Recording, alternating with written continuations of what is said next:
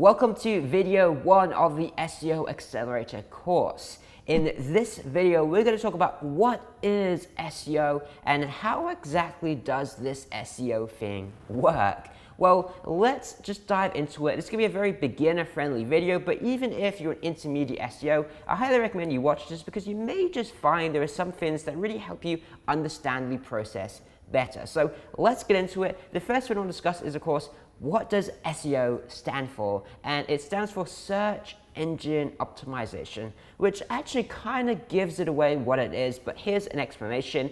SEO is the process of tweaking a page or website to get more and better quality traffic from search engines like Google, but could also be YouTube or any other search engine. And that's really, really simple to understand. Let me explain.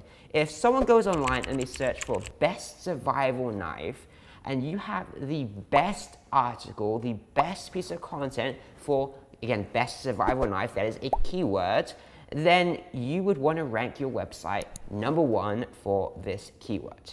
So what you're looking at right here is what you've probably seen a million times before, and that is the Google search engine results page, essentially just listing out all the different results for, again, this keyword, this phrase that you have searched. Now, why exactly would you want to do this? Well, just look at the data. A study from BrightEdge found that 68% of online experiences begin with a search engine. Another study from Backlink Audits found that just 0.78%, less than 1% of Google searches will click onto a result from the second page. Less than 1%. That means if you're not on the first page, you're not anywhere, right? Another study from SparkToro found that 92.96% of global traffic, almost 93% of global traffic, comes from Google Search, Google Images, and Google Maps. That is 93% of traffic isn't from your Facebook, your YouTube, and your social media, which everyone is hyped about and talking about. 93% of it is from Google, right? That is huge. And one more from BrightEdge. SEO drives 1,000% more traffic than organic social media. You know, this big hypey thing, we're hyped about social media. Look, I'm on it right now, but SEO drives 1,000% more traffic than organic social media. That is absolutely huge. Now, if you're new to this, you're probably thinking, yeah, but what about the hundreds of ranking factors that I need to figure out? This is really complicated. What about the thousands of algorithm updates every single year? And what about the unpredictability? Can't I just lose all my traffic overnight? Isn't it difficult? Isn't it unpredictable? Isn't it all of these things? Well, look guys, relax. It's easier than you think. See, let me explain. Picture a spider for a second. Nothing like crazy, nothing terrifying, just a friendly, nice spider like this one right here. Now, what you need to understand is the absolute fundamentals is Google have a crawler, or you could call this a spider.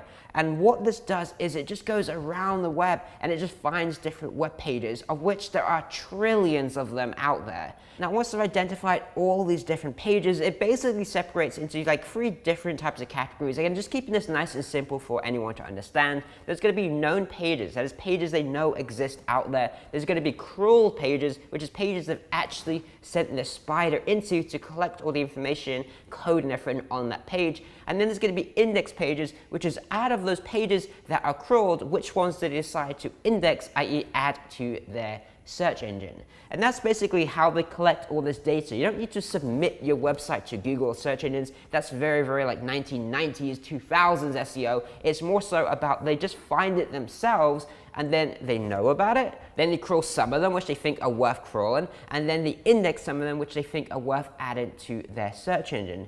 What happens on top of that is what we call the algorithm. That is where they, in short, and making it nice and simple, they sort the rankings. They decide which pages should rank higher than others and all that sort of thing. In fact, it's actually not just one algorithm, it is multiple algorithms. But that's basically all it is, right? They find pages, they crawl pages, they add them to their search engine, and then they add algorithms on top of that to decide, okay, how exactly do they sort all those rankings? Again, keeping this nice and simple to understand.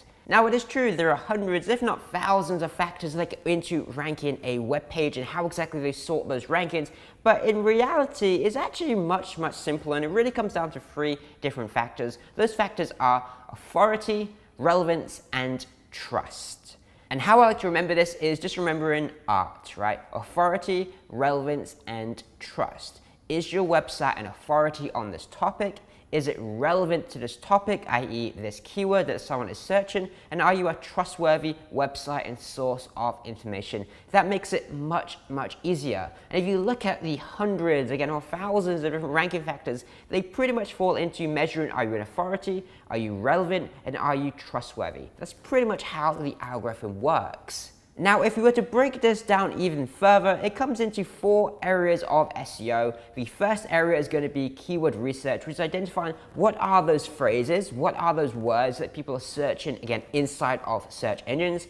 Beyond that, it comes down to number 2, which is on-page SEO, which is how well your content and your page itself is optimized for those keywords and around the topics of those keywords. And then beyond that, it is technical SEO, which is how easy your website is to be crawled by, again, Google Spider. Is it easy to crawl? Is there any issues preventing it? Is the site fast so it's quickly to crawl? And just different things like that. And then the final factor is gonna be link building, which is actually a really big factor also, because it's indicators of how much an authority your website is, and it leads crawlers to actually crawl on your website in the first place. It is another big ranking factor. So that is the 4 areas of SEO that you want to focus on. Now, before you go anywhere, hold up, because we're not done just yet. Firstly, I want you to do me a favor, please click the like button below if you're enjoying this content so far. But beyond that, here's what you need to know, right? So you want to rank number 1 in Google, just like here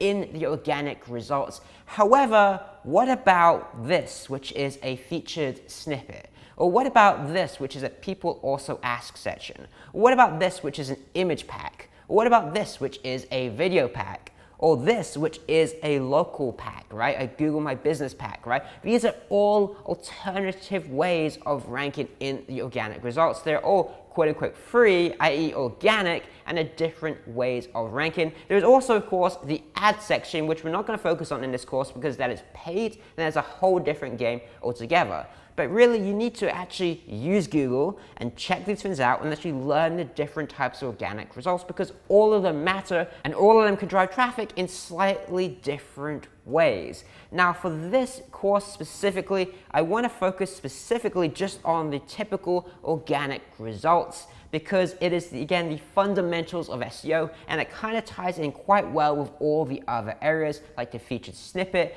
and like the Google My Business pack. Now, in the future, if you guys are interested, again, leave a comment as I go through this course. Let me know, and I'm happy to expand and dive into other areas specifically. But for this course specifically, I'd like to stay focused on the typical organic results. Anyway, guys, that wraps up video number 1. In the next video, we're going to go through how exactly do you do all these things. What is the exact process from day 1 to day finish that you rank your website? We're going to go through the entire process step by step, the tools you're going to need, and every part of that process, so you understand what you're getting into before you get into it. So with that said, guys, again, if you like this video, please do me a favor, click the like button below. If you're not subscribed to my channel yet, please make sure you go ahead and do that so you get notified when the next video is released. And aside from that, I will see you in my next video.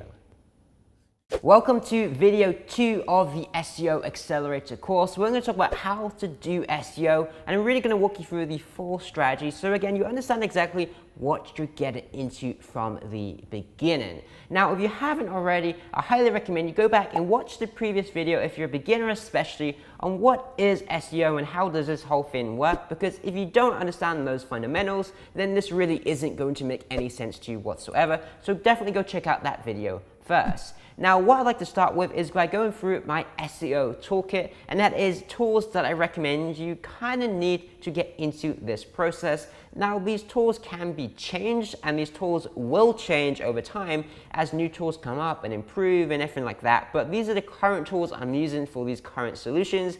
And then in the future, you can look them up, and if you're on a tighter budget, you can try and find cheaper or even possibly free alternatives. The first tool, obviously, is a website. This goes without saying, you need a website to rank, and I just wanted to include this just to make this ultra clear. Now the price of this website will vary dramatically, so let's not even talk about that. And in terms of SEO optimization of that website, you can usually do a lot out of the box on most platforms. So let's just say that this is free for SEO and the price of the website itself actually, well, varies.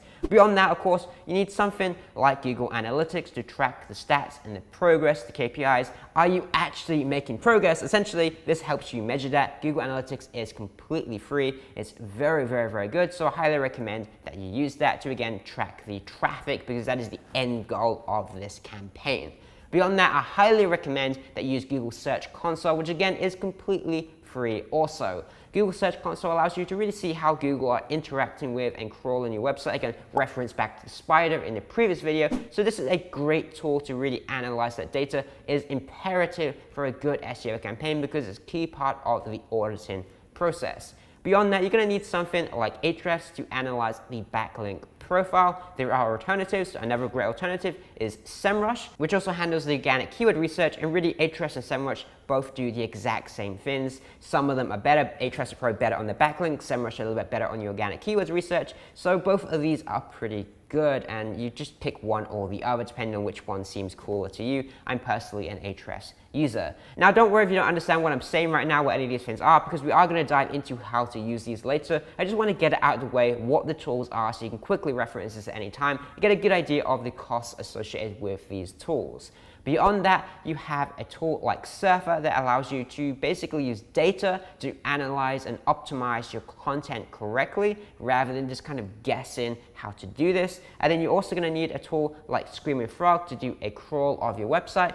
Good news is Screaming Frog is completely free for websites up to 500 pages, which is probably most people watching this video. If you run, say, an e-commerce store or a Shopify store or something like that, you may be over that, and in which case you can just pay the £99 a year, I think it is, which is really just insignificant for how great this tool is. And one final tool you probably want to have is some sort of keyword tracker like keyword.com, or again, there are multiple alternatives to this that allow you just to track the keywords that you want to focus on. So again, you can track this with other tools like SEMrush or anything like that, but a rank tracker updates more often every few hours, every day, and specifically allows you to track specific keywords to see how well you're progressing against those main keywords. And again, we'll explain how to integrate that as part of the strategy as we get into this. So adding this all up, if you choose one tool, Ahrefs or SEMrush, this comes to around $222 a month budget needed to rank a typical website on the smaller side of the scale. Now, again, you don't need to spend all of this. You can sign up for a trial of some of these tools and cancel after the trial. You can find free or cheaper alternatives, but if I were to do this to the best of my ability, I would suggest using these tools, which comes to around $222 per month. Now, getting into the actual strategy, there are 6 steps to this process that I'd like to break down in detail in this video, including what tools you're going to have to use out of the initial toolkit that we mentioned. The first step in the process is auditing your website. Let me explain, okay? Now, firstly, the tools, all right? So the tools are Screaming Frog to crawl your website. Basically, it's the same idea of Google crawling your website, except you control this crawl. And then you're going to need Google Search Console again, because they already crawl your website and they're the website you're trying to rank inside of. So let's look at how exactly they're analyzing, looking at, and crawling your website. It provides a lot of useful information to do that. Now, how exactly do we audit a website and what does this mean? Well, let me explain. Now, the objective of this step is to identify technical SEO issues. That means we're looking for things like 404 pages and redirect chains and error pages of different kinds, right? Just errors from a technical perspective on your website, which will slow down that spider, that crawler, from accessing all of your content. You're also looking for other things like thin content pages, pages that just don't have any value to search engines with no real unique content on them, things like broken canonical tags, and just different technical issues like this. Now again, if this makes absolutely no sense to you yet, then don't worry, because we're going to have an entire module on technical SEO, but I just want to explain the process going into this so you know why exactly we're doing this, essentially identifying technical SEO issues. At this point, once you've done this, what you want to do is you want to store this crawl data for later use.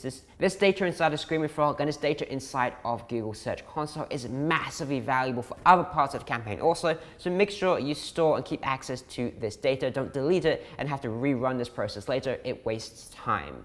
Now moving on to step number 2, it is check existing keyword opportunities, and I'm presuming you already have an existing website in place already.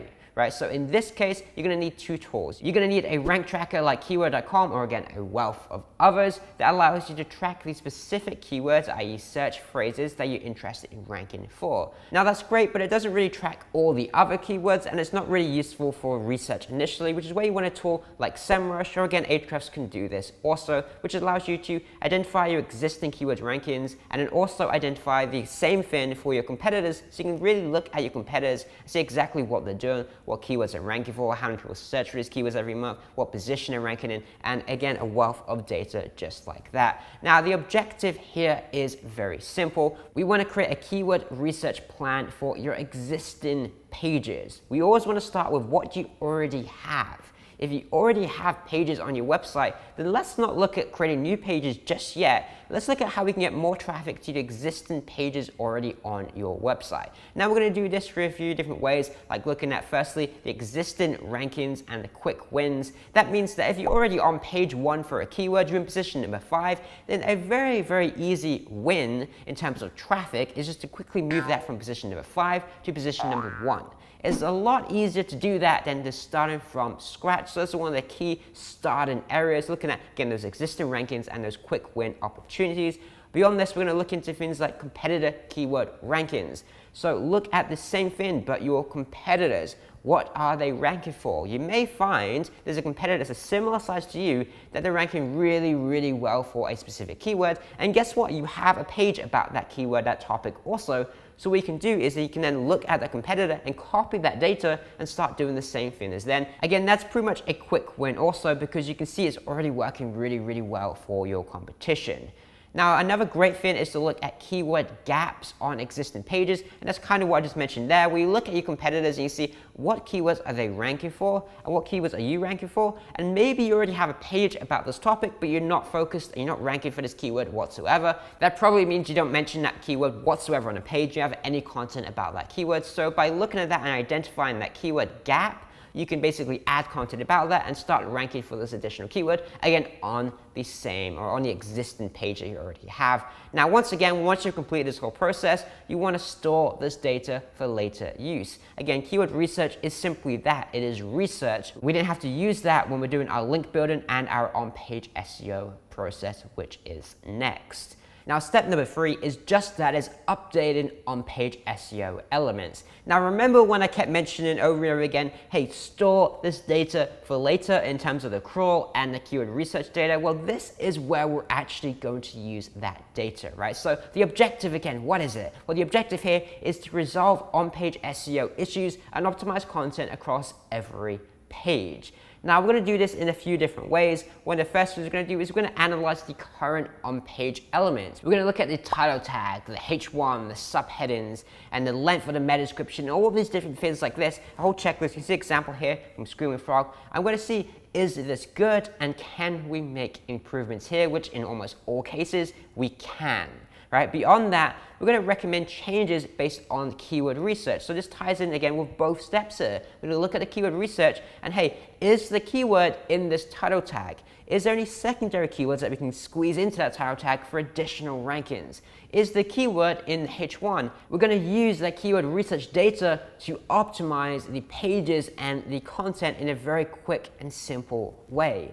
So we start again with recommending. We look at the research, we recommend what exactly we're going to do, and then we will go ahead and implement those changes. And if this is a big site, this is ongoing. If it's a small site, you can get this all done in a week or two. It just depends on the size of the overall site. Moving on to step number 4, and that is going to be to update and improve internal links. So internal links are a huge part of SEO. It's essentially just links between different pages on your own website. Now you can optionally use Screaming Frog to help you analyze the internal links, but for smaller sites like most people watching this, let's just skip that and let's just make this nice and easy. So the objective here, what is it? It is to audit and identify internal link opportunities. What does that mean? We're going to do things like we're going to analyze the current internal links. Again, a tool like Screaming Frog that makes this much easier, but realistically, if you're a small site, you can just look through your site and just get an idea of what all the internal links are quite easily.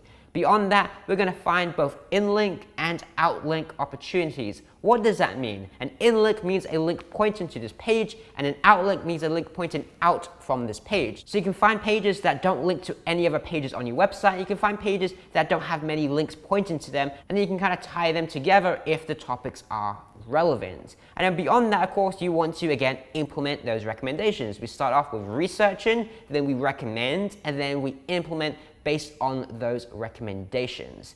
Now moving on to step number 5, we want to audit the backlink profile and begin link building. This is where you're really going to need a tool like Ahrefs to analyze the backlinks of your competitors. And if you don't know already, we will get into this, but backlinks are essentially links pointed to your website from other people's websites. So this is a big ranking factor.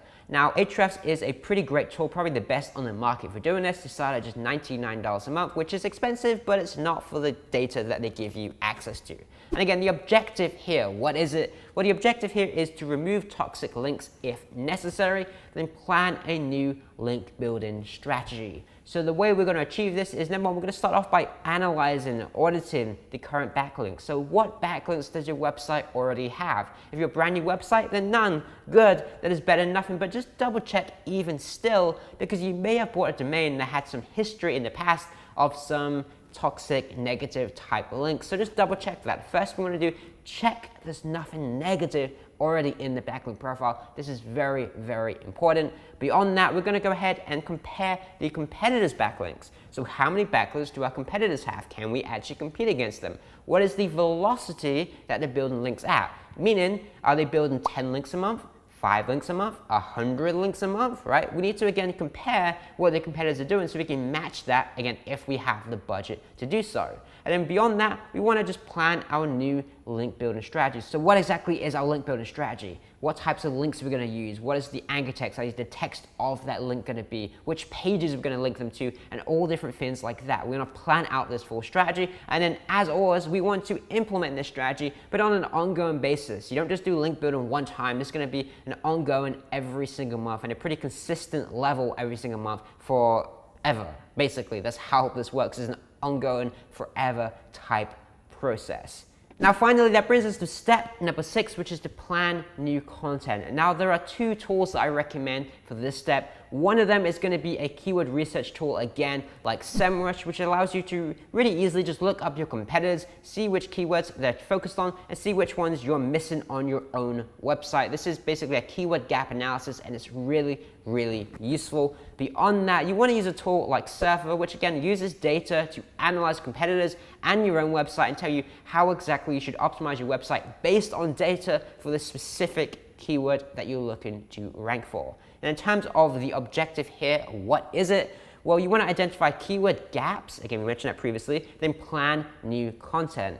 Now Surfer have an amazing tool for this, shout out to Surfer again, that allows you to basically just enter your keyword. I entered here Shopify SEO, and they just tell you, hey, to rank for this keyword Shopify SEO, you need a page about e-commerce SEO, and SEO for Shopify, and case studies SEO, and Shopify, Google Analytics, and just different things like this, which is basically a keyword gap. From there, you plan the content, right? So let's go through the steps, okay? The first thing you want to do is run a keyword gap analysis, again, like that example what is explained there, or you can use other tools, again, like SEMrush to do this. Also, I highly recommend you probably do a combination of the 2.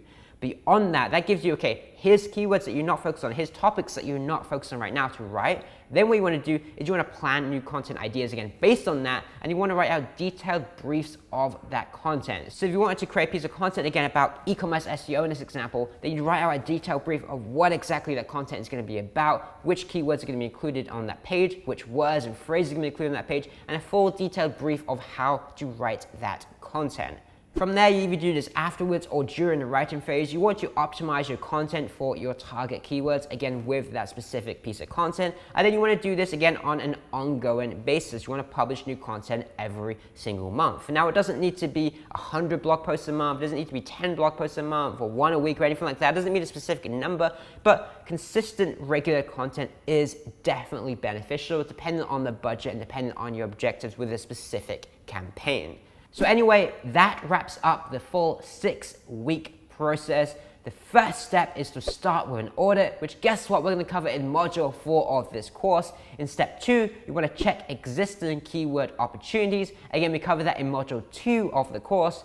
The third step is to update on-page SEO elements, which you cover in Module 3 of the course. The fourth step is to update and improve internal links, which is also in Module 3 of the course. Step 5 is to audit the backlink profile and begin link building, which is covered in Module 5. And the final step, number 6, is to plan new content, and that's going to be covered in Module 2 and a little bit in Module 3 also. So that's what's upcoming in this course. If you haven't already, make sure you subscribe below so you get notified when these new videos drop. Again, we're doing 2 or 3 or 4 every single week until the whole course is finished. If you're enjoying this course so far and you learned something new from this video, please do me a favor, click the like button below so YouTube recommends this video to more people. And aside from that, I will see you in the next video. We're getting into Module 2, which is going to be keyword research. I'll see you there.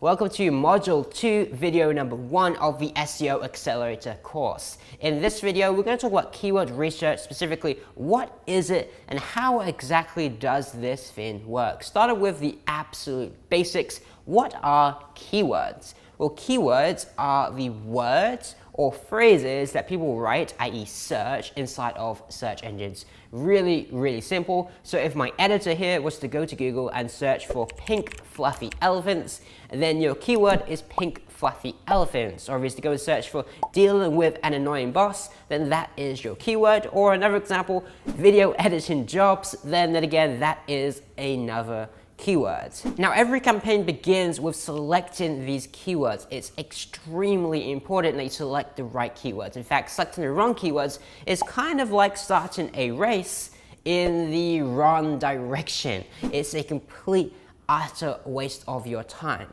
So the process of selecting those keywords is what we call keyword research. And if you put a definition behind this, it's basically the process of identifying the best keywords for your web page or for your website.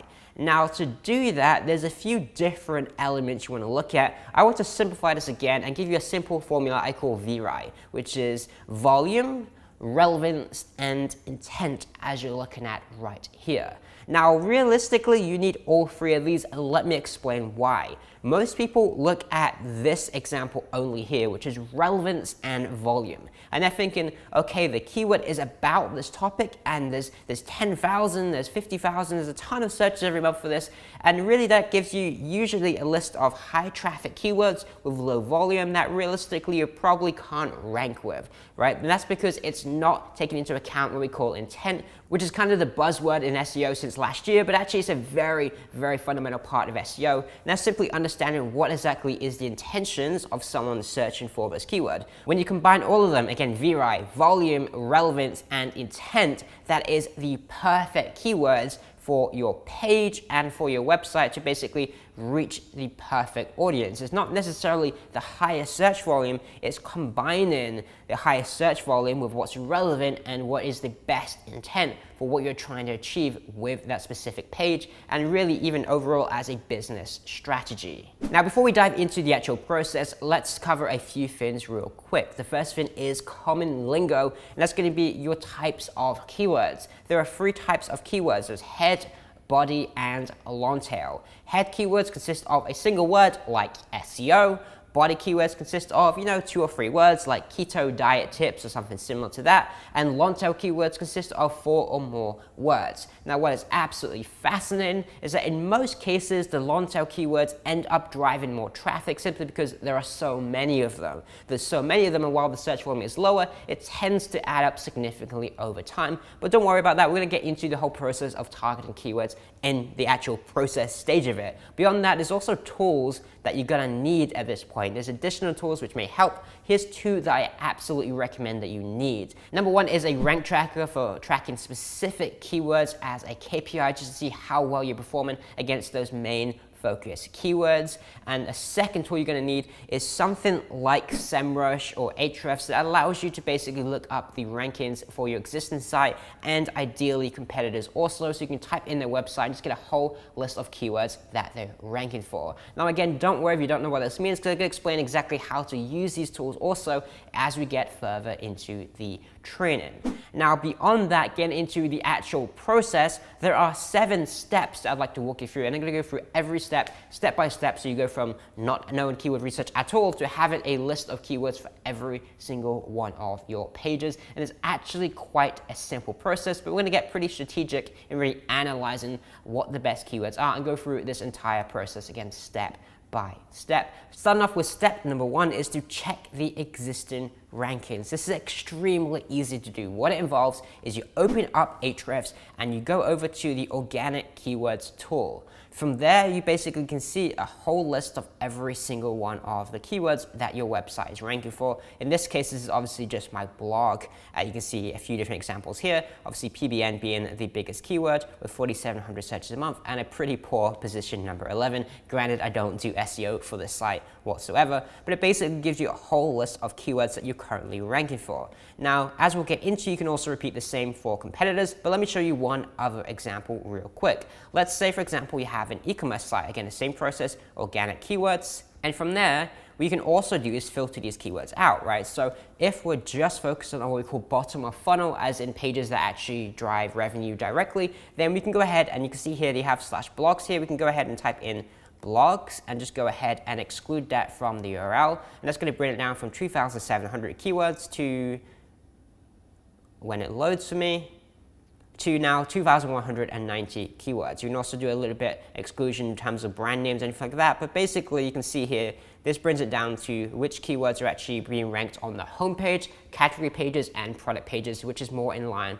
with what you want to do for e-commerce. And for an affiliate site or something, you can also type in, say, review here or best, and basically filter based on what is included in review or best in the keyword. Very, very simple process. This basically allows you to get a list of the keywords that you're currently ranking for that actually matter. So again, we're not wasting any time in the future when we're analyzing all these keywords. But these tools make it really simple to get a list of all your rankings. This wasn't around when I started SEO. It makes the whole process significantly easier.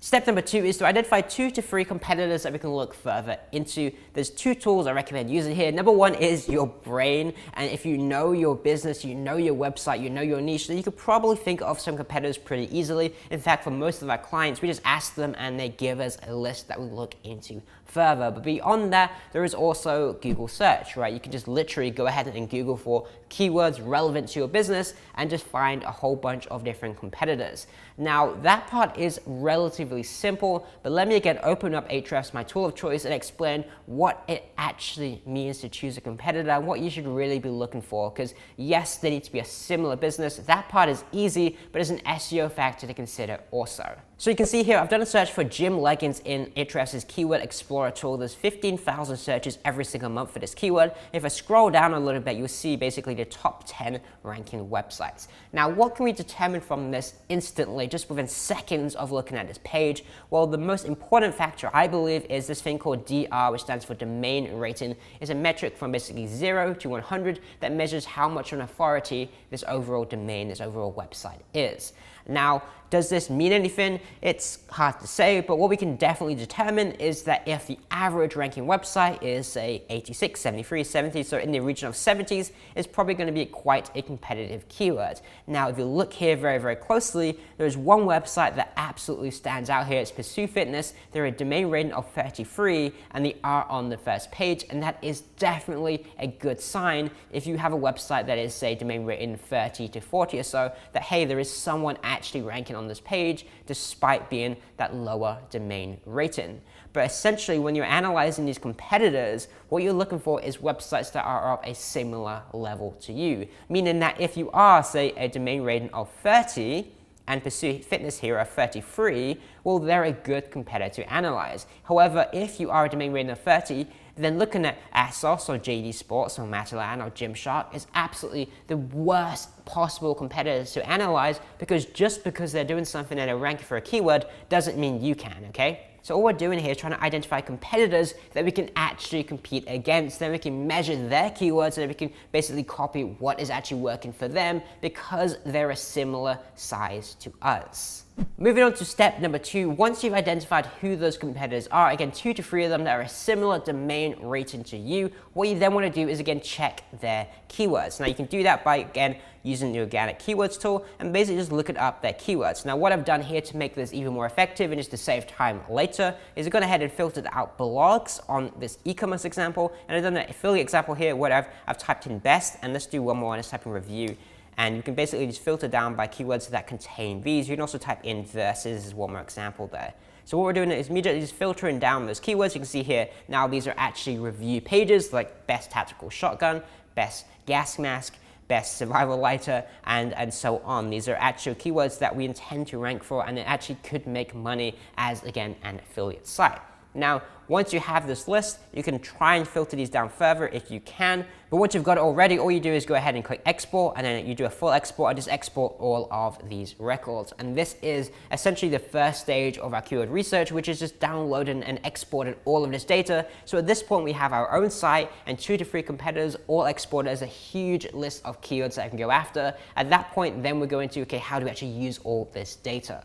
Now, after you've got all this data based on your own website and your competitors, that's usually enough. But if you do want to do some additional research, then that's perfectly fine. Also, maybe your competitors don't sell exactly the same products as you. So this is really, really simple to do. You can use, number one, again, your brain, because you know your niche, you know your business, and you can just think about this. And then again, a tool like SEMrush or Ahrefs again. Now, let me explain how this works. Again, I go to Ahrefs, I'm using a keyword explorer tool, and all I'm going to do is I'm going to think about, okay, what is a keyword that someone is going to search to find my type of products? Let's just do gym leggings again. So again, I just type in gym leggings as a guess, and that has 15,000 searches a month, so I actually guessed the correct thing. But I could also type in some different variations just to try and guess, right? And I can already see here they have recommendations here: women's gym leggings, 2,500 searches a month; high-waisted gym leggings, 1,900 searches a month, and so on, right? But if I'm wrong, I could also type in leggings for gym, just an example, just to try something out, see what happens. And you can see here that, yeah, there's only 60 searches a month for this. However, they recommend the parent topic here,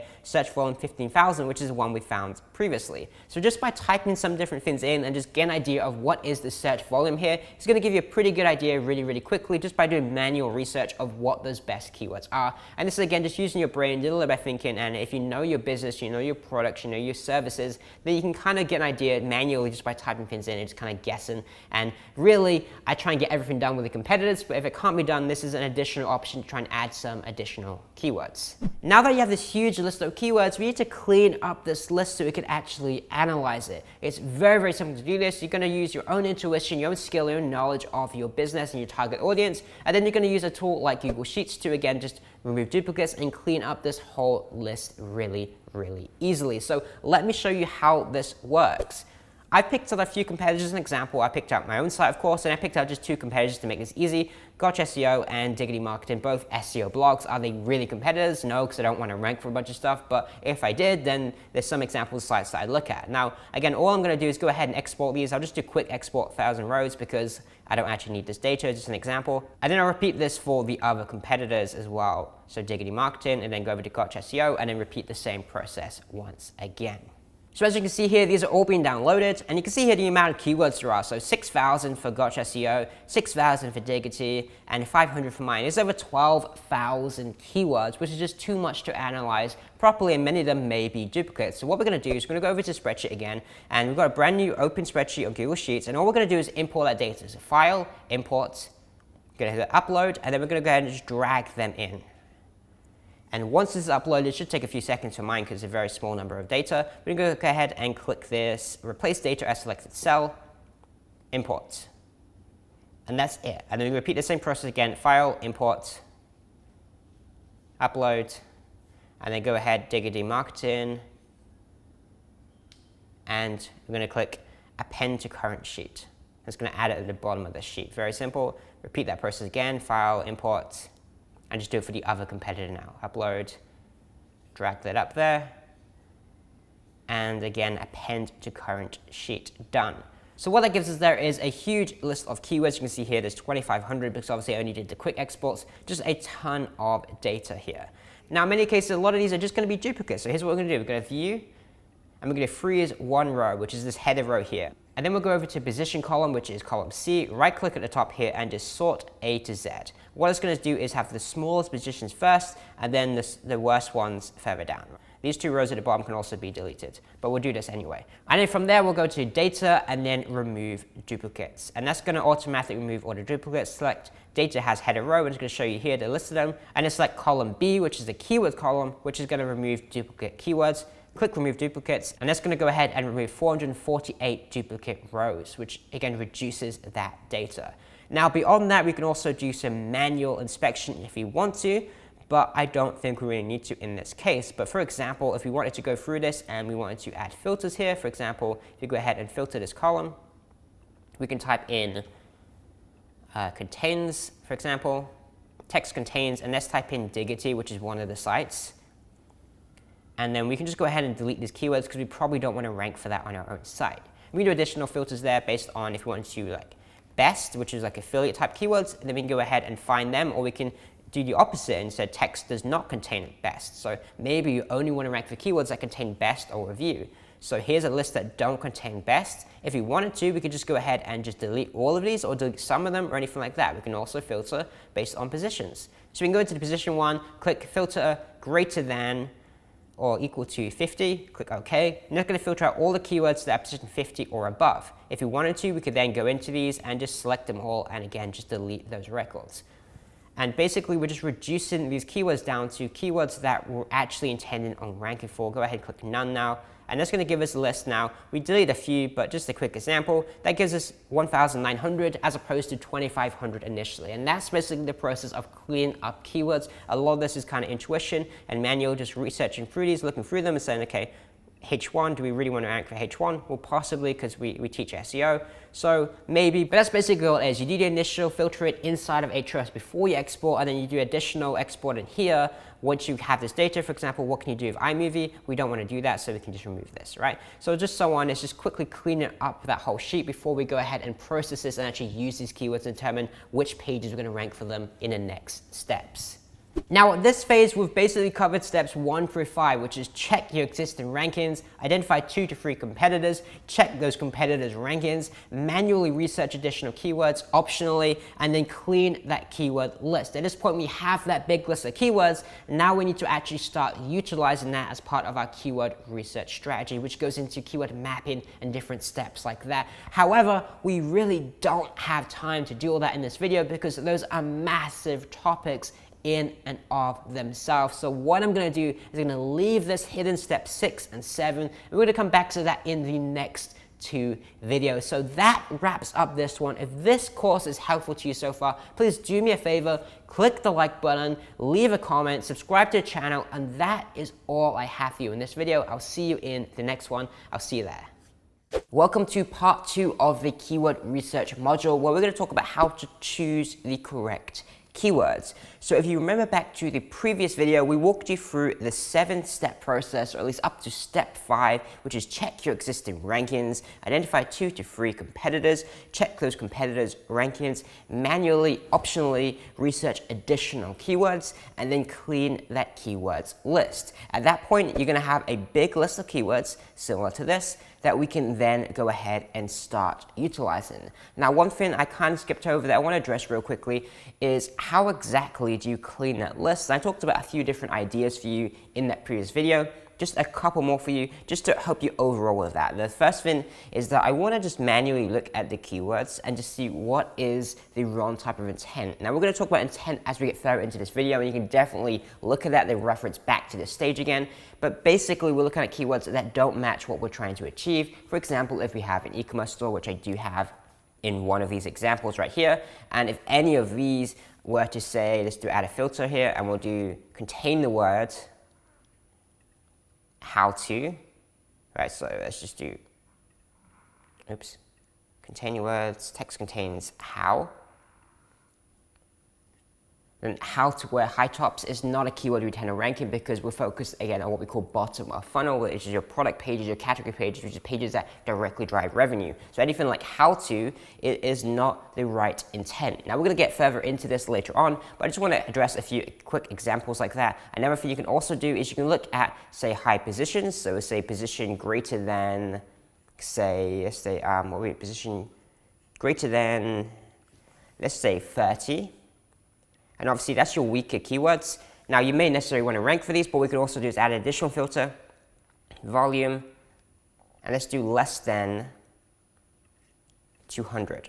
So what we're looking at here, we're looking at three competitors, and we're looking, are they ranking in position greater than 30 with a volume less than 200, which is just a low search volume keyword that they're not particularly ranking well for, in which case we may just want to remove these. Now, again, you change this based on what exactly you're trying to achieve. In this case, I can see that some of these, like 30, 20, I definitely wouldn't want to put any effort into them. It just depends, but what you then do, again, is as previously, you just go ahead and just delete those selected rows.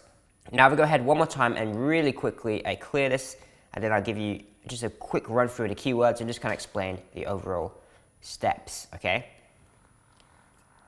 But essentially, I would just want to look through this and say, what is CRO? Do I want to rank for that? Well, possibly that is something relevant to what we do. Go Blogger, I have no idea what it is. Just go ahead and delete that. HVAC ad, again, we're not focused on that industry, let's delete that, and so on. We're just looking through which ones don't match. Now, ideally, this one's not that many keywords, so it's quite easy just to manually check, but when I'm working with clients, we'll have 30,000 keywords in here, and we can't manually check every single one, so we're more looking for patterns that we can search for to see if the text contains something like what and how and things like this to try and quickly eliminate as many keywords as we can that aren't a good fit. But essentially what it's going to give you is a big list, as you can see here, a big list of, what is this, 1,500 or so, 1,800 keywords that we can then move on to the next step, which is how exactly do we choose those keywords. So let's go through these steps together.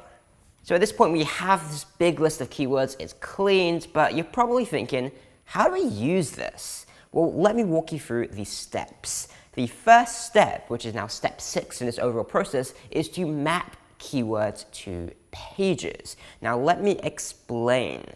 If you look at these 3 different keywords I've shown you here, best gaming chair for back pain, and best gaming chair 2021. And what you need to determine just looking at these keywords right here is which page do you rank them on? Meaning, do you have one page for all 3 of those pages? Or do you have 2 pages? Or is it 3 different pages?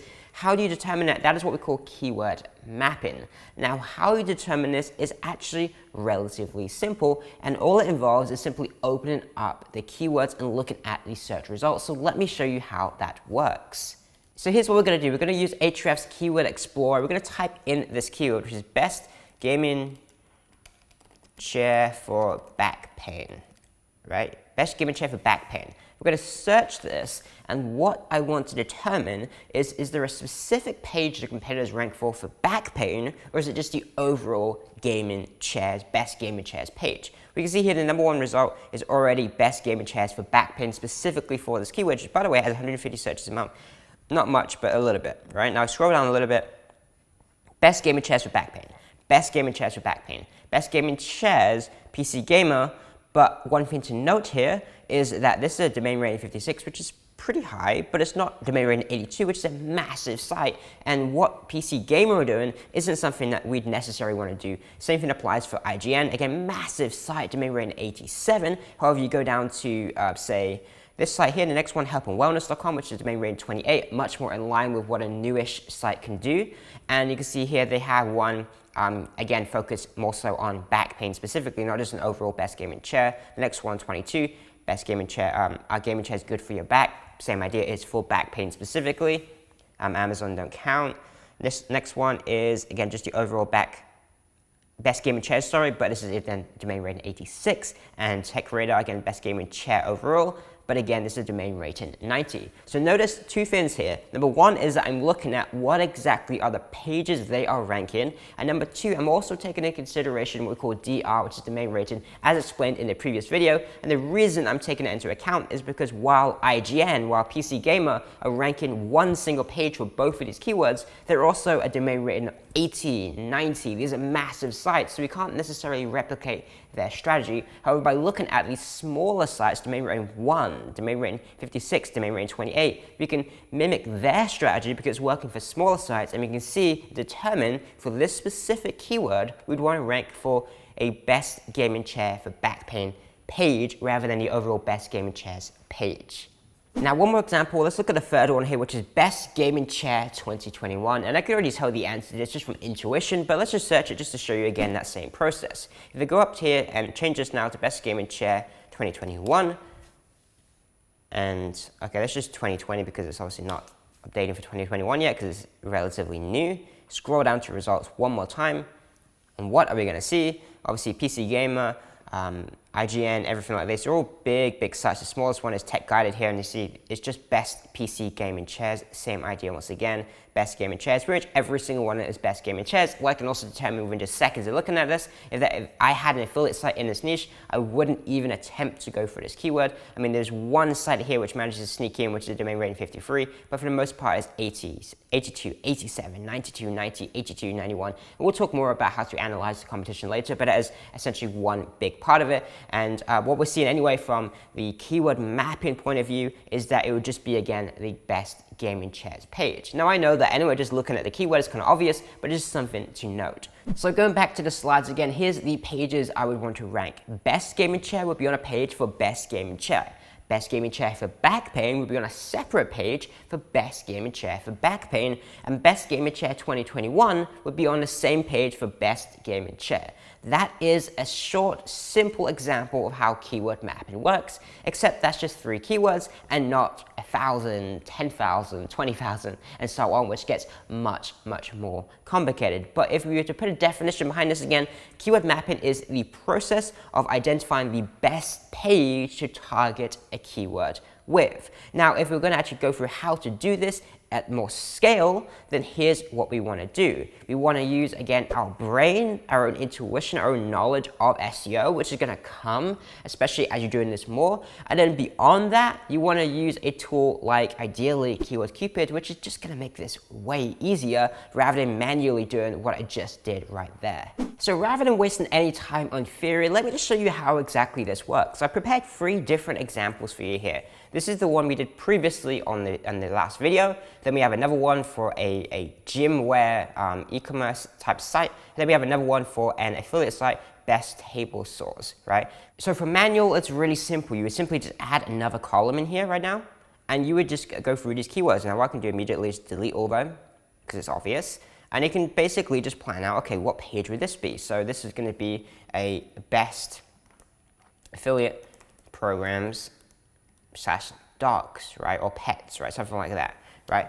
Now, you can just literally go through one by one, best domain appraisal, and so on manually. And this is going to take you forever because there are 1,839 unique keywords. So that is the first way of doing it. If you want to do it manually, I just simply wouldn't recommend doing so. So what I use is this tool right here called Keyword Cupid, and what I've already done is I've gone ahead and prepared a report for each of these that are going to walk you through how exactly they look. But let me quickly show you how this works first. So Keyword Cupid uses machine learning to basically process that list of keywords and determine which pages are similar. Now, I'm not smart enough to know how exactly to do that, and I don't particularly care. I just like the end result of what they give me, which I'll show you in just a moment. But if you want to use Keyword Cupid, again, it's $50 a month for up to 5,000 keywords. And here's all you want to do. You want to create a new project first. I've created one called Course Examples, and then you go down to New Report, and you'd basically build your own report. So what you're going to do is select BYOD report, select a name for that report, whatever you want, select the data provider. Again, I'm using Ahrefs, but you can use SEMrush as well, which is great. And then I'm going to select organic keywords, which is we're downloading organic keywords lists from our competitors. Now, what you want to do at this point is select a report size. In this case, we already know, like, there's this many keywords, right? We already know there's 1,800 keywords. If you want to, you can set a limit of, say, 1,500 and have Keyword Cupid basically remove a few of the weakest keywords, or you can do every single one of them, just have like 1,800. In my case, I just did 500 because I just want quick examples, and why waste money on credits if I'm not going to actually use this data in any other way? Then you simply browse, select the file, and if you want to, you can also optionally change these settings here, like are you looking from a desktop device or not. You want to use a different search engine, and the overall location of the searches. You can also scroll down and add a target URL for on-page optimization recommendations also. Now, I'm not going to run this because I've already done it, but what it's going to give you at the end is going to give you these reports just like this. They're going to give you these crazy looking mind maps, which you can optionally use, but they're a little bit crazy and a little bit difficult for most people to understand how to use, but it is helpful if you kind of understand what's going on. But what is helpful is these Excel downloads that you can grab right here. So I'm going to go ahead right now and download each of these, and I can use them and show you how exactly we're going to use them in the next steps. Now, if I go ahead and open one of these, just an example, so you can see how exactly this looks, then you get an idea of what exactly this does for us, which is essentially that entire keyword mapping process. Okay, so you can see now that this is opened up, and here's how it looks. We have the overall silo of relevant pages, and then we have a page theme, which is basically a page, and then we have the keywords to target on that page. So this recommends we have a page about domain appraisal for GoDaddy, and then we have these keywords. Another one for domain name appraisal, and then we have these keywords, right? And what is my domain worth? We have a separate page with these keywords. And essentially, it just completes that whole mapping process for us, making this just significantly easier. Now, this report is by no means instant because it's actually analyzing all this data, so it takes several hours to run, but once it is done, you don't have to manually do all this work, and you can just sit back, wait, and it's going to give you an export of all of this data, just like you're looking at now. But they split this into big silos and small silos. You can see here, these are kind of smaller silos with less keywords. And you also have these different confidence scores. As you scroll down here, the confidence is lower, where, hey, they may not all be as good as 75% confidence. This is 83% confidence for the overall silo, and so on. Now, what we're going to do is we're going to actually use this data, because at this point, this is great visually to look at. I can understand what's going on, but it's not very helpful for me to use it as an actual strategy, actual data. So let me show you how exactly we would use this data next. Now, to process all of this data, I'm going to use Google Sheets. So I've created a new Google Sheet here with a tab called Keyword Cupid. And what I need to do firstly is quickly unhide these tabs. There's some tabs here hidden. So I'm going to unhide all these columns, and I'm going to go grab all this content, copy it, and paste it into this sheet. And you can see it's going to look something like this when it actually processes all that data. There we go. You can see all this content is now in there, and you can see the additional columns that were added: theme confidence, keyword volume for each keyword, basically all this additional data. I'm going to scroll down right to the bottom here. If I can, scroll all the way down. Where are we? And I'm going to grab the next tab here, small silos. I'm going to repeat that same process again. Unhide those columns first, almost forgot. Unhide all columns, go across, copy down. And I'm going to go ahead and paste that in next. And you see here that basically gives us a huge list of all the different mapping process that Keyword Cupid has done. So now that we have all this data in here, and I've also repeated that for 2 other examples as I downloaded from Keyword Cupid before, what I want to do is clean this data up so I can actually use it in formulas and different things like that. So what I'm going to do is I have a custom app script I use to do this, and you can just repeat the same process manually. So I'm going to click Clean Keyword Cupid, and what it's going to do is going to delete a bunch of columns for me and just clean up the overall text and content here, so I can actually use all of this data. You can see here the end result is something like this. You can see here I have every single row has the page theme name and the confidence. We have the supporting keyword after that. We have the keyword volume, which I drag way too big there. We have the keyword difficulty and the CPC, which is the cost per click estimate for this keyword. Now I'm going to do the same process for the other ones. Going to go to our agency name and click clean, and go to the other one and do the same thing also.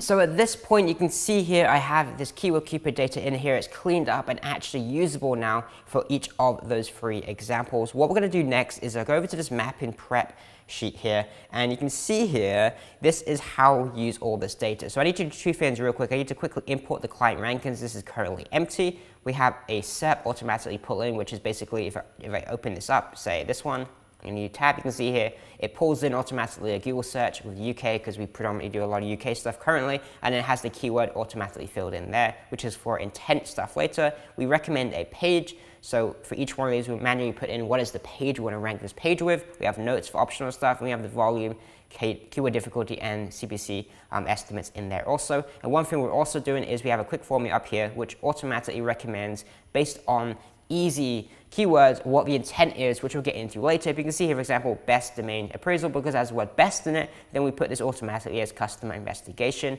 This one, domain price estimate, because it has price in it, we automatically put customer investigation.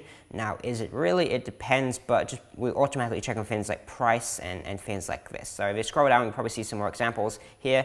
Best video format, what is the best video format? We put customer investigation. In fact, this is actually not customer investigation. This is probably informational, but it's just automatic based on those words. Sometimes it's right, sometimes it's not right. The other example here, one more example. You open up the mapping prep, you can see the exact same process again. You can see here reviews, so this is customer investigation, intent automatically set. Now don't worry about this, we are going to get into what intent is, we're going to go through that, but you can just see kind of how we're using that data. We have a list of all the page themes and keywords, same as KeywordCupid, but we're going to manually use this then by comparing current rankings, current ranking pages, and then planning out which page we want to rank in. One more example here, again. Here's all those keywords, and we can manually decide which page we're going to use. Now, I want to actually use this data, and if I start writing in here now, for example, you can see this, it will mess up the formulas, you can see. So what I'm going to do is I'm going to go ahead and just copy basically into this other sheet I have called mapping. I'm just going to manually go ahead and copy that data into there, or I'm going to use a quick app script to do this, and shout out to David Crevitt and Ryan at the Blueprint Training, because this is where I really got a lot of these ideas from and inspiration for writing these types of scripts out. So I highly recommend the course, by the way, if you haven't got it. Now I'm just going to go ahead and just click this snapshot in, and what it's going to do is it's going to manually just copy and paste that data essentially into this mapping sheet, and that allows me to customize it without messing up all those formulas and everything that we wrote in there, and then we can go ahead and actually start using this. Now in this case, all I'm going to do, you can see here we pull in automatically all this different information, so we have again the same as before. The data validation here is a little bit messed up, I'll fix that afterwards, but basically what we're going to do now is go through each of these and suggest a page. But what I'm going to do first, if you see this tab down here, it says current rankings, I'm going to go into this, it's currently empty, I'm going to go file, import, and I go ahead and import my current rankings. So this is exported from Ahrefs, and it basically is going to add that to that sheet so we can then compare the data. So to do that, I'm going to go file, import, and I'm going to scroll through this list, and you'll see here, whichever one it is, line0.com, I think this example is, and I'm just going to go ahead and replace data with selected cell. Again, I'm already selecting A1 here.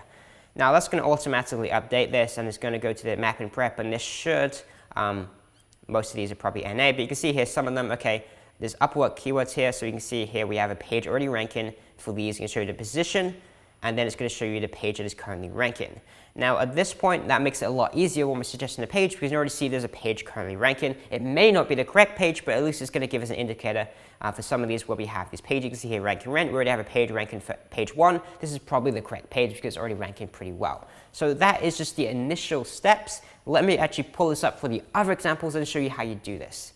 Alright, so now we have this completed for 3 different examples, as you can see here, and I've just picked random sites as example clients just to see how this would all work. And what you would want to do at this point is basically you want to scroll through all these, and I like to start with basically ones where we're ranking very well already. For example, here we've already ranking somewhere, so we at least have a page for it. It just makes it significantly easier. So what we can do here is we can manually open up the Google search results if we want to and double check which pages competitors are ranking, or we can just literally go ahead and suggest a page. You can see here this one automatically pulls up the Google search results with a link, so you can open that, or I can already see that this is already ranking with a page here. So I'm just going to grab this URL and go ahead and paste it in there. And because we've used KeywordCupid before, we can see there's 100% confidence that all of these keywords here are basically the same page. So we can double check this, obviously use our intuition, but I'm pretty confident that this is correct. So I'm just going to go ahead and do that. And you can see here that you have cancel Upwork account, which would probably be a separate page. So if I wanted to, I could just go ahead and cancel Upwork, right? So I have a new page here, cancel Upwork account, and spell that completely wrong apparently. There we go, and then repeat that same thing. I'm just going to drag that down. These links are really annoying me getting in the way, and so on like that. Now let's scroll down and find a few other examples. For some reason we're ranking for Ahrefs affiliate program on their Amazon guide page. It doesn't make sense. So let's say we have a new one, suggested page, and I don't want to create a piece of content here, but just an example, Ahrefs affiliate program, and so on. Scroll down to see what else we're ranking for. Okay, these are all ranking rent, so this is great. So let's go ahead and just copy this. And I think, to be honest, while they recommend these as separate pages, you can see here, this is one theme, ranking rent, another one, rent websites to local businesses. We're already ranking position number 5 and 3 for these keywords, but it's on this one right here, which is just junk. Let's just delete that row altogether, we don't need it.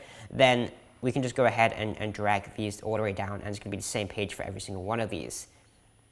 Same when renting a website, we're already ranking pretty well for this. So again, while KeywordCupid recommend these as separate pages, I believe that they're honestly just one single page. And this is just the overall process here of mapping the pages. If we go to another example here, you can see here, okay, New Look Gym, and I presume that is a brand, New Look. So again, this is actually the wrong page. They're ranking the home page for this. This is not correct. So what I'd recommend for them is if I just grab this real quick and just go paste this in here, it's going to be /collections, and then they probably have a collection, I don't know, I'm just guessing, but if I actually knew the pages, it'd be easier. Then I normally have a data validation that kind of pops up and I check them off. But basically, if I select this down, then these are going to be New Look /New Look for the gym wear, right? Now another one they have, they're not ranking for this one. This one, gym clothes and rider wear. Again, this is not the same segment, so while they do think it's the same segment, it isn't. These can be on the homepage, it's probably perfectly fine. So I can literally just copy and paste that in there. But this rider wear one is not going to be the same. They probably have other keywords for that, I don't know. It's going to be a brand name, I'm presuming, without even knowing what it is. So I'm just going to delete it because it's not that important. You can check the search volume. It actually is pretty good keywords, so we'll probably separately do a different page for that later. So if I wanted to, again, I could do the same thing. It's probably going to be something similar to this, which is, and this is why it's just a combination of manual and automated using tools like this. So this is going to be rider wear, I think it was, I don't know, but just an example like that. And then you're going to scroll down, okay, what other pages do we have? Scrunch leggings, whatever that means, scrunch bum leggings. You have a page for this. You can see here, this is basically all the same. What I'd want to check here, I can see bum scrunch leggings, leggings bum. This is probably all the same page. You can already see it already ranking the same page, first page for all these. You have scrunch bum shorts as well, which Keyword Cupid says is the same page. I'd want to quickly verify that. So if I just quickly go and just firstly, let's drag this down already. So let's do the same for this, and then the stupid hyperlinks are really messing me up. 56, so one more here. Really getting in the way. I want to quickly verify this one. So what I'm going to do, I'm going to grab this link. No, I'm not. I'm going to grab this link, new tab, go to Google, and just double check. Is this the same page or is this different? So you can see here, it's the same page because I just have one that says shorts and leggings. So Keyword Cupid in this case is correct. So I'm just going to grab these and drag this all the way down for every single one of these. So that whole thing is just one single page, as it should be. That's the idea behind Keyword Cupid. But we just want to verify it sometimes because you're not entirely sure. And you can do the same process for this one, but I won't do it again because you can basically see the idea how this works here. This random site that I picked up, you can see here that you have table saws that accept dado, I don't know what this is, blades. Then you could literally see this already ranking all these with the same page, and it's in position 20 is worst. 24 is the worst one, so this is probably okay just to copy that whole process. So that is essentially keyword mapping. We use Keyword Cupid to suggest things, and then we manually go ahead and choose what is the page we actually intend on ranking for this group, this page theme of keywords here. Now going back to the presentation, step 7 is to analyze the keywords in the side focal pages. If you remember back to the previous video, I introduced you to an idea called VRI, which is volume, relevance, intent, and that overlap is usually the perfect keyword for reaching our target audience. It's not necessarily the highest search volume, but it's that perfect match of volume, relevance, and intent.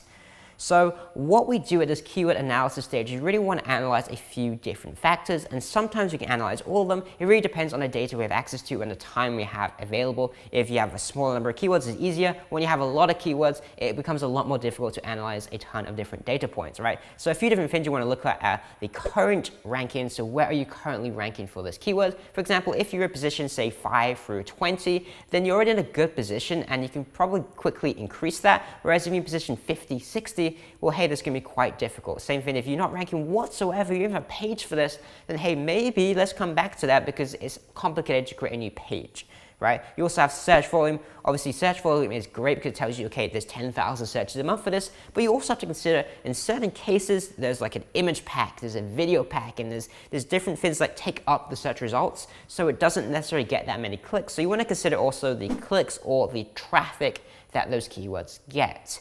You also have the buyer intent, which is how likely is someone to make a purchase after searching for this keyword. And then also the keyword intent, as in does your page match what people are looking for when they search for this keyword. And then you also have the competition, which is very important, which is do you have the resources to compete and to rank for this actual keyword, because in many cases, we looked at some previously where it was like PC gamer, IGN, and pages that just dominated in the first page. Well, you simply don't. You don't have the resources to compete against that, so don't even waste any time trying. So let me go through these step by step. The first thing obviously is your current rankings. Where are you currently ranking? If you remember, in the first step of this process, we mentioned check your existing rankings. Well, what we do, this is the end result here, but what we can see here is that for this page, we can see the main, as in the biggest keyword, is Upwork agency profile. Again, based on that data we did, it's not really correct, but you can see from a quick inspection, it came out, this is the best keyword, the volume is this, and our client or our own website is currently ranking in position number 20.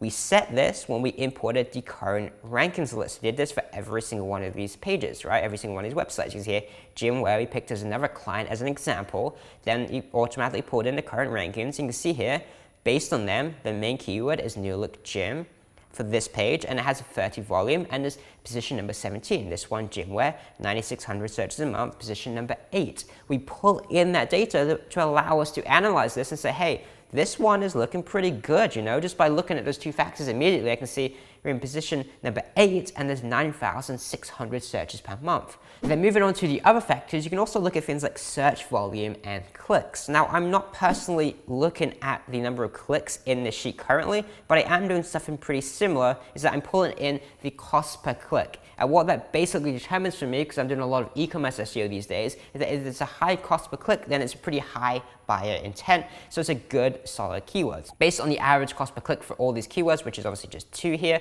then we can say that, and this search volume with 20,600 searches, then the estimated value, if every single one of these searches convert into a click, which they wouldn't, but just an example, then the estimated value here is 28,840, whereas this one here is only $405, this one here is $77.50, this one here is $801, right? We can do the same thing for the other sites here. This keyword here is worth $1,500 a month apparently, whereas this one here, ranking on websites, is apparently worth up to $8,600. Again, this isn't correct, but it's good for sorting out this data. You can see another example here. We pull in the table source review pages, and you can see here 6,500 because this search volume is this, and the cost per click you can see in the original data we had before, and so on and so forth. This allows us just to kind of sort and decide which keywords. We can also pull in, you can see the competitor rankings, which we'll get into in a moment. You can also pull in which position they're in, same for our own site, and then how much traffic we're getting in relation to the position that we're in. We can do all sorts of good stuff like this because all this data is already in there if we choose to use it in that way. Now moving on to intent, which is such a huge part of this, and we kind of skipped over it previously. You can see here that there's 2 types of intent you want to look at, which is buyer intent, which I kind of talked about already with the cost per click data, which is from ads. Basically, how much would it cost to run an ad and get a click and an ad for this keyword, which helps us to kind of determine, hey, the higher the cost per click, the more likely the buyer intent is higher. But beyond that, there is also keyword intent, which is what is the intention of someone searching this keyword. And if you remember back previously, when we're looking through this mapping sheet, you can see here we automatically recommended, hey, this one has ideas in it, so this is informational. So we did this automatically just as recommendations, just to save time. You can see here the other site, there's a few, actually there doesn't seem to be any that automatically pulled up. We can see here, so review, these ones automatically did it. And then here, some more examples on the other side. So these are automatically pulling in, but this is basically to determine what is that search intent, and what is that keyword intent. Now, realistically, there are 4 types of keyword intent or search intent that you want to look at. There is informational, there is customer investigation, there is shopping, and there is local, which again, I'm not really into so much these days. Now, if you were to break down examples of what words you want to look for in these cases, you'd have, say, informational, which is guide, how, why, when, what, examples, ideas, things that suggest they're looking for information. They're not looking to buy anything. They're not even looking to potentially buy in the future. They're just looking for information. Then you have, say, customer investigation, which is they're looking to buy, but not right now. So they're looking for what is the best microphone, and looking for a review of the Zoom H6. Well, it's likely they want to buy it, but not yet, right? They're looking for information before, they're investigating information before they make that purchase. Direct shopping related intent, which is, hey, they're looking for what is the cheapest podcasting microphone. and where can I buy this product, and what shops sell this, right? They're looking for deliberate shopping stuff, and you also see in a lot of cases for the e-commerce stuff that the intent is quite hard to tell sometimes here. We don't have many automatic recommendations here, because if someone just searches for, say, Zoom H6, which is the audio recording thing I'm using right now, then they may be looking to buy it, or they may be looking for reviews, right? Because they just searched the name, usually e-commerce stores will rank for those keywords because kind of the best keywords they have, but it's not as clear intent as if they search buy, which usually means you have to do a little bit of additional research just to double check, and sometimes, honestly, this changes over time. Now, this final one is going to be local businesses, which is like, you know, city, like if someone searches for plumbers in London, you can be sure they're looking for a plumber in London. If they search for local plumbing shops or city plumbing shops, something that you can, I don't know if there is shops for plumbing, but we can tell that they're interested in buying something in a local shop. Or near me, another one, roofers near me, they're looking for a local roofing company. Now, it's absolutely imperative that you match your page with the correct search intent, because if you don't, you simply cannot rank. If every single page ranking is an e-commerce page selling the product and you're trying to rank a review page, you will not rank. If every single page is reviewing the products and you're an e-commerce store, you're trying to rank a product page or a product category page, again, you will not rank. You need to match the intent, because Google have shown a preference for this type of page. So let me show you how this works in the real world by, again, opening up those examples. Okay, so we're back in the spreadsheet again here, and let's have a look. So we've got one here, so Amazon affiliate sites, or Amazon affiliate websites. So let's grab one of these. Let's go Amazon affiliate sites. I don't know what the search formula is. It's 400. This one here is bigger. This is website builder. It's probably not the right intent. So let's just do Amazon affiliate sites. Let's go over to Keyword Explorer, and you can use Google search as well. This is why we have the tab. So you can see here we literally have Google search links automatically pulling in those keywords, but let's just use Keyword Explorer because it's easier to show this without needing a VPN or anything like that to not skew the data. And what you see is scroll down here, you see, okay, which types of pages are ranking here? So realistically, if you look at the actual pages ranking beyond this one right here, it's actually kind of informational, really. So this is informational because it's like a list of example sites. This is informational. Ahrefs, again, they've got two pages ranking which look very, very similar. Informational list, and so on. So realistically, this is actually informational. So we go back to this again. What I'm going to do is I'm going to select that this is informational, right? And then we may want to check the other ones. And this one to the top SEO reviews, I don't know what it is. I want to delete it. I don't think it's relevant for what we're going for. Amazon affiliate sites for sale. This one is a little bit different. So this shouldn't realistically be on the same page because the intent is different. If I just go and grab this real quick and just show you. Amazon affiliate sites for sale. You can see here, this is like #1 site is Flipper, right? #2 site is linking to sites that are for sale. This is for sale, this is for sale, right? So this is actually, this is correct. The intent that we recommended automatically is correct. This is pretty transactional, but it's a different page, right? So if this doesn't match what we're trying to do, let's just delete it, right? It's not something we're trying to rank for. Let's just go ahead and delete it. Amazon affiliate website. What is this? Let's try again one more time. Search #1. Amazon affiliate website, again, Amazon ranked #1, and it's the same keywords as previously. So again, this is the same thing. This is informational intent.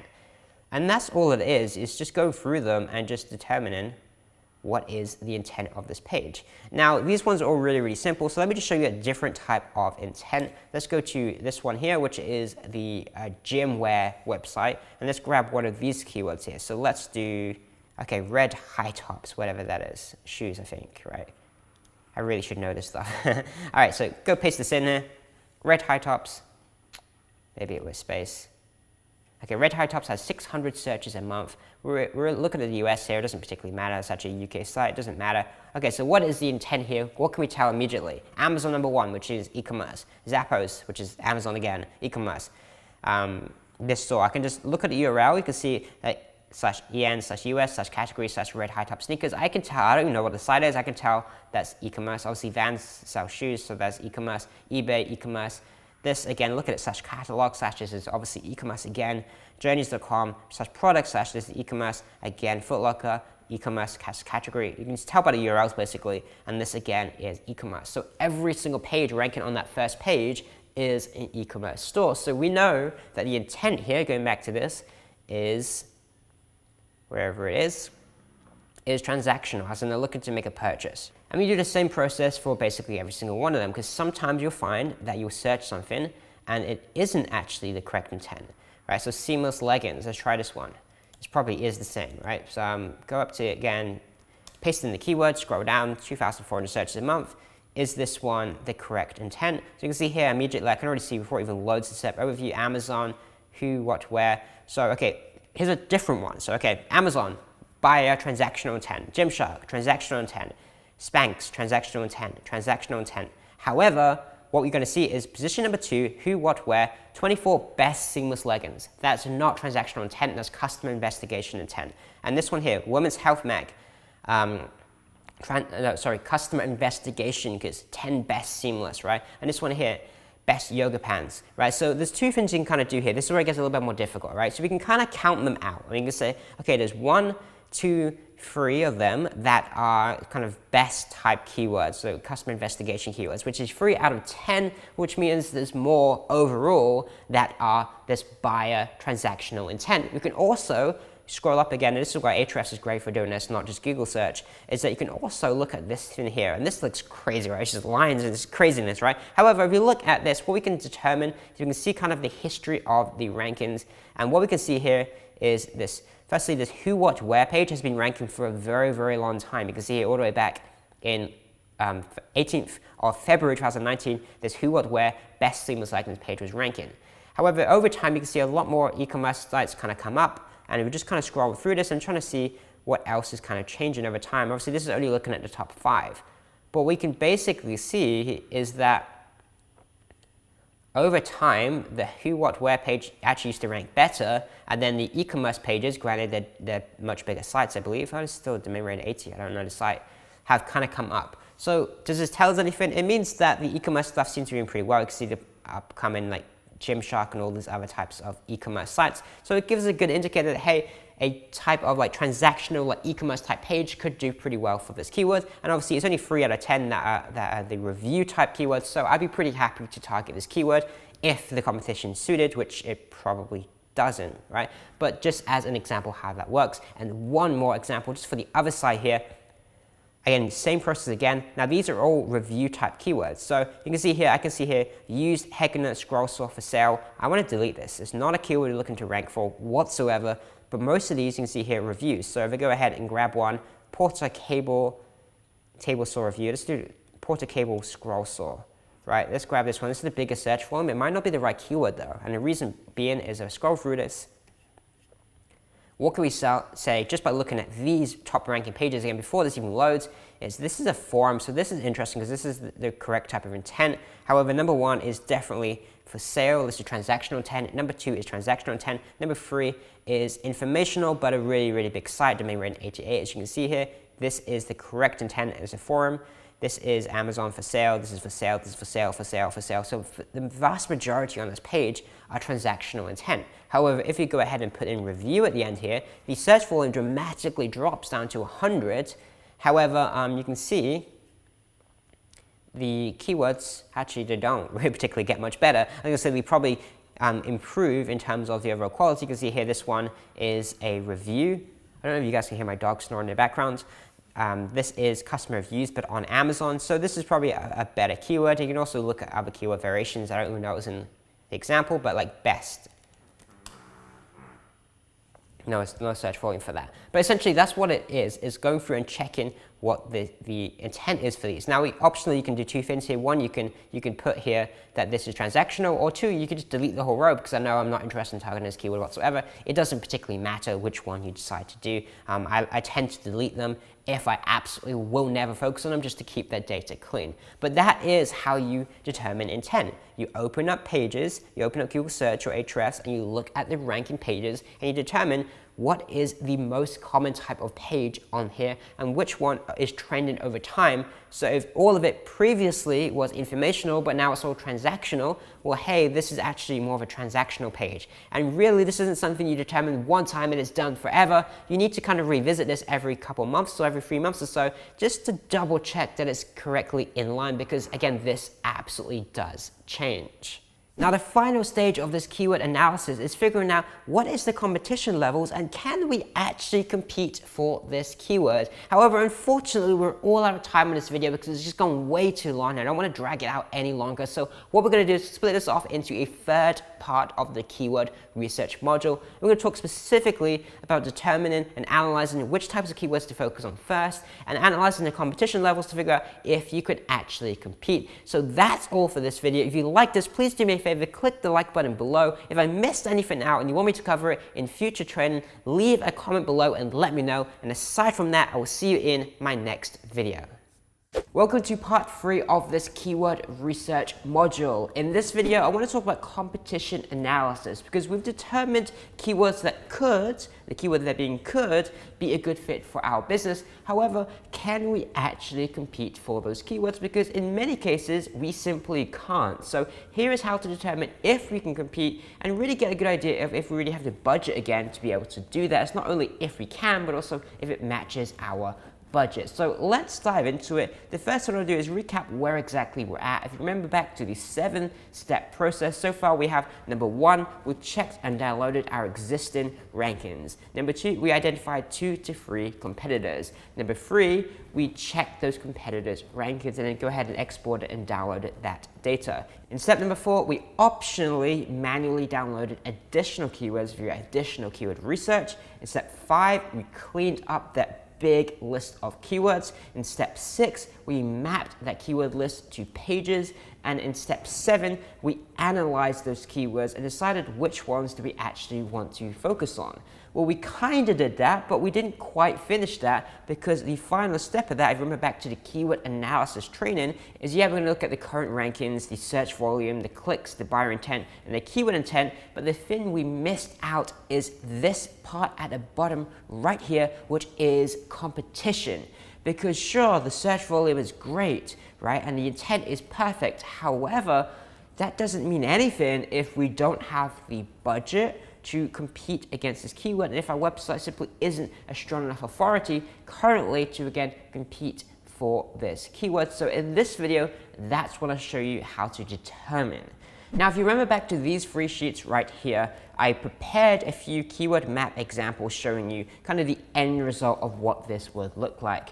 And what we're going to do in this training is go through these just quick examples here. There's not many, but it's just enough to show you some quick examples of how exactly you would use this data. Again, specifically looking at the competition aspect and seeing if we can actually compete. Now, in terms of how we're going to do this, we're going to use the same old tool as before, which is Ahrefs. It's going to allow us to analyze the backlink profiles, the domain rating of the competitors that we plan to go against, including also the data we already have, which is already in the spreadsheet. A lot of keywords, we can literally just look at that current spreadsheet and determine if we can actually compete.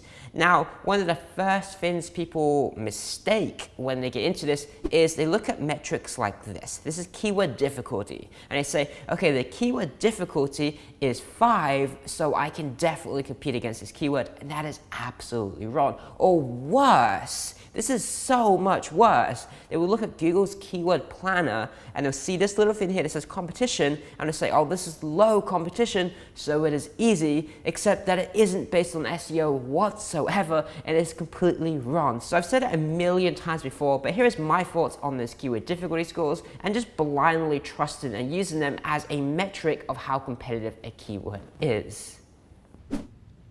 No, God! No, God, please, no! No! No! No! Essentially, keyword difficulty scores suck, caveat, when used wrong. Meaning that if you just look at the keyword difficulty score, it is absolutely terrible.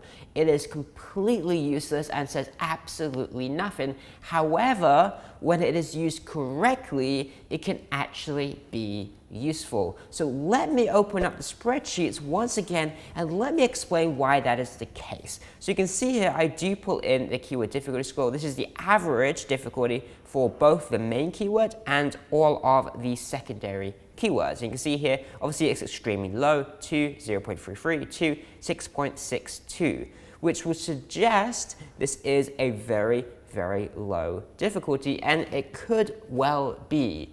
However, the problem is if you actually look up the definition of keyword difficulty in terms of Ahrefs and how they calculate it, Mr. Editor, please pop that up for everyone, then what you'll see is that they actually don't look at the overall domain. All they're analyzing is the backlinks to this specific page.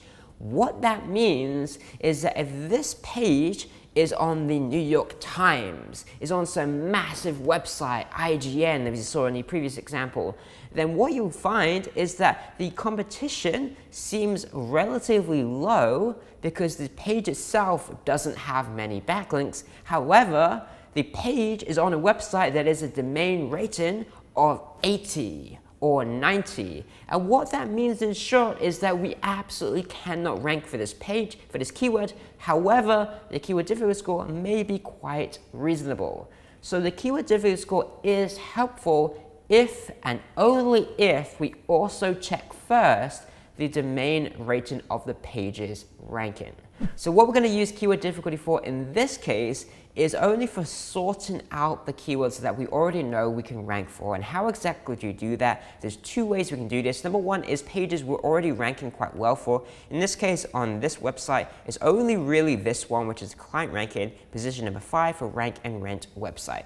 We know immediately that we can rank for this keyword because we're already in position number 5. Likewise, we can check the same thing for our competition, where our competition is also ranking in position number 2 for this keyword. And then going over to the other examples, you can see here, position number 8, position number 2, position number 3, position number 5. Meaning we know we can rank for all these keywords here simply because we're doing it, or the competitors that we picked out, which by the way, we were very, very careful to pick out competitors that are a similar domain rating to us, a similar DR to us, they're ranking for this keyword already. And again, if they're a similar size website to us, we can probably rank for this also. Likewise, one more example, the third one, you can see here, the competitor is ranking position 9 for this, and the competitor for this one is ranking position 10, which again means presuming that competitor is a good competitor, that we actually did our research correctly first, so we picked one that is a similar size website to ours, then we should also be able to rank for this keyword.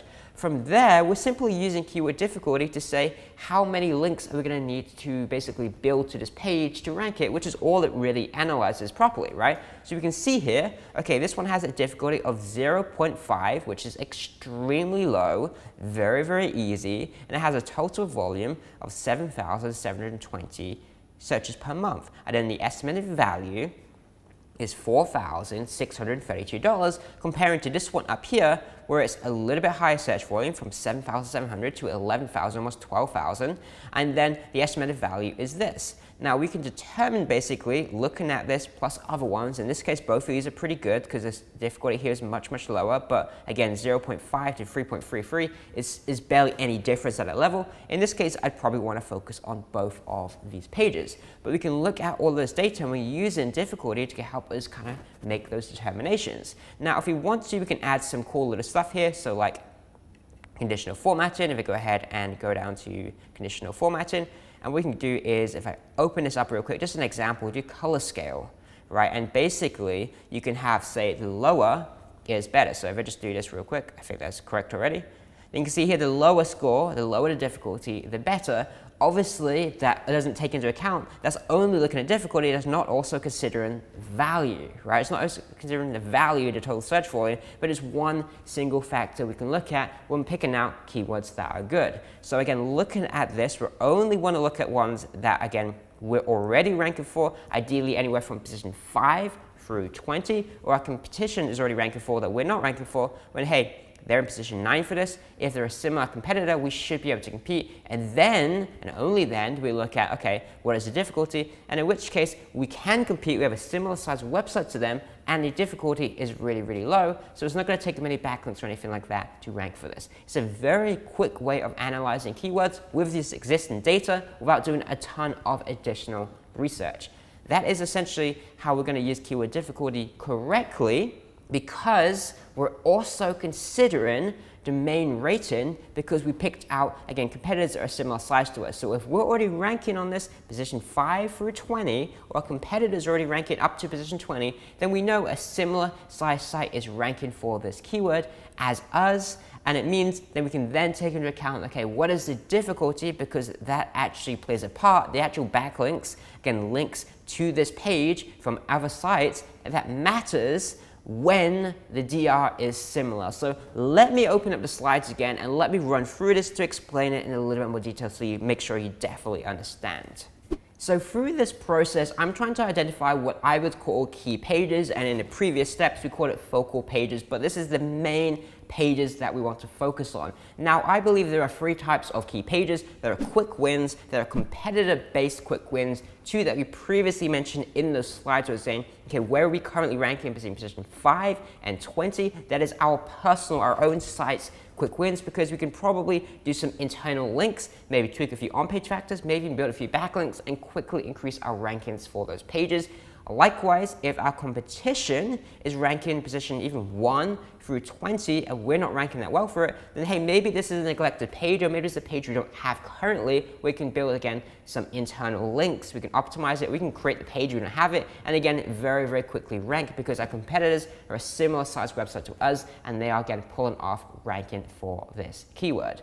Beyond that, however, there is also what we call our main target. So let me give you a simple example. If you're ranking a local business website, your main keyword is going to be like London or LA, right? So roofers in London, roofers in Los Angeles, something like that. That's your main target keyword. However, you know that that's pretty competitive and it's going to take a while to kind of build up getting rankings for that keyword. So that's your main target. But in the meantime, you have these quick wins, and your quick wins is going to be, so if you're in London, for example, you have all these different areas of London. So firstly, you can just divide it, say you have North London, create a page for North London. Maybe you just focus on North London. So you have a North London roofers page, right? And then within North London, you've got your Highgate, your Hampstead, I don't know London, but there's different areas of London. These will be either quick wins, because you already have a page that's already positioned 5 through 20, you can go ahead and optimize to try and rank for this. Or it could be that you look at a competitor, and while you don't have a page for this location yet, whether your page isn't particularly ranking well for this yet, but your competitors is, well, hey, if they're doing this and it's working for them and they're a similar size site to us, then if we put some effort into this, we can absolutely go ahead and rank it. So that is, hey, your quick wins sorted. There's your competitor-based quick wins, but in the long term, your main target, your big focal point is going to be that LA keyword, that London keyword, that big win that's going to make you a lot of money. Now, in the case of local, that may be a single keyword. If you're doing e-commerce, this could be hundreds of keywords still, because it's a ton of categories and everything like that that you can focus on ranking for in the long term. It just depends, but these are what we call our key pages. Now, how exactly we determine if we can rank for them? Firstly, we can look at some of the factors I mentioned previously. The quick wins and everything are relatively easy to kind of determine. If you're already on page 1, we can probably rank for this pretty easily. But the other main things I really want to look at if I'm doing a full analysis is going to be the average domain rating, meaning I'm going to look at the top 3 competitors that are similar to us, meaning we exclude the DR90 websites, DR80 websites, and so on. Sites that are similar to ours, and I'm going to check what is the average domain rating of those sites. Again, there's an Ahrefs metric we explained previously. Go back and watch the previous videos if you don't know what I'm talking about.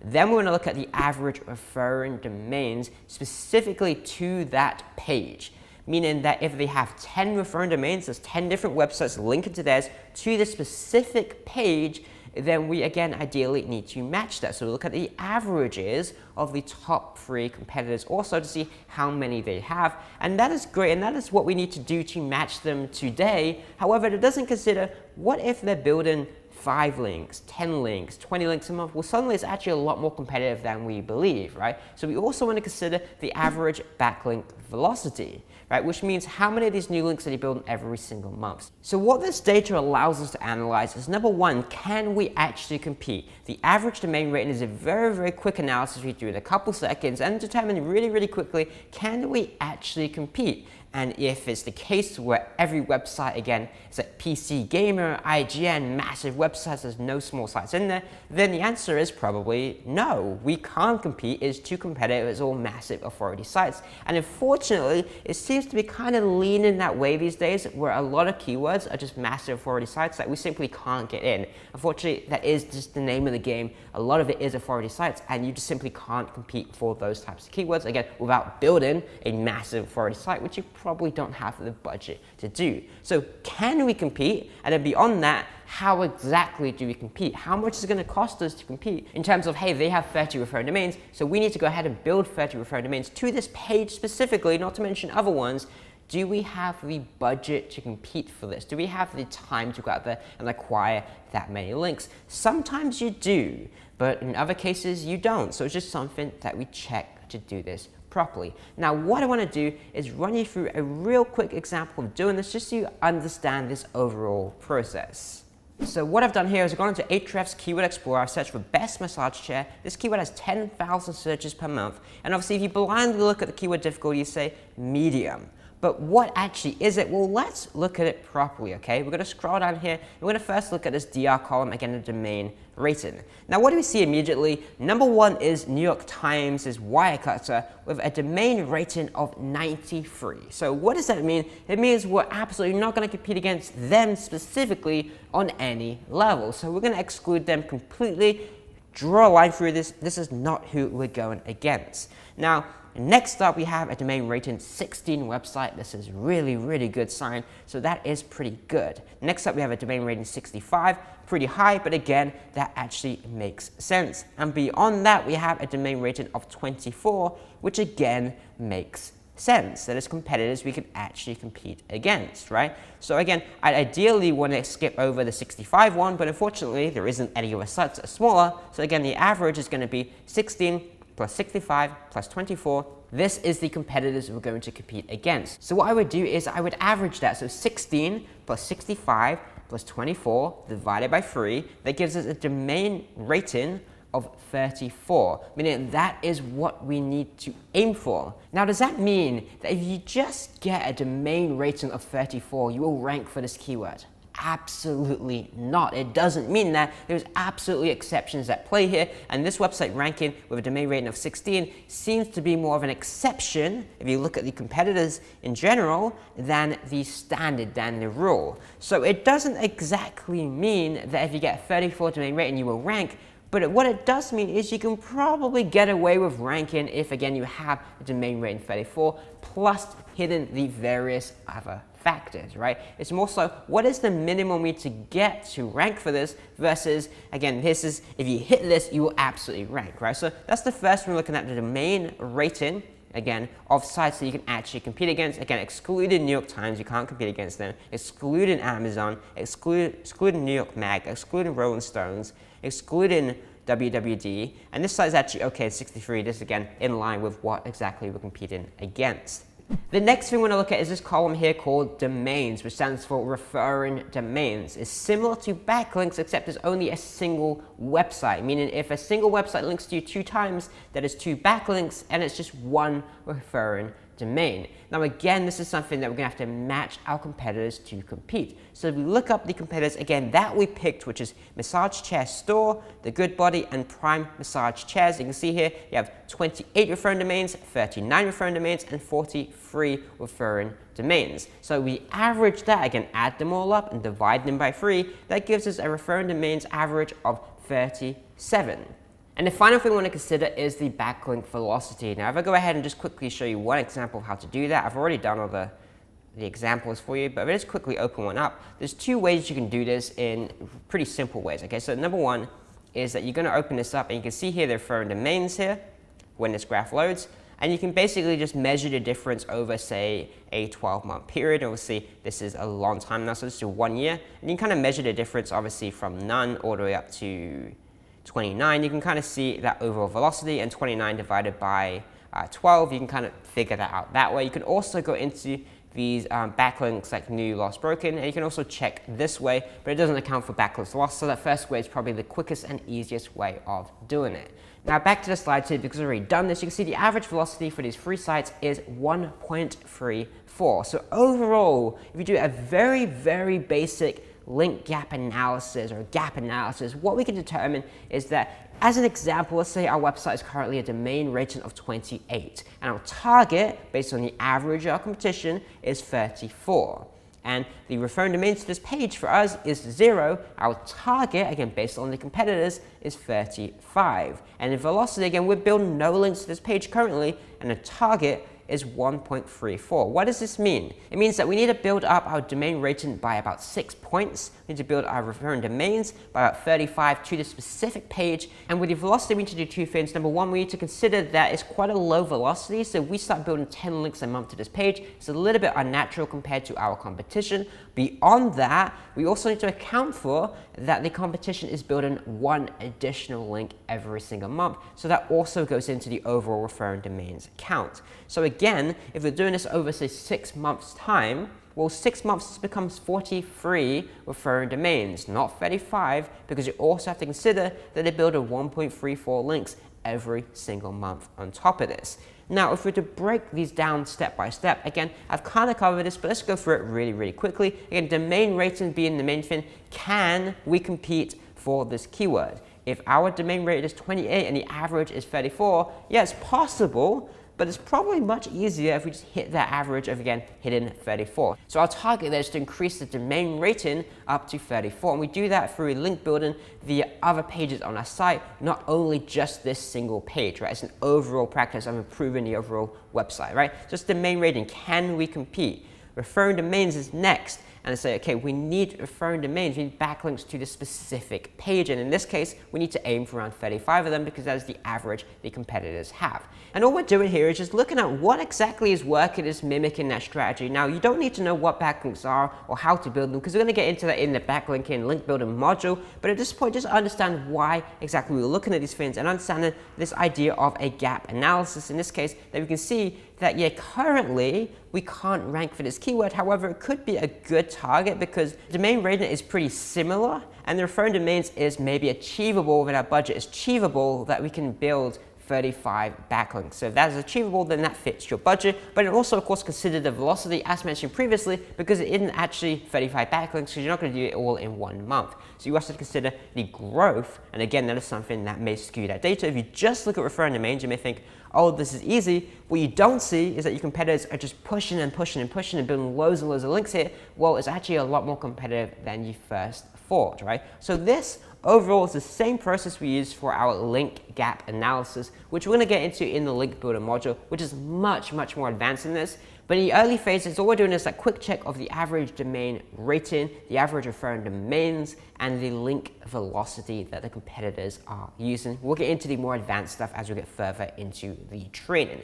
But that is essentially how you analyze keywords. You look at the current rankings, where are you currently ranking? You look at your search volume and the clicks for those keywords. You look at the buyer intent and the keyword intent and check that it matches what exactly you're looking for with this page and with your overall store. And then you measure the competition as we just covered here and determine, can you actually compete? And more than that, do you have the budget? Do you want to actually compete here? Does it make sense in terms of the value of this keyword for the competition that it's going to cost you to, again, go against this, right? And if we break that into steps, basically step 1, check the intent.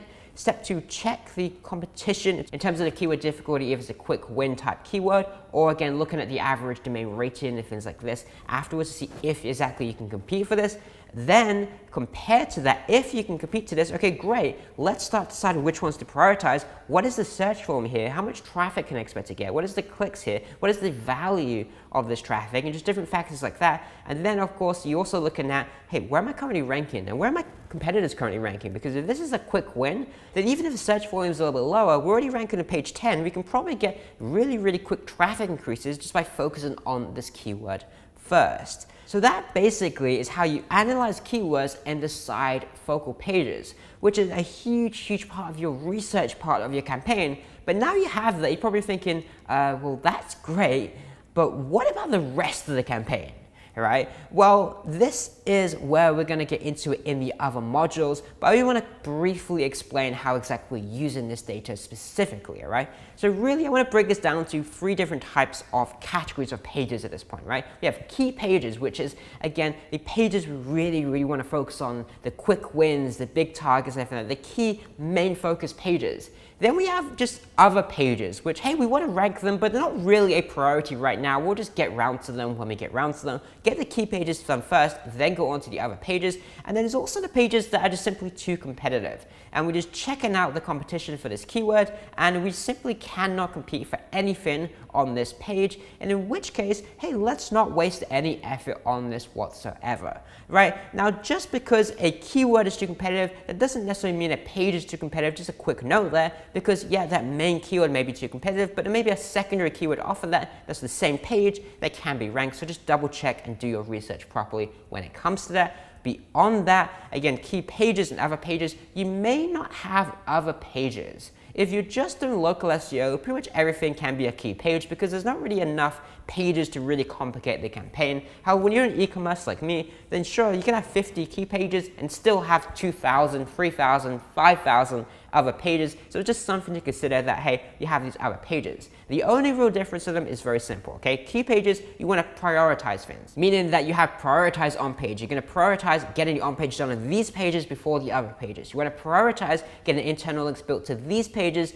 versus the other pages. And also with link builder, this is really the pages that I'm going to build most of, if not all of the links to, besides the home page, which may even be a key page in and of itself, right? So we use this to prioritize where to focus in the campaign. And then we have the other pages, which we'll get around to as part of the campaign, but it's not the priority. And then we have the pages that, hey, this is just too competitive, right? Either it's too competitive, or there's absolutely, here's the opposite here, there's absolutely no keywords here, there's absolutely no volume here. We have certain products where there's nothing we can do with this. So again, we don't want to waste any effort doing any on-page or anything on here because it simply doesn't matter. It's simply not going to make any impact on the campaign because there's no search volume, or there is search volume, but we simply can't compete against this keyword. And just in case you forgot, here's what the key pages are once again. It's quick wins. It's where you're positioned currently in position 5 and 20, and it's competitor-based quick wins where there's 3 competitors we analyzed before, a position between 1 and 20, but you're again not currently ranking the same because if the competition are doing it, you can probably do the same thing also. And there's the main target, which is the high volume / value potential keywords that, note, also fit in within our competition limit, as in their similar domain rating, and also within our budget, meaning if you have to build 100 foreign domains and you don't have a budget to be able to build 100 foreign domains to compete for this keyword, then again, you will not be able to rank for this keyword because it doesn't fit within your budget. So it's quick wins, competitor-based quick wins, and main targets. And again, recapping that entire process, it's step 1, check your existing rankings. Step 2, identify 2 to 3 competitors. Step 3, check your competitor rankings. Step 4, manually research additional keywords optionally. Step 5, clean that big keyword list that we showed previously. Step 6, map those keywords to pages. And step 7, analyze keywords and decide focal pages like your key pages, your other pages, and the pages that, again, you simply won't focus on whatsoever. That wraps up our keyword research module. If this has been helpful to you, please do me a favor, click the like button below so YouTube recommends this to more people, and also leave a comment below if you have any questions. I'm happy to expand on them. I'm happy to do Q&As and everything in the future and help you guys out and make sure you fully understand all of this. Again, I'm going through this as quickly as I can to make sure that absolutely everything is covered across all of the modules in every single module of this entire course. It's a lot to do. So if you like that, please click the like button and leave a comment, and I'll see you in my next video. Welcome to the OnPage SEO module video number 1. We're going to talk about the basics, the fundamentals, and the things you absolutely need to know going into OnPage SEO. And then in the next videos, we're going to dive a little bit deeper into optimizing content, internal linking, auditing, and different topics like that. For now, let's start with, again, the absolute basics. And that is, what is OnPage SEO? Well, here's a basic definition for you. OnPage SEO is the process of tweaking a page to get more traffic, and again, ideally better quality traffic from search engines. Now that sounds relatively simple. It's tweaking, again, elements on the exact page.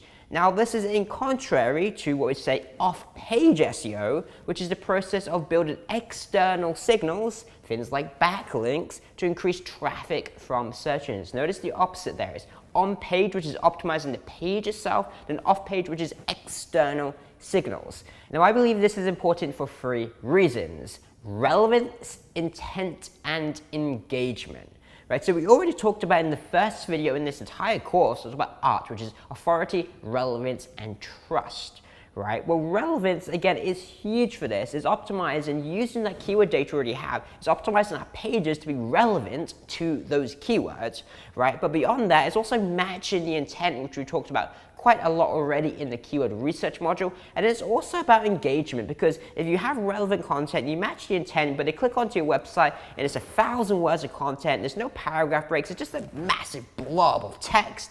Well, that is terrifying, and there's going to be no engagement, and that will absolutely not help your rankings. So it's the combination of relevance, intent, and engagement. And if we were to talk about different areas, i.e. factors that will influence these rankings, again on an on-page SEO specific basis, then it's going to be things like the URL, the title tag, the meta description, the H1, the subheadings, internal links, keyword density, and all this stuff you can see on the screen right here, which is what we're going to break down in this module. Now, note that I also mentioned and more, because frankly, there is a lot that goes into this. I just want to highlight the main things that you absolutely need to know, and then you can look into the more nuanced options and advanced stuff later, but really this covers pretty much the fundamentals and really get you 95% of the way there. Now, the important thing to note is that on-page SEO is about, again, relevance, meaning that if you haven't already, go back, watch the previous video on keyword research, because if we don't know what keywords to target on this page,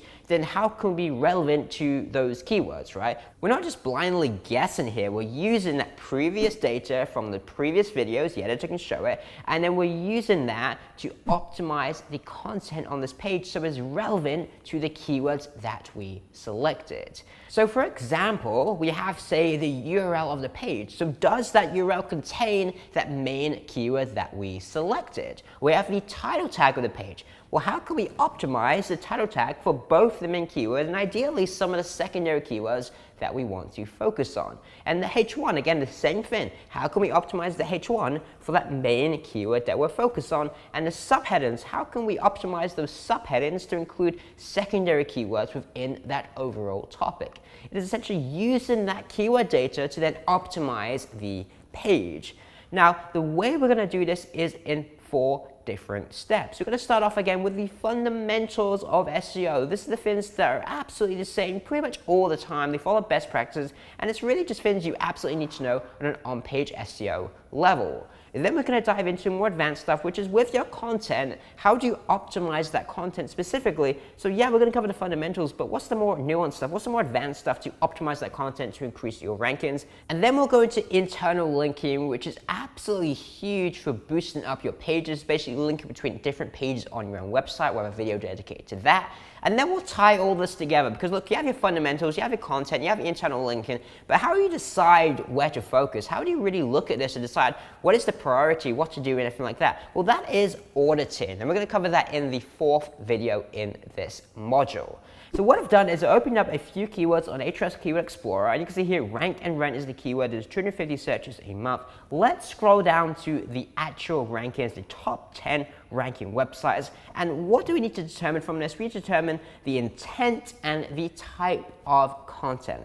So what can we see here? The number 1 site, the intent here is just informational, and it is a guide. This is informational and it's a guide. This is informational and it's a guide, I believe.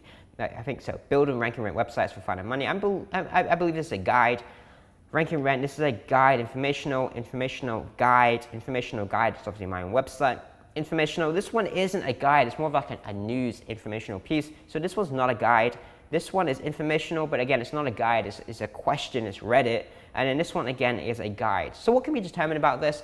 Probably, if you want to rank for this keyword, firstly, it has to be informational, because every single top 10 websites is an informational page. Beyond that, we probably want to write a guide unless we want to try and do something completely different and hope that we can rank for it. Also, you can see here that Google seems to like guides, because almost, 8 out of the 10 websites ranking are guides, right? So if I was to create a piece of content around this, I'd create, which I already did, is a guide on how to do rank and rank. Very, very simple. We're matching informational intent, and we're matching the right type of content also, which is a how-to guide, and probably quite a detailed one, right? Moving on to the next keyword, we have smart luggage. Now this is an example I found for an e-commerce store recently where their main keyword, they sell smart luggage. Now if you look at smart luggage, you're thinking, okay, there's 1,600 searches a month, there's $2.50 cost per click average. This is a pretty good keyword. However, here's the problem. If I scroll down a little bit further, you see the top 10 results. Number 1 is Mashable, best smart luggage 2019. Number 2 is actually maybe someone that does sell smart luggage, so that's good, okay? Number 3 is best smart luggage 2021. Number 4 is Amazon. Again, that is shopping intent. The next one is Forbes, 5 of the best smart, again, best. Next one, Digital Trends, best. Next one, Trip Savvy, 8 best smart luggage. Number 9, the best smart luggage for 2020. And you can see here that more often than not, this keyword, it isn't actually stores selling smart luggage. It is in many cases people reviewing what is the best smart luggage. Now look, that doesn't necessarily mean we can't rank, because if you do go ahead and look at this, you see that there is, of course, this one, which is a shopping intent, and then Amazon, which is also shopping intent. But beyond that, every single other page, so 8 out of the 10 results are not shopping intent. They're customer investigation, again with lists. So realistically, we may find it's going to be difficult to rank for this keyword unless we have that same type of content. So that is a potential issue with this keyword. Now, one more example for you. This one is Pomeranian haircut. So I have a Pomeranian, he's sleeping over there. And if you look up this keyword, there are 2,000 searches per month. And if you scroll down, what type of results come up? Well, we have 35 best Pomeranian haircut ideas, top 5 Pomeranian haircut styles, 45, 9, 21. What can you see here basically is mostly lists or roundups, you could call it a roundup list of different styles of haircuts for Pomeranians. So again, the intent here is very, very clearly informational. No one is selling haircuts, it's information, it's lists of haircut styles, and beyond that, again, the type of content is like a list or like a roundup, we want to call that, of, again, haircut styles for Pomeranians. So it's really, really important we understand this, because we may be, say, what do you call them? A dog groomer. I was going to say barber for dogs.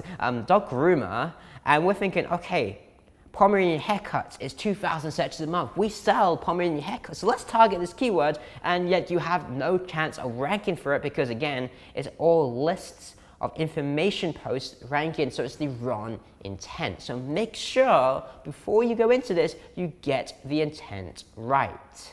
So again, just to recap, there are 4 types of intent you really want to look out for. There is informational intent, there is customer investigation intent, there is shopping intent, and there is local business intent. And if you don't know what I'm talking about, go back and watch the keyword research module, because I explain this in much more detail. But beyond this, there is also the type of content. And in this case, there's really 4 main types. There's probably more I'm missing, but here's 4 main example types for you to look into. There is guides, as in here's a full guide on how to do rank and rent. There's a roundup, as in here's a list, a roundup of 15 different haircut styles for Pomeranians. There's reviews, where we're reviewing like best smart luggage. And there is how to, which can be kind of similar to a guide, but you can also have smaller guides, you know, like how to cut your Pomeranian's hair, how to groom your Pomeranian, something like that, right? There's different types of content, and I'd recommend not only checking the intent, but also checking the right type of content for this intent also. Dude is snoring. But also making sure you have the right type of content for this keyword and this intent also. So anyway, moving on to those fundamentals again, that covers intent. Let's go through the rest of them one by one. Now I'll try and make this quick because I know it's YouTube and there's probably some cool video in the recommendations that is way more fun than, well, this, right? So going into the first one, page URL, and you probably know what this is. If you see here, you have the website.com, you have / again, whatever the permalink is, the page URL you have. In this case, they're trying to rank for best smoker reviews. So guess what the URL is? It is best smoker, reviews. I mean, who knew? It's actually pretty simple here, and it's really, really simple. Here's the guidelines for this, okay? Number one, keep these short, meaning that don't have like a super long URL because it just reads horribly. It's bad for users, and it's not even good for search engines neither, so just keep these short. It is much, much better. Now, in terms of a template, just to make this easier for you, here's a very, very simple one. You have /category, /subcategory, /main keyword. For example, you have /mattresses, /memory foam, /the Casper, which is the name of the product or the brand that you're selling, right? So it's really, really simple. Now, what if you have a really, really simple store and it's just a blog? So not even a store, just a blog. You have a simple website that's a blog. We could just have /blog post name or /blog post name. You can keep this really, really simple.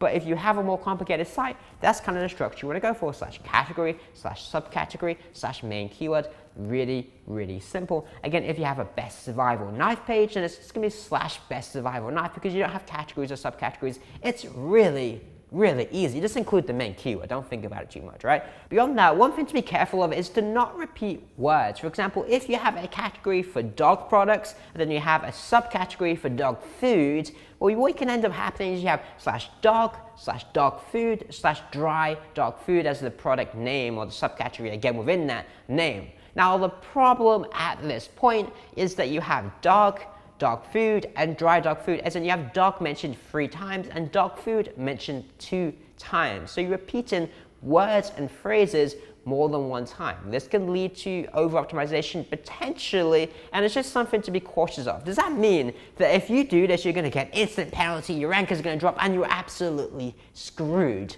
No. It doesn't. You can do this, you can get away with it. It's just something to be a little bit cautious of. I'd preferably not to repeat words. Now, does that mean, again, some websites do this and they get away with it? I just prefer not to because it's better to, again, not potentially over-optimize the page, especially when you optimize in other areas like your backlinks, your anchor text, and other on-page elements. And the other thing I recommend is if you're watching this right now and you already have blog posts and pages and everything in place, I prefer that you didn't change the URLs unless absolutely necessary. Now, what does absolutely necessary mean? It means that if your URL is currently /1234 blah blah blah blah blah blah, just a bunch of characters and craziness, then hey, change that because it's a mess, it's bad for users, it's just a bad overall experience, right? You can also change it if you have absolutely no backlinks to the page and no internal links, then sure, go ahead and change it. It's not that big a deal. It's a new page, it's fine.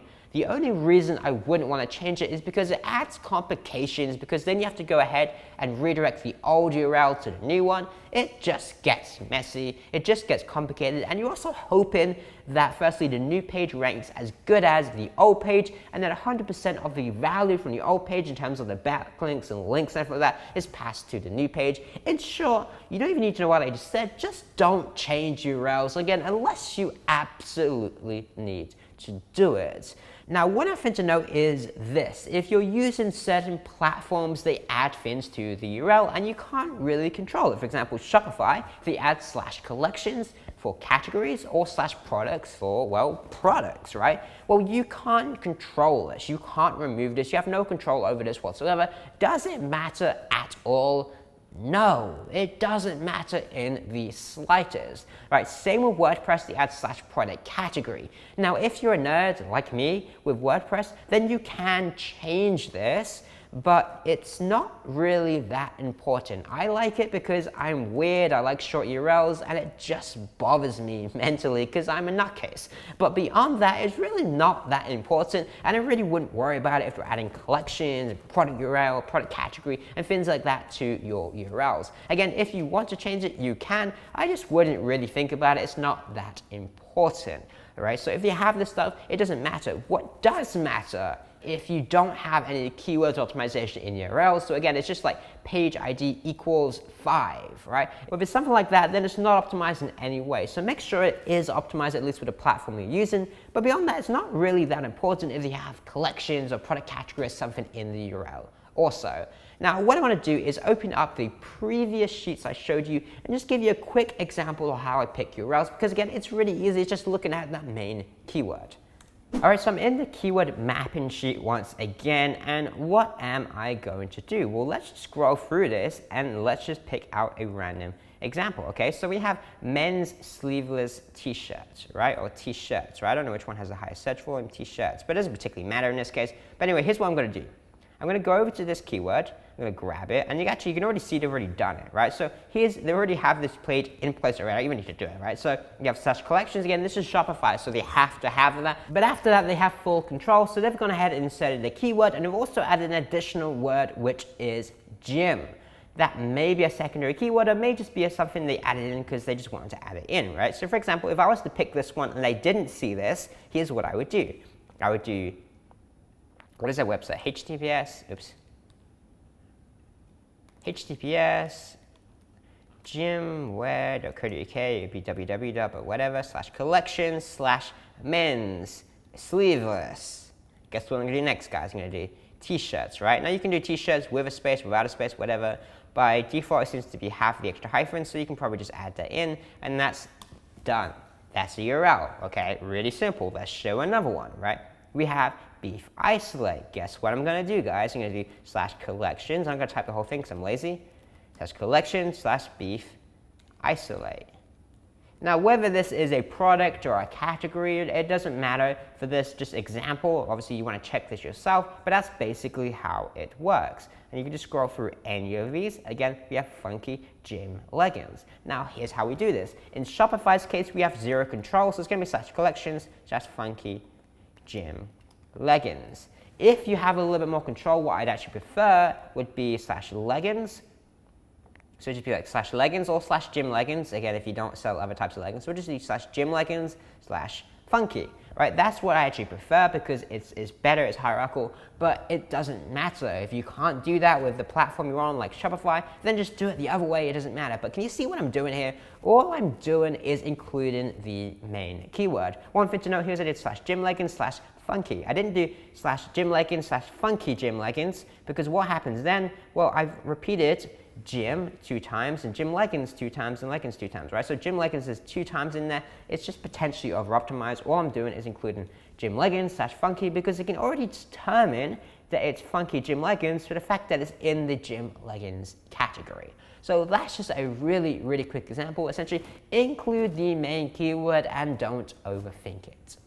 Moving on to the title tag, which most of you probably know is what shows in the Google search results. You have the URL, the title tag, and the meta description. This just describes the content on your page. It's a very, very important element. Now, if you don't know the basics of HTML, I highly recommend you learn them because it's relatively simple and will massively help with your overall SEO understanding by knowing that if you look in the source code for the title tag, as you can see here in the second box here, then this will massively help you with researching, just understanding how this whole thing works. And this is really simple. Here's the guidelines for this, but you can already see here, you basically just want to focus on the main keyword as always, right? So here's the guidelines anyway. So firstly, there is a length limit. The length limit is actually 600 pixels. What does that mean? It means that it's not character-based because I is this, whereas W is, well, this, right? I guess that is right. So it's one single character, but it's more pixels, it's wider, right? So it's actually pixel-based, but what it ends up being is roughly 50 to 60 characters. So just treat it as that and just keep it simple, right? Beyond that, here is a basic template for you. And again, this is just a basic template because it, well, depends, right? So the basic template is main keyword, secondary keyword, brand name. For example, you could have plumbers in London, right? So that is your main keyword. Your secondary keyword is going to be 24-hour emergency service, and then your brand name is going to be Lionzeel or whatever your site is named, right? So we have plumbers in London, 24-hour emergency service. What I'm trying to do there is I'm trying to rank for both plumbers in London, emergency plumbers in London, 24-hour plumbers in London, and all of those keywords are all kind of squeezed into that single title tag. Now, in many cases, I don't go this complicated, and I literally just have by category name online, right? So buy leather sofas online, and that is it. And then I just have the brand name after that, and it's really, really simple, right? But that's all it is. Just include the main keyword, and optionally, if you can, squeeze in a couple of those secondary keywords. Again, if and only if you can. Now, beyond that, again, the same advice applies here. Don't repeat keywords. Don't repeat words unless you absolutely need to. Sometimes you just don't have a choice because there's no other way of saying it, and other times, well, you have a choice. For example, here you have buy beds, wooden beds, metal beds. This is a site, this is a real example of sort of a site, and it's just over-optimized in my opinion. They could say buy beds, wooden, metal, and whatever else, other types of beds you have, I don't know. But you don't have to repeat the word beds over and over again. They can see that it's the buy beds page. You don't need to say there's wooden beds and metal beds. They're just over-optimizing, okay? So don't repeat words as always. This is a good rule just in general for most important elements like this. I also recommend, this is again goes without saying, create a custom title tag for every page. This again comes up later in the auditing process, but what you find if you don't do anything, you can have a ton of pages with identical title tags. Again, just don't do that, okay? So just change to make sure there's a custom one for every page on your site. And that literally means every page on your site, every product, every category, the whole works. Now again, if you're starting out, you don't need to go through all this effort. You can just kind of template this so it's the same thing. So it just says buy product name online. It just changes out the product name just to make it easier. But in the future, you may want to go in there and customize that a little bit further. The next tip for you is to prioritize important keywords first. What does that mean? It means at the beginning of your title tag, try and include the main keywords. In many cases I see with e-commerce stores, they try and get a brand name at the beginning and the keyword after. I believe actually it's a strong optimization if you have the keyword near the front of the title tag. What that means, if your keyword is leather sofas, then at the beginning have leather sofas, or is buy leather sofas, have buy leather sofas, right? Put that at the beginning of the title tag, and after, put whatever you want, wherever it's to get people to click, whether it's your brand name, whatever you want, but put the keyword at the beginning and the main keyword specifically. And the final tip for you is to treat this like an ad and focus on CTR, which stands for, again, click through rate, meaning you want people to actually click on your page. So when you rank in, say, the top 5, go in there and tweak the title again and add something in there that emphasizes, hey, why should they visit your website versus the competitors, right? So that can just be specific numbers. It could be 47 products reviewed rather than just products reviewed, because by being specific, that kind of encourages more clicks. It could also just be mentioning, hey, we have more products than people. Again, mention how many products, we have free shipping, we have next day delivery, whatever it is, just mention some benefits. Why should they visit your page versus everyone else's on the first page? Now again, I don't want to leave you just hanging here, so let's give a quick example of how this works. So I've grabbed a few URL and keyword examples here, and let's just write out a quick title tag, just an example off the top of my head using this data. So we have scrunch leggings here. Let's just do this, right? So we can see here, there's bum scrunch leggings and other types here, right? So what am I going to do? I'm going to do, the main keyword is scrunch leggings, but bum scrunch leggings also makes sense. So I'm just going to do buy bum scrunch. Again, the problem for this is I have no idea what any of this stuff means, so it doesn't really mean anything to me. UK, and let's just do it nice and short, and then the website is gymwear, right? So I'm just going to do buy bum scrunch leggings UK. You can also do wretched, but I don't know what it is, so I don't know how to. If I knew what it was, I'd probably try and include it, or shorts or anything like that, but I don't. Just do shorts, because I can do that. Buy bum scrunch leggings and shorts UK, and then it has gymwear, right? Or this one here. I'm deliberately including buy and UK, even though I don't see it in the secondary keywords, just because I know that this just happens sometimes. People search for this, so it just extra keyword included. Same with UK. A lot of people will search like gym clothes. I don't have it in this list because I didn't do conclusive research, but most likely some people search for gym clothes UK or buy gym clothes, so we may as well just include it, right? So buy gym clothes UK, or you could do online UK, right? Or you could even emphasize CTR a little bit more. I don't know, huge selection. I don't know, I'm just making this up, but example of something you'd want to do. And then you just have gymwear, right? Or gymwear with space, whatever. Now, huge selection absolutely sucks, but I'm just giving an example of how you can kind of squeeze stuff in there if you wanted to, right? This one, here's a better example because I actually understand what it is. Rank and rent, right? So rank and rent websites. Let's do rank and rent websites.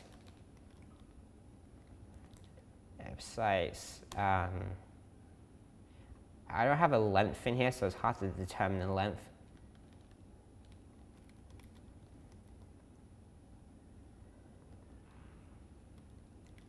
Okay, I can't figure out the length, but let's just presume that's roughly there or thereabouts. Okay, so rank and rent websites is the main keyword. Local SEO is we have local businesses. I didn't specifically mention businesses, but that's okay. And I mentioned SEO obviously because rank and rent SEO, so we can hit rank and rent websites, rank and rent SEO, and guide because that's the intent. So I just want to show clearly that that is the intent. Right, you could also, if you wanted to, obviously you don't need to do exclusively for SEO, it could also be for just users, right? So ranking websites, we've got a main keyword right at the beginning there just because it's easier. Then we have ultimate SEO guide because again, we want to attract clicks and not just search engines, right? So just quick examples. And the other one, well, this one's pretty easy because it's just Bosch table saw reviews. But it looks of it, this one was weird because the actual page ranking is a Bosch 4100 table saw versus not just the Bosch table saws. But let's just pretend this is the main keyword here. So I'm just going to copy it in because I don't know what this stuff is. Bosch 4100 table saw review. And then you know what people do? They always do this like read this first. I don't know, something. You can obviously just have the website there, which is best scroll saw. But honestly, I don't think they really care about their branding for a domain like that. So 15 things you need to know. I'm making it up because I don't know the length. It seems there or thereabouts correct, but I'm just doing something, just an example, just to show how you could emphasize not only including the keyword which you have in there, but also like, hey, get some people to click this, treat this as an actual ad. Next, we have the meta description, which also shows in the Google search results, and it basically just describes, hey, here is the content on the page. And again, if you learn the basics of HTML, then you know how to look at the code and find this under a meta name attribute, okay? Very, very simple. Now, the guidelines for this are simple, right? So number one, length. Again, length does actually matter, and that is a max length of around, give or take, 155 to 160 characters. I kind of limit at that around 155 character limit. Now, a basic template for you: call out the reader, call out the person you want to visit your page, highlight the benefits and include a call to action. Again, just quickly jump back to that previous slide. You can see here, looking for the best meat smoker. That is your call out. That is, hey, are you looking for this? Is this thing you're looking for? This is the keyword you search, right? Are you looking for this? Obviously they are, right? Then you highlight the benefits, right? Expert reviews and compare features of the best and cheapest electric smokers, right? That also serves in their case as an actual call to action, which is read expert reviews, right? So it's both the benefits and the CTA in this case, right? So just make sure you're doing that, right? Also make sure it's relevant to your content / keyword. Again, you want this to actually show up and not just a random snippet on your page. And if it's not relevant to the keyword someone searched, then they won't show it. Again, they'll just show that random snippet of content on your page. So make sure it's relevant to your main and secondary keywords, ideally. Beyond that, again, make sure this is custom for every page. When you're starting out, use a template to minimize this. When you start ranking well, go in there and then specifically customize this to, again, emphasize getting more clicks to your page specifically. Now, I also recommend to do that, you do two things. Number one is you take full advantage of the length here. So if you've got the length, then just show it off. Why not, right? So if you have 155 characters, then use it. Then don't just have 50 characters or 70 characters. Use that full length. And then the second thing is within that space, within that length, then also emphasize why they should click your website versus your competitors. Again, have a call to action and again, highlight benefits. Why should they visit your page versus others? Treat this as if it was an ad. Treat this as if you were paying to be there, because with the work and time and probably even just money invested, you actually are, right? Now, again, quick examples of this. So again, I'm back in the sheet. Let's do a really quick example. Again, I have no idea what any of this stuff is, but let's just do a quick basic template. Again, let's just do the simple one, right? Looking for bum scrunch leggings, right? Bum scrunch leggings.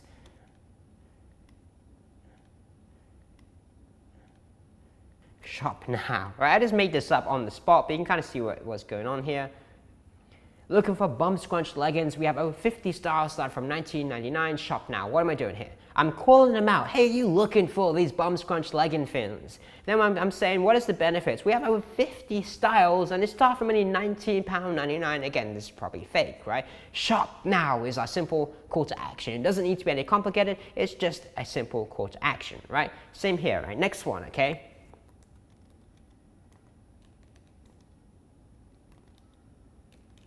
I'm making this up as I go along. I don't have a length count in this sheet, which I would normally have. So I'm just making this up. I have no idea. But basically, hey, what am I doing? Call them out. Hey, want to learn rank and rent SEO? That's what they're searching for, right? Well, here's the benefits. Here's how to rank a site, rent it out, and build a 5-figure portfolio. Read the full guide. So that's just 2 quick examples there. Again, same process, same template. Call them out, highlight the benefits, and ask them to click to your website.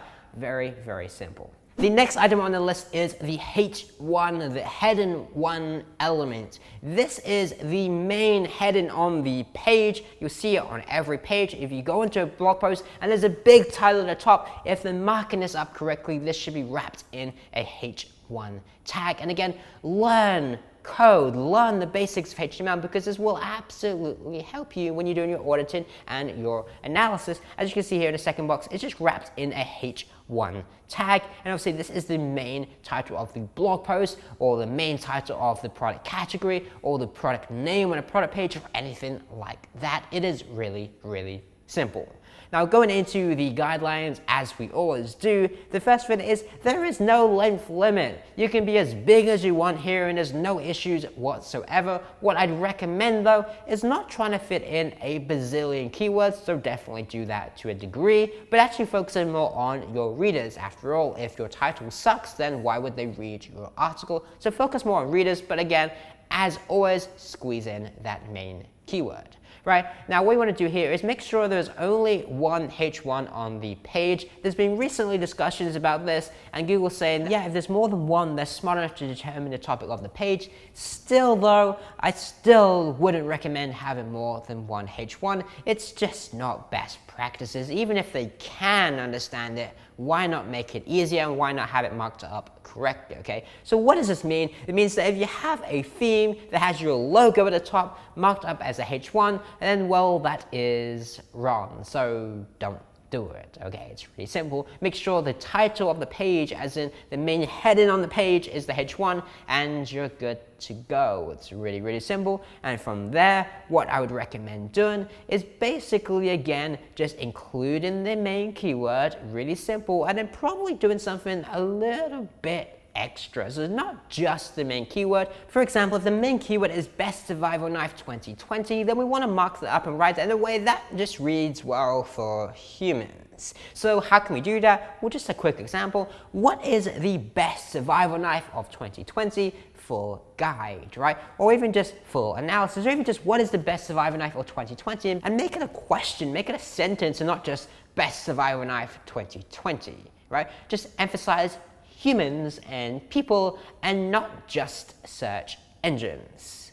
Now again, quick example of how to do that in the good old spreadsheet here, and let's just do a couple of these. Number one, scrunch leggings is really, really easy because this is a product category on a store, meaning that you basically would just have the name of the category with keyword research in mind, meaning this one is bum scrunch leggings. Guess what our H1 is? Right, bum scrunch. Here's a good one, leggings. Really, really simple. Now, if I wanted to, I could absolutely just add, say, UK in here, but that's really all it is. It's just bum scrunch leggings. UK is optional if there's a decent search volume for it. That's it.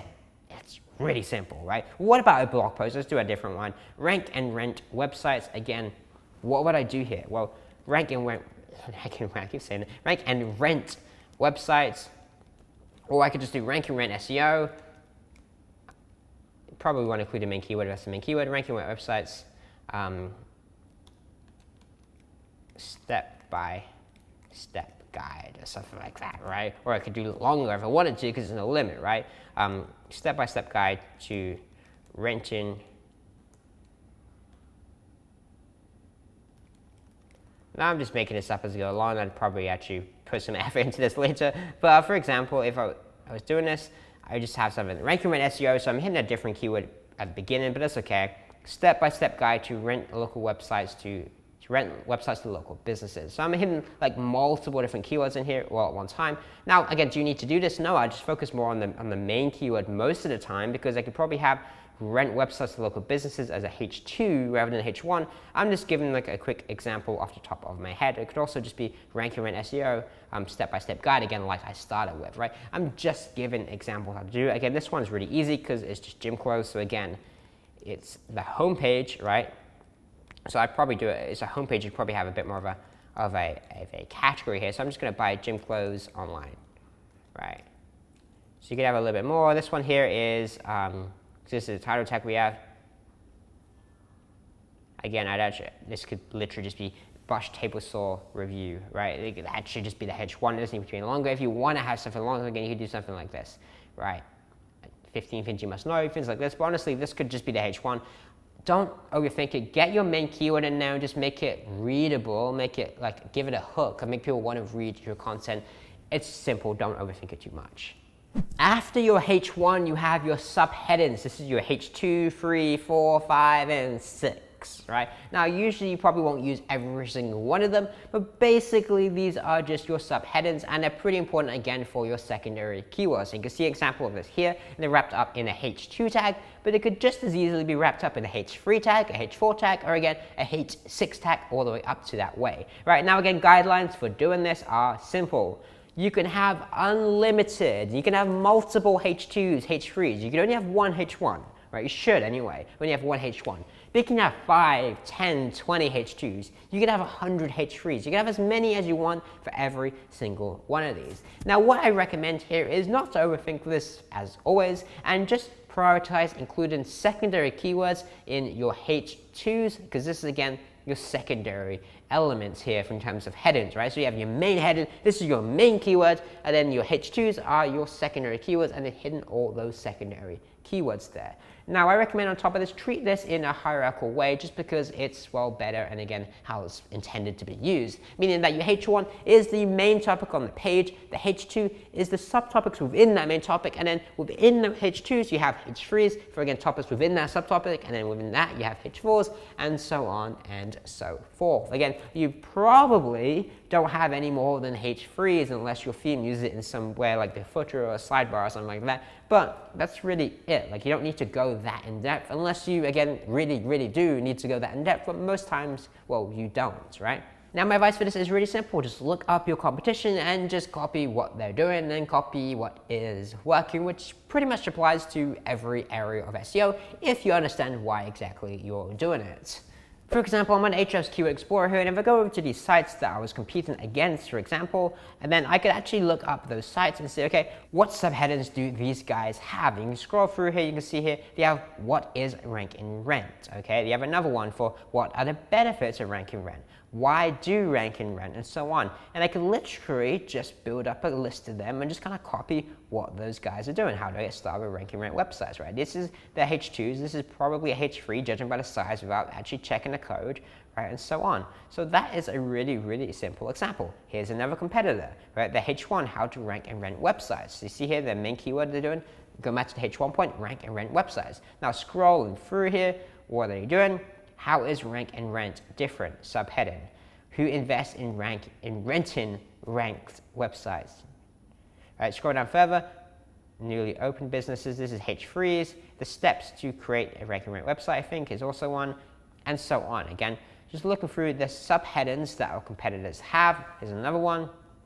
What are rank and rent websites? You see the common ones here, like what is rank and rent or what are rank and rent websites? Pretty much all three competitors had a H2 like this, taking the micro authority route. Again, I only saw this just on this page here specifically, moving from clients to advertisers, building your own rank and rent website from scratch, and then you have the H3s, find your niche, and so on. Basically, what would I do? I'd go through and I'd copy and paste every single one of these subheadings, and then look at what the common ones are, and then I'd basically just make sure that I have the same ones on my page. It's really, really simple. I'm not going to do that process right now because it took me 10-15 minutes to prepare it, and frankly this video is already nearly an hour long in terms of recording currently, so let's just keep it simple. Essentially the strategy is to look through what your competitors are doing for subheadings and then copy them. Very, very simple. Next up, we have the word count. Now, this isn't a major ranking factor, but it does matter for the simple reason is that you don't want to stand out in a, well, bad way, meaning that if all of your competitors have a 5,000 word guide on how to do rank and rank, go back to the previous example, and then you just have a 200-300 word guide, you probably will not rank for that keyword, right? Or if you're trying to rank for best meat smokers and everyone else has a, again, 2,000 word review and you just have a 100 word review, that is bad. Likewise, if you have a 10,000 word review, then that could also be bad because it stands out. Again, you don't really want to stand out. You want to be kind of in line with what Google likes for this chosen keyword. Now, you already probably know what word count is. Again, it's just the number of words on the page within the content. So really, here's a few guidelines to make this simple. Number one, aim for the average or just slightly over the top ranking similar competitors. What does similar mean? Let me open up Ahrefs and explain. Okay, going back to this keyword once again, what we see again, this is guides, guides, guides. What's going to happen though is Search Engine Ladder in here and Reddit are in here. These two results right here, they are not similar competitors. Now, they're not similar, but one, because they're DR90 websites, so that's huge already, but also it's not the same type of content, so we're not trying to match what they're doing. It's going to bring down our recommended averages, right? So exclude these two competitors, and then you're going to go through the rest of these and figure out what is the word count on that page, and then you want to match the average or slightly beat that average. Really simple.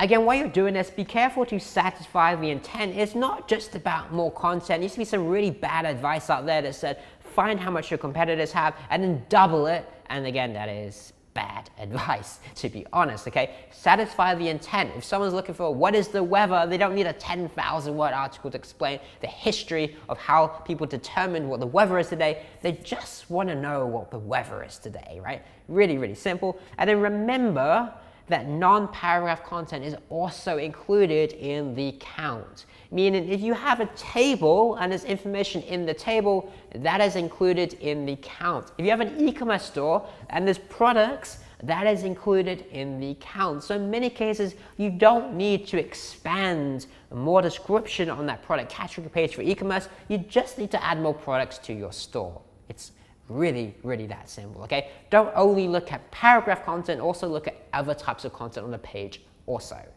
Moving on to something a little bit more advanced and a little bit more nuanced is keyword density. Keyword density measures how much the keyword is included in the content in short. Now we do this as a percentage, but really it's just measuring how many times it's in the content. So if it's in the content 10 times, then obviously that's 10 times in the content, but then we have to consider, okay, how many words of content there are, because if there's 10 times and there's only 100 words, then that's 10%. So that's way too much. But if it's 10 times and it's 10,000 words, well, that can actually be pretty reasonable, or maybe it's even low. Right? So it just depends, but that's what keyword density is, measuring how much it's used within your content as a percentage. Now, guidelines here. There is no perfect keyword density. All right, everyone's like, you need to include the keyword 3 times. If you just have it 3 times, you will rank. If you have it 4.5 times, that is the perfect, like, no, like that's not how it works. It depends on every single keyword, right? So what do we do here? We look at our competitors and then we match what works. Same for practically every area of SEO. Again, presuming you look at the right competitors, i.e. similar competitors. We talked about it in the keyword research module. Go back and watch it if you forgot. Next up, okay, keyword density applies to the main keyword, but it also applies to secondary keyword, and it also applies to other topics and phrases and everything on your page, meaning you need to be cautious. Now, what I mean by cautious, it means honestly just do it naturally. If you just write your content well and don't focus on any of this stuff, then it's gonna be fine because it's not over-optimized, right? Just by focusing on good content, it's fine. So here's what I recommend, right? It's really simple. Write your content without even thinking about SEO. right? And that's even better is like, don't do it yourself, because I suck at writing content about anything other than SEO and things I actually have interest in, right? So pay someone to write this content for you, and then don't tell them about SEO, don't tell them my keywords or anything, just say, hey, the topic is this, please write this article. They're gonna write it, they're not gonna stuff keywords or anything like that, because they're not thinking about that, because they're writers, they're not SEOs. And then afterwards, publish this content, check the rankings, and then go ahead and say, okay, what is the keyword density of our competitors? What is the keyword density of our own website? And how can we maybe we can increase a little bit, or maybe we need to decrease this slightly, but analyze it after the fact, and then it's way, way more effective. You can actually measure the difference. But first, just get the content up, and then you can tweak, okay, let's include this phrase a little bit more. Let's include this main keyword a little bit more, a little bit less. Let's include this partial keywords a little bit more, or again, less, right? Do it after the fact. It's much easier. Start with just good, natural content. Now, there's tools like Surfer that can make this way easier, and my editor here can show a quick clip of how that looks, but don't worry about it, because in the next video, I'm gonna go through how to do this step by step. So let's move on to the next thing, which is image alt text, which stands for alternative text. And what this basically means is if someone, whether that's a person with accessibility issues or whether that is a search engine, can't read the content of this image, they can't look at this image, determine what it is, which by the way, search engines are getting much better at that these days, but still it's better to have this alternative text. And that just describes what the image is. So for example, if you have this picture right here, then you could have an alt text that says smoker full of meat. It describes what it is, right? Really, really simple. Now, guidelines for you guys. The priority here firstly is low. This is a low priority thing. It's just not that important. I recommend doing it because why not? Let's do everything. It's good SEO, it's good practices, best practices, but it is just low priority overall anyway. I just wanted to include it because, well, we need to include it somewhere.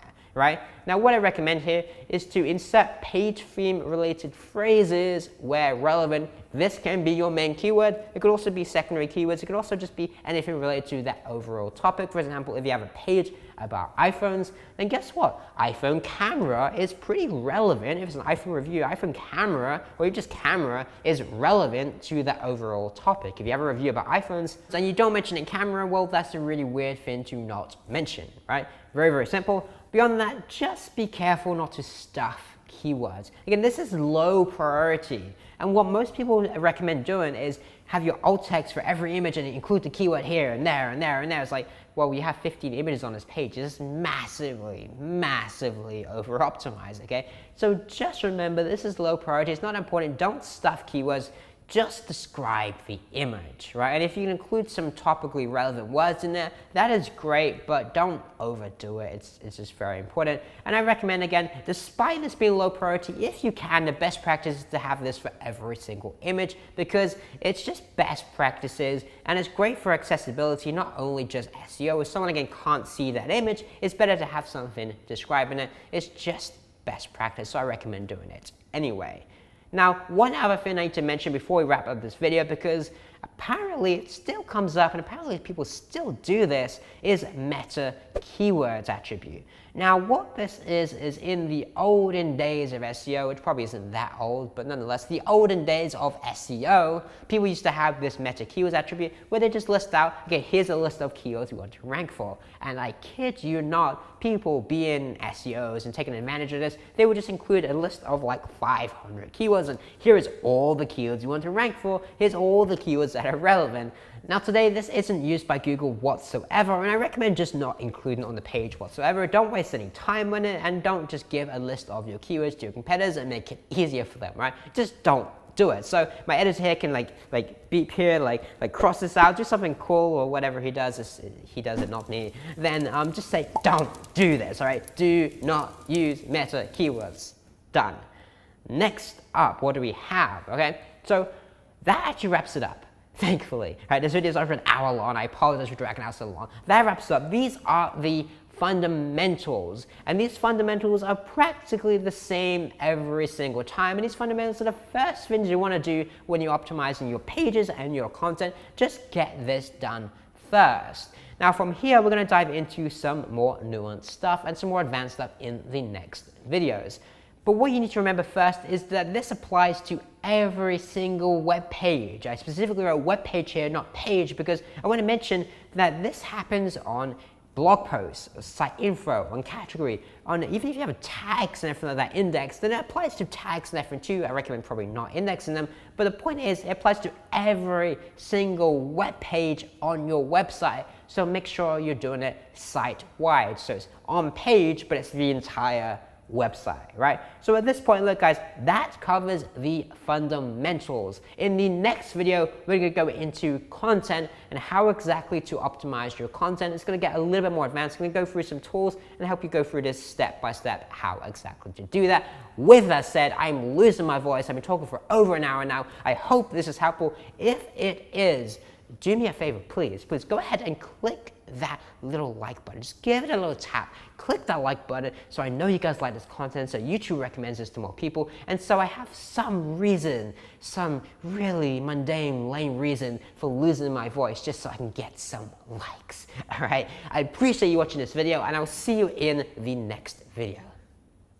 Welcome to part 2 of the OnPage SEO module, where we're going to talk about content optimization. Now, as always, if you didn't watch the previous video, I highly recommend you go back and watch that, because it explained a lot of the fundamentals of OnPage SEO that frankly you really won't understand what this video is about if you don't know what we mentioned again previously. Now in this video specifically, I want to dive a little bit deeper into what we mentioned and go a little bit past the best practices into a little bit more nuanced strategy. Now here's an idea for you guys to start this topic off.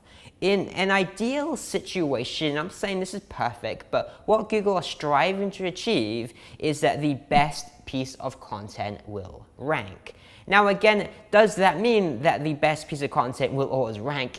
Absolutely not, on no level. You see sometimes this really bad piece of content ranking really well. But generally speaking, again, in an ideal situation, in the ideal outcome, and what Google is striving to again achieve is that the best piece of content will rank. And sure, there are other factors that go into this. Of course, we all know this, but the ideal outcome for us is that the best piece of content will rank, and then we own that best piece of content. So the question that comes out of this, okay, if the best piece of content will rank again in that ideal situation, how do we create the best piece of content? How do we define what is the best piece of content? Well, in the last video, I kind of introduced this idea of relevance, intent, engagement, and basically just looking through the fundamentals of on-page SEO, which is a great starting point. And I really think for the most part, a lot of this does come down to relevance, intent, and engagement, as mentioned previously.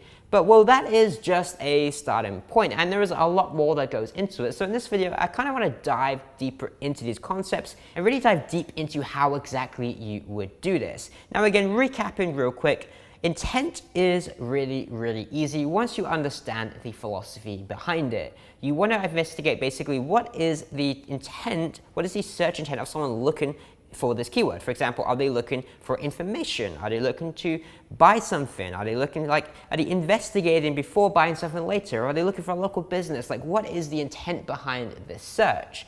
Diving deeper into that, you also have the overall kind of content type. For example, yeah, sure, it's information, but is this a roundup post? Is this like a short how-to guide? Or is this like a really long, detailed, like super monster guide on how to do something, right?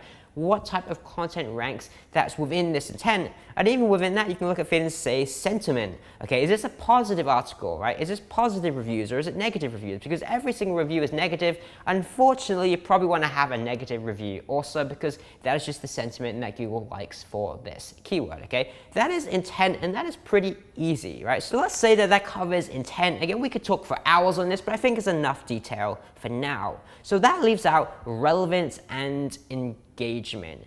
And engagement is very important, but realistically, it doesn't matter if you have engaging content if you don't have any traffic, right? So let's focus on relevance first, and then when we start ranking maybe page 2, page 1, then we'll start looking into how can we increase the engagement, because when you're on page 1 especially, that can directly influence the rankings. But starting off with relevance, let's get into it. And here's a question for you.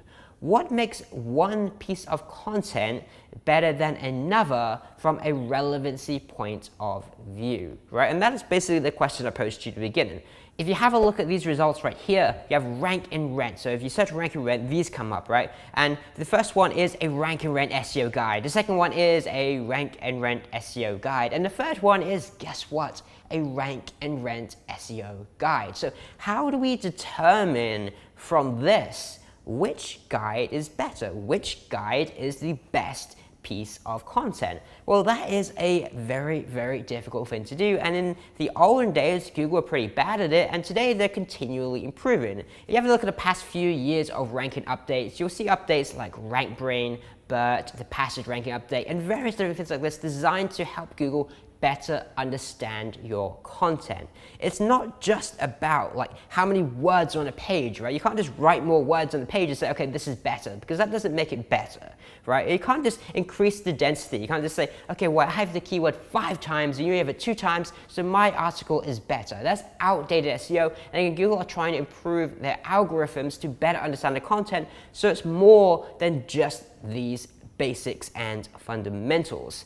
So what it really comes down to, I believe, is what we call like topical relevance or topical coverage, or really both, right? And what it means is how much content you have covering this topic on both the page itself, but also on other pages on the site, on your overall website, right? You can't just have one single blog post about this topic, because that's not in depth on the topic. Sometimes you need 300, 400, sometimes you need 1,000 or more to really fully cover this topic in depth, right? So it's the relevance and coverage on the page itself, but also the entire website as a whole. Now let me give you guys a quick example. This is an iPhone 12, apparently. I think they all look the same, but apparently this is the iPhone 12. Now imagine you are writing a review of the iPhone 12 and, well, you didn't mention the camera. It'd be very, very strange, you know? So I actually had a look. I checked out the reviews of iPhone 12s, and guess what? Every single one of them, of course, has a section dedicated to the camera. Like not just a little note within the content, but literally a heading or subheading relevant to cameras and about cameras. So if you wanted to rank for iPhone 12 review and you didn't have this same thing, then you would not be able to rank. It's as simple as that. You stand out because it's different, and Google could understand the content that all these sites have this topic and yours doesn't. Well, there's an issue there at hand, okay? So that is something that you absolutely want to make sure you're doing, okay? Now, here's how you would do that. It's really simple. You would go ahead and search for a keyword. I searched for best massage chair. I grabbed a top ranking site, and I just listed a handful, right, a little bit more than a handful, but a bunch of subheaders they have on their page. Now, I could list significantly more than this because it's a very, very detailed piece of content, but I think it's enough to get my point across.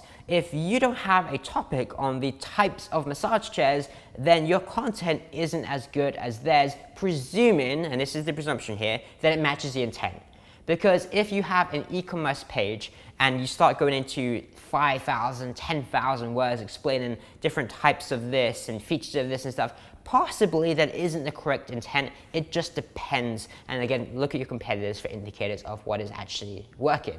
But basically, if you were to want to rank for this keyword, you want to look at the top ranking competitors and see, okay, what subheadings do they have? What topics do they have? And basically, what are they mentioning in their content? Because that is clearly working for them. And again, this isn't only on the page itself, that's a great starting point. It's also site-wide, again, because if you just have one blog post or one page about massage chairs, you have nothing else about chairs and nothing else about massage products or anything of that kind, you probably don't have relevance to this topic. You probably don't have enough coverage of this overall topic, okay? Another thing you can look into is things like, you see on this website here, they have the FAQ section, like what is a massage chair? What does a massage chair do? And so on like this. Well, you can find these by, again, looking at your competitors, but also looking at things like the people also ask section within Google search results, right? And just compiling all this information and creating a really detailed, in-depth piece of content that covers this topic as a whole.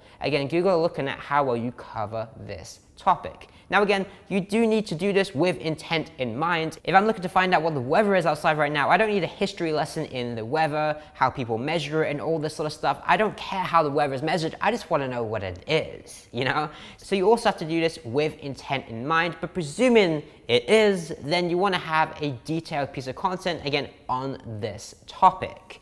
Now, the way I do this is using a tool called Surfer, which I'm going to break down exactly how exactly I use that. So let's open it up and let's run through it. Okay, the first way you can do this inside of Surfer is using their content editor tool, which I'm currently using right now. And essentially what they allow you to do is you write your content within this tool. And if you look down the sidebar here, it pretty much recommends how exactly you would optimize your content. Now, the first thing you want to do is in the settings, when you're setting this up, you want to make sure you select the right types of competitors. In this case, I've unselected kind of roundup types, I think. I don't know, I've just a quick example. And basically trying to find more detailed guides that, again, similar type of content. Again, this is a detailed guide. So a roundup like 5 template ideas, well, doesn't match the intent of what we're trying to do in terms of the type of content, okay? So basically just make sure you have the right intent selected in terms of the correct competitors that are similar intent to you. Now, closing this, once you're in here, you're going to have your content score, which is just a helpful indicator. But realistically, what you want to look into is these terms down here, and also the topics can be quite helpful also. Now, what this will suggest is the average range of words they recommend, which is in this range, or actually slightly over in this case, the number of headings they recommend, number of images, and so on. Now, what I really like is this little section here, which is basically terms they recommend including. So for example, they recommend that you include the word how to write in mail, LinkedIn messages, LinkedIn cold, LinkedIn message in, use LinkedIn, messages, people, a message on LinkedIn, and so on. These are all phrases or terms that they recommend that we include within this article. Now, when I'm doing a light optimization, meaning the first run of content, I'm not super fussed on hitting the exact ranges. I mean, if you have a look at this, they say that they recommend having messaging between 9 and 23 times, or LinkedIn cold between 3 and 9 times. Now, that is great for full-on optimization, but when we're initially writing content, again, I don't do this, but when I hire writers to write content for me, I don't particularly care whether exactly 3 to 9, it doesn't particularly matter. I just want to get the words in there at least once, the phrase in there at least one time, just to hit that overall topical relevance. Because again, going back to that camera example, the iPhone, if we don't have anything in there about that, then it's going to be a very, very difficult time to rank. When you combine this with the initial research that we do in terms of checking out our competition and writing down all the topics they cover, all the subheadings and different things like that, the FAQ, all that good stuff like that, and you combine that with this, then you have a really well optimized page that covers really everything on this overall topic that matches the correct intent. So that is the purpose behind this. It's just getting started initially, and then what we'll do is we'll give this some time, right? Because we don't just want to create one blog post or one page, because again, we need to have topical coverage. So we create this post first, and then we create the other content, and we do the same process once again, and then we wait, and we give it a little bit of time, and we see what happens. And while we're waiting, we're doing things, right? We're building internal links, we're building backlinks, we're doing other best SEO practices, and then we revisit it later and say, okay, hey, this one isn't quite ranking where we want it to be yet, let's do some further optimization, and let me show you how exactly I would do that.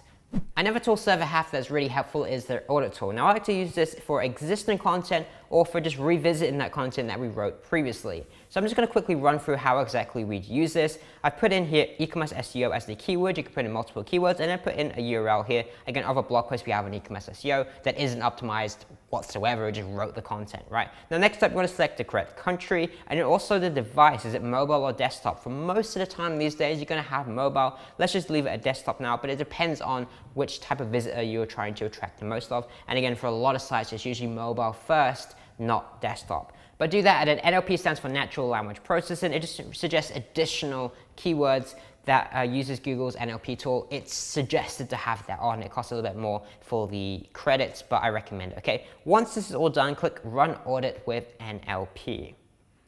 Now, this is going to take a minute or so, usually between like 30 to 60 seconds to run. So we're going to cut this video and we'll continue once it's done. So at this point, the audit is done, and here is how it looks. You see all this information down here just like this. Now, first up, before we start using this, I need to select competitors. So you need to double check that this is correct.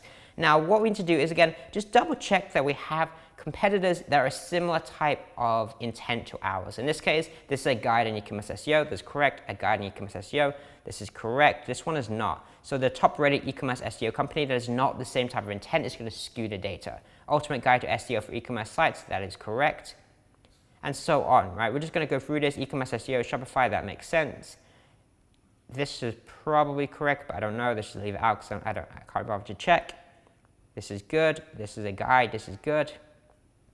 And I think this is all good. I think actually Moz is probably okay as well, but the word count's lower, so let's just leave it out. What this is going to do is it's basically going to check those competitors and tell us what to do based on what those competitors are doing. So you can see here, here's terms they recommend using. Really, really simple, okay? Here's the word count. They recommend need to expand the content. Actually, we need to add an additional at least 1,400 words to the content, right? Or within paragraphs, at least 1,400. So a significant amount additional content. They recommend add more within the H2 to H6 as in the subheadings. Add more words in bold.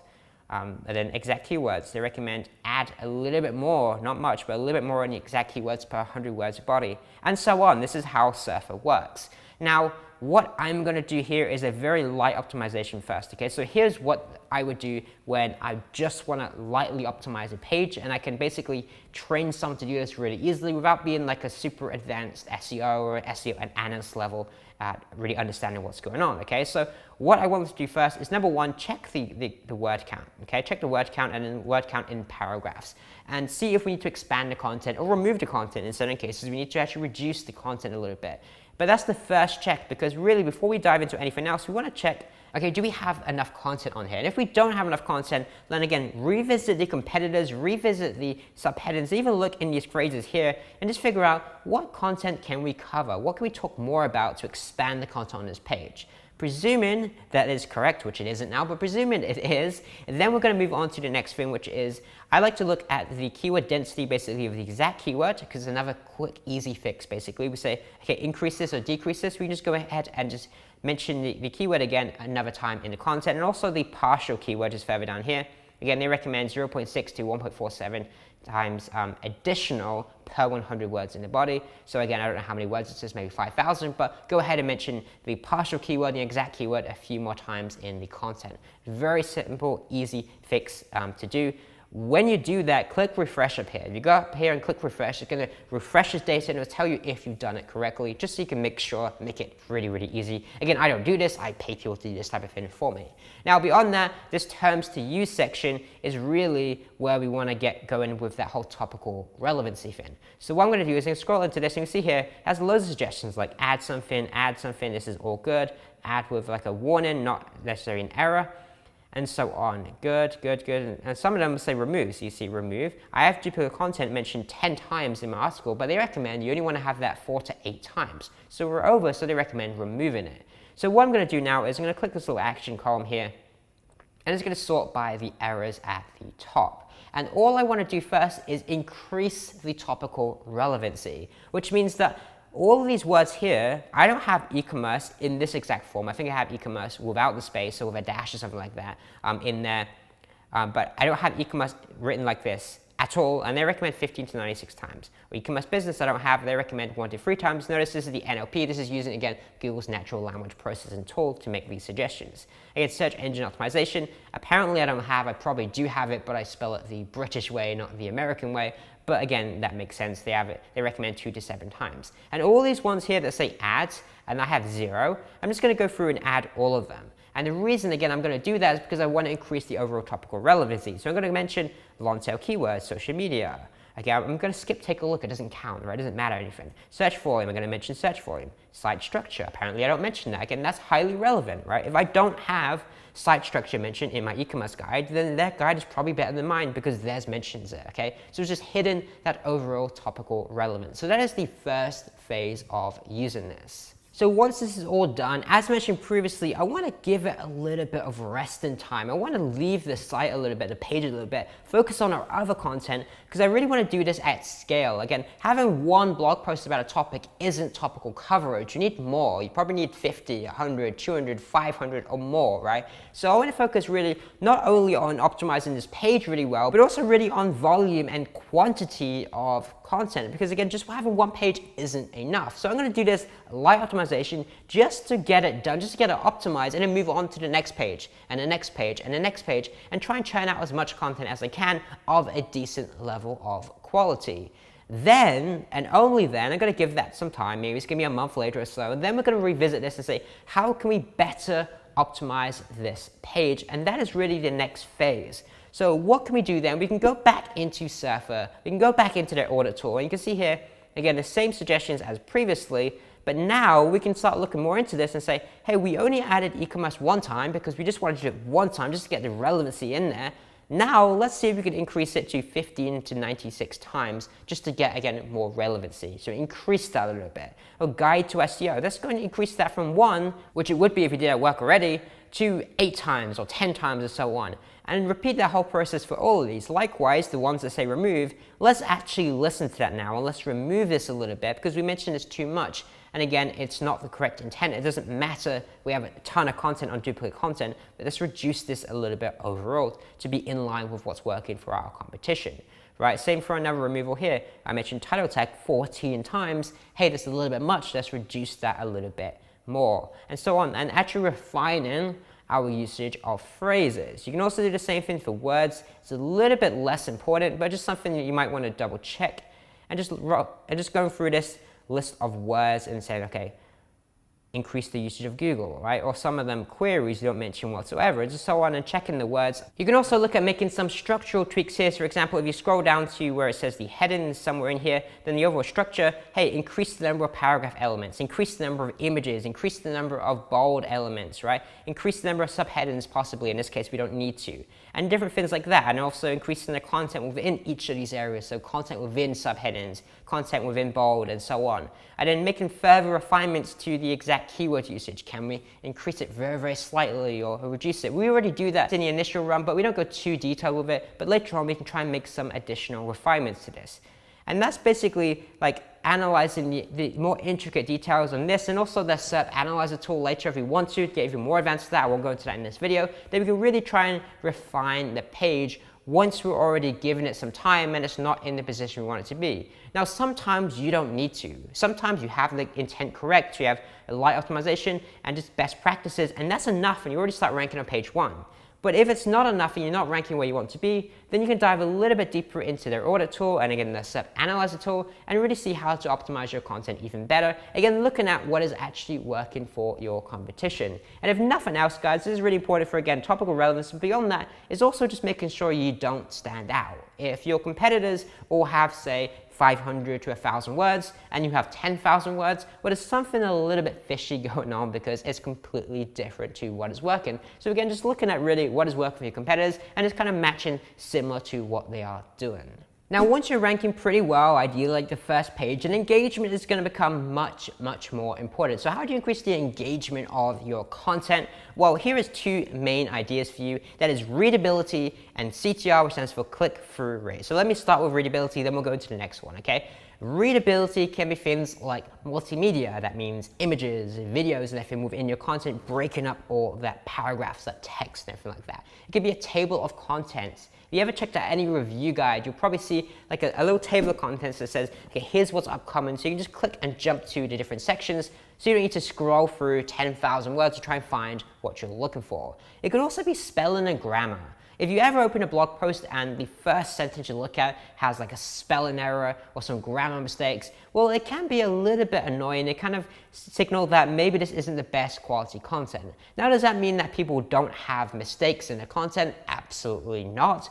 But again, if this is like full of spelling and grammar mistakes, that will absolutely destroy the readability and the engagement of your content.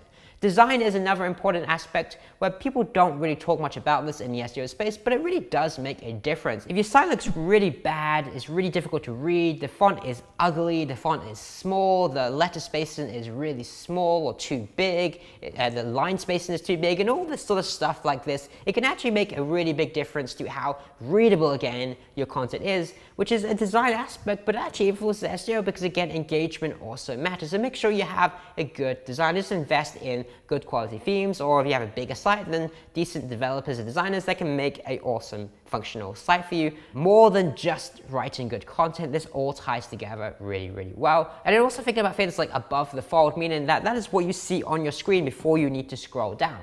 If you visit your blog post and it's supposed to be a review, and all you can see is a gigantic image and a headline, well, that isn't really that great of an experience because I have to scroll down before I even know if this is that interesting to me. So by having the right content above the fold, that can also, again, influence the engagement and readability. And then a final idea for you is spacing. Now, I kind of mentioned this in terms of design and fonts and everything like that, and that absolutely matters too. But I'm referring to specifically here, it's just spacing out your content, meaning having quotes here, having subheadings, and just breaking up the paragraphs. Have you ever tried to read someone's comment on like Facebook or YouTube, and they just comment like 1,000-word article, and there's no paragraph breaks or anything, and it's just a mess, and you expect people to actually read that? It is insanity. Okay, so make sure you're spacing out your content, your paragraphs, stuff like that, so it's actually readable. Now, my original intention in this video was to go through every single one of these and show an example of what every single one of them meant, but frankly, we're low on time and I don't want to drag out this video too long, so if you want to know what any of these are,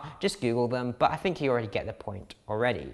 Now, beyond that, there is also SERP CTR, which I mentioned previously, right? If your site ranks lower than your competitors, but you have a more compelling title and other elements like that, you can actually get a better click-through rate than they can, which is actually great. If you're, say, position 3, you can get more traffic than position 1 if your site is better. But beyond that, it can also influence your rankings, because if Google sees that, hey, the site ranking number 2 is getting all the traffic and not site number 1, hey, maybe they want to change those rankings a little bit, you know?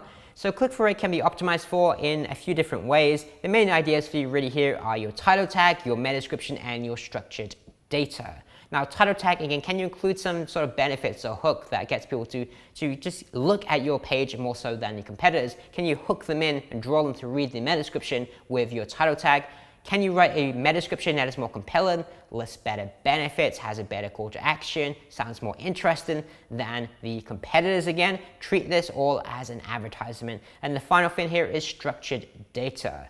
Are there any unused structured data opportunities with your page? Now, if you don't know what this is, let me explain. Structured data is essentially, it sounds really dumb, a way of describing data. Now, that is the least helpful description ever, but let me get into it, okay? So for SEO, structured data is a way of helping search engines to better understand your content. Now, rather than try and explain this in really technical terms, because it just gets complicated, let me just show you, okay? So the most common way you'll see this is with review schema, which is things like this, where you see review or rating schema. You see here, rating 4.8, 1,466 reviews, right? You see this all over the place. It's very, very common with e-commerce. You see this all the time. And even with other types of sites as well, you see reviews and ratings. Now, these days, it's a little bit harder to do this in the sense that you can't just add the code and you immediately start ranking like we used to a few years ago, which is really, really great. But this definitely has a huge impact in the number of clicks to your page versus the competitors if they don't have it.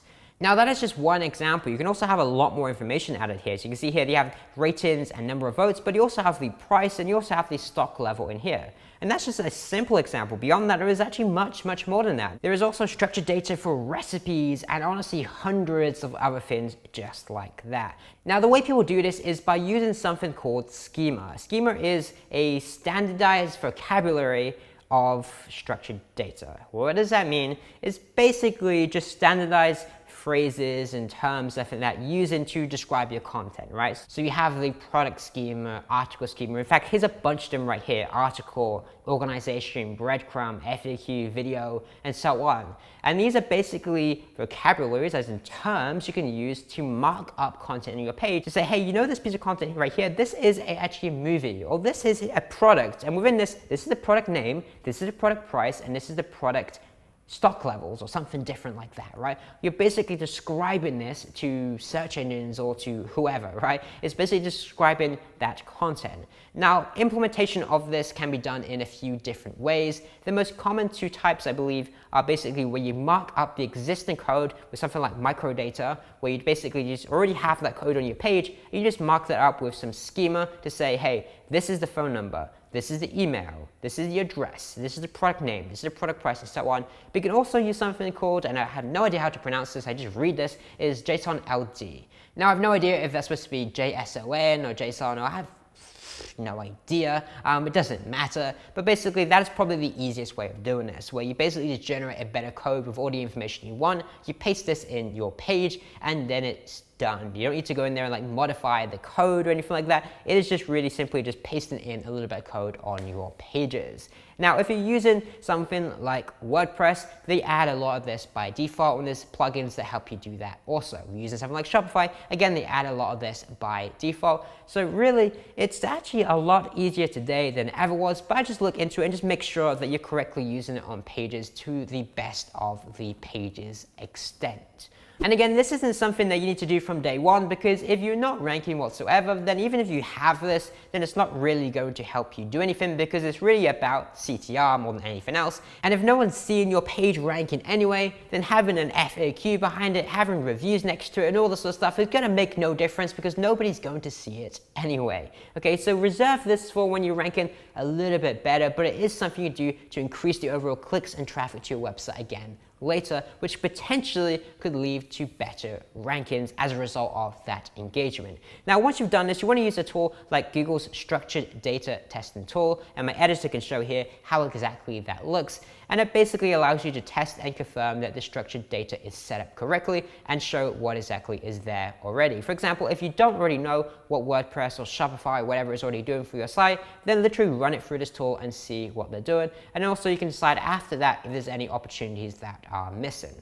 Now, with that said, let's wrap up this video. Again, I could talk for hours on how to optimize content, and I probably will in future content, but that is enough because I'm absolutely knackered, and I think this is enough information for this video. In the next video, we're going to go into internal linking, which is a huge part of it that really ties in really well with this, because we talked about topical coverage today and having sufficient level of blog posts and content around this topic, not again only on the page but also other pages. And where that ties in really well is, well, internal linking, because you want to link all those different blog posts and content pieces together. So that is what we're going to cover in the next video. It's a huge topic. It's a very easy sort of quick win for most businesses with existing content and pages and backlinks and all that good stuff. So we're going to talk about that in the next video. So with that said, I hope you've enjoyed this content. If you have, can you do me a quick little favor? Give that like button below a little tap, just so I know that you're liking this type of content, and just to appeal to my vanity for spending hours upon hours upon hours creating this course so far, and many more to come, unfortunately. With this said, again, I hope you guys are enjoying it. If you have any questions, anything I missed out, leave a comment below, I'll answer all of them. And aside from that, I will see you in my next video. Welcome to the third part of the OnPage SEO module, where we're going to talk about internal links. Now again, if you haven't already, go back and watch the previous 2 videos in this module, because really if you don't understand what's talked about in them, then you may not understand everything in this video. Now, starting with the absolute basics, as always, what are internal links? Internal links are essentially hyperlinks, as in links on a web page, to other resources on your website. And it's really that simple, but let me explain. If you're not 100% sure what this means, open Wikipedia, and my editor can show that right now, and you'll see link after link after link to various different resources on the Wikipedia site. And you can just click these and go to the next page and the next page, and there's an endless list of links because they have a ton of content in an encyclopedia. Well, all these links you're clicking, those are called internal links. They're simply links to other pages on your own website, or other resources on your own website.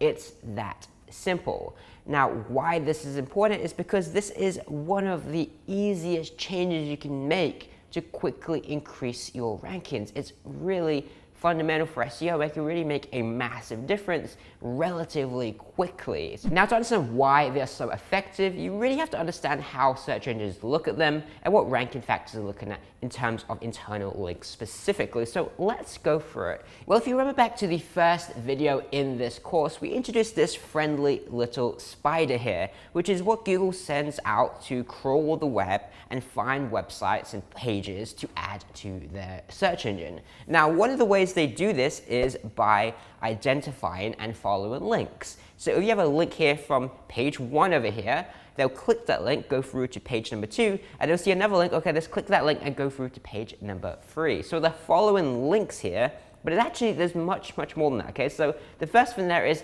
yeah, they're going to follow the links and they're going to find your pages. That is great. You need to have internal links exactly for that reason. but there is more than that, right? So there's crawling, but there's also PageRank and there's also relevance. So let's break down exactly how all of this works. So starting with PageRank. Most people have heard of PageRank. Most people think PageRank is outdated. It is not, okay? PageRank is now an internal measurement only used by Google to determine page level and domain authority. So if you ever use a tool like Ahrefs, they have the domain rating, or URL rating, or if you use Mars, they have domain authority. These are all basically the same idea. They're trying to measure externally, not using Google's own tools, how much authority this page or website is. Now, why this is important, because we'll dive deeper into that later in the backlinks module, why this is important is because PageRank passes via links. Meaning, if we have a very, very basic example, just to show how this works, then from link 1 or page 1 to page number 2, some of that page rank is being passed through. Now, how much exactly? It depends, okay? But we'll just say in this example, we have like half going through. And then you have another link on this page from page 2 to page 3, so half of that again is being passed through to page 3, right? Now, is that exactly how it works? Is it exactly half?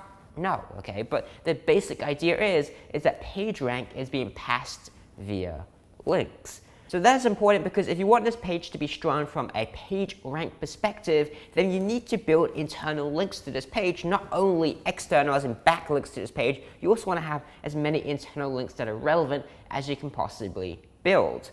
Now, the other thing to also consider here is that backlinks will also increase the page ranks. Again, it passes through all links, internal or backlinks, right? Meaning that if you have a link from the BBC, which is a domain rating of 93, it's a massive, massive website, it's a good quality link, well, that is also passing through PageRank to your page. Meaning that this page specifically here is probably going to be pretty strong because it has a backlink from the BBC. Therefore, because this page rank is really high on this page specifically, you also want to leverage this page to build internal links to other pages because, again, the page rank is higher than is getting passed through from the start. So again, this may be getting a little bit complicated, but the basic idea is page rank is passed via links. Internal links, as in what we're talking about right here, links between your own website, or backlinks, other websites linking to yours. So by utilizing internal links, we can increase the page rank of that page and deliberately send it to pages that are more important than others. By the way, if you're enjoying this video so far, please do me a quick favor, go below and click that little like button. Just give it a little tap, and it's going to really help us out with promoting these videos and promoting this entire course. Again, we're doing this entirely free, every single module, more coming every single week. Now, whether or not you really understood that description of PageRank and really how all that works, the basic idea is 1, more internal links equals a stronger page, again, a higher page rank, and 2, links from stronger pages, as in links from pages that have a higher page rank themselves, are again going to be more effective, right? So more links are better, and links from better pages are, well, better, right? Very, very simple to understand. The complexity of PageRank and everything, it's just how it all works. If you don't understand that, at least understand these two things. More links are better, links from stronger pages are also, well, better. Okay, now going back to these points again, so we covered crawling at this point, we covered page rank. Next up is relevance. Well, what is relevance from an internal links point of view? There is multiple factors, okay? Number 1 is your anchor text. Now, if you don't know what anchor text is, it's simply the text of the link. So let's play a little fun game here. We've got a little game show, play some game show music. I don't know if you can actually do that. I'll leave that to the editor. And here's what we're gonna do, okay? So I'm gonna show you a few different anchor texts here. So this is text of links. So you can see the first one here is pink, okay? Now the next one is fluffy elephant. The next one is pink and fluffy. Here's what I want you guys to do. I want you guys to guess what the page is about, okay? Show the next one, pink fluffy elephant, and the next one, pink and fluffy elephant, right? Now this one's pretty easy because I just deliberately made it easy because I'm just having fun with it, but it's of course a page about pink fluffy elephants. So the long story short here is that when you link into pages, anchor text is a signal of the page content and the relevance, so go ahead and use kind of optimized anchor text. Now that doesn't necessarily mean every single time use pink fluffy elephant. Sometimes it can be pink, sometimes it can be fluffy elephant, sometimes it can be pink fluffy elephant, sometimes it can be pink and fluffy elephant, and various other variations just like that. But the basic idea is that it should be optimized to be what the content is about. Now does that mean it has to be every single time? Well, sometimes maybe it actually makes sense to say click here for certain types of links. But I'm just saying in general, if you want to have relevance, then you realistically should try and include that main keyword, that topic of the page in the anchor text. Again, that is the text of the link. Next up, we have linking from page, as in the page linking to this page that we're looking at. For example, if you go back to that diagram from before, then page 1 is linked to page 2. So page 1 also matters as a topic to send relevance. So again, let's roll the game show and let's try another one, okay? So first one, hoofed mammals. Second one, 11 fascinated Nile River plants and animals. Again, this is just the URLs of the pages that link to this page. Next one, Nile River, plant and animal life. Next one, /animal / hippopotamus. I'm not exactly sure if I'm saying that correct. Next one, /place / Virunga National Park. Okay, so based on this, you have 3 seconds right now. Start the countdown. Can you guess what this page is about? 3, 2, 1, time! If you guessed hippopotamus, then you're correct. This is a page about hippopotamus. Right? Now, if you guessed that, good job. Give yourself a round of applause. Leave a comment below. Hit the like button and do whatever. Congratulations. You don't win anything, but you can feel good about yourself. Okay, so that's what it's about. And again, the point is that the page that's linking to you also can be a sign of relevance. Now again, it's not always 100% clear. I deliberately picked a few that are a little bit more clearer in that example. It's not always 100% clear, but generally speaking, you can determine the page's topic by looking at the page that links to it. But there's also another thing to consider with those internal links, and that is the location of the links. If you have a look at this, this is Chewy.com, a big pet food store, and you can see here you have this massive menu, which is pretty standard with any sort of e-commerce store. Now, does that mean that because in the menu they have a link to dog food, that this page that you're on right now is about dog food? No, right? It could be completely unrelated. It could be about reptiles, right? And reptiles is kind of related and that's about pets, but we wouldn't exactly call that a related page, right? So no, because a link's in the menu doesn't mean that it's relevant, right? So also, there is also to consider basically the location of the link, which also has kind of a weight added to it in terms of how important that is. So again, those types are content, navigation, sidebar, and footer. Now again, I've already put this in order of what I think is most important, being the content links, as in contextual links within the content, like Wikipedia we saw previously, are the most effective link. Like just altogether, backlinks and channel links, whatever, they are the most effective type of link. Next up is navigation. Like we showed before with the navigation menu in the previous slide, again, top navigation is really, really important for users, so I think it's pretty important. I would deliberately link to any page from a usability experience that I think is important for them to be able to find and be easy to navigate. Now again, is this as important as content? No, when I'm measuring internal links, I'm not really looking at this, but I am looking at this from a user experience point of view.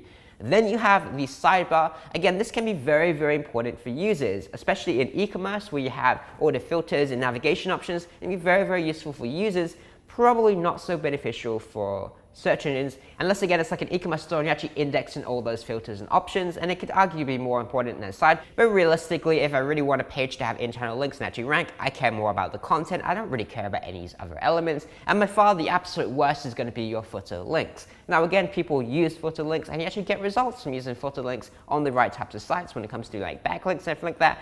But generally speaking, the links in the footer, as in right at the bottom of the page, are lower quality. And again, that doesn't mean you don't have any, because they can be important, especially for things like, hey, your delivery information, your warranty guarantee information, and terms and conditions, privacy policy, all this sort of stuff. It makes sense to have them. They're important to have, but generally speaking, they add little to no value to search engines, and it's really just low quality from, again, an SEO perspective.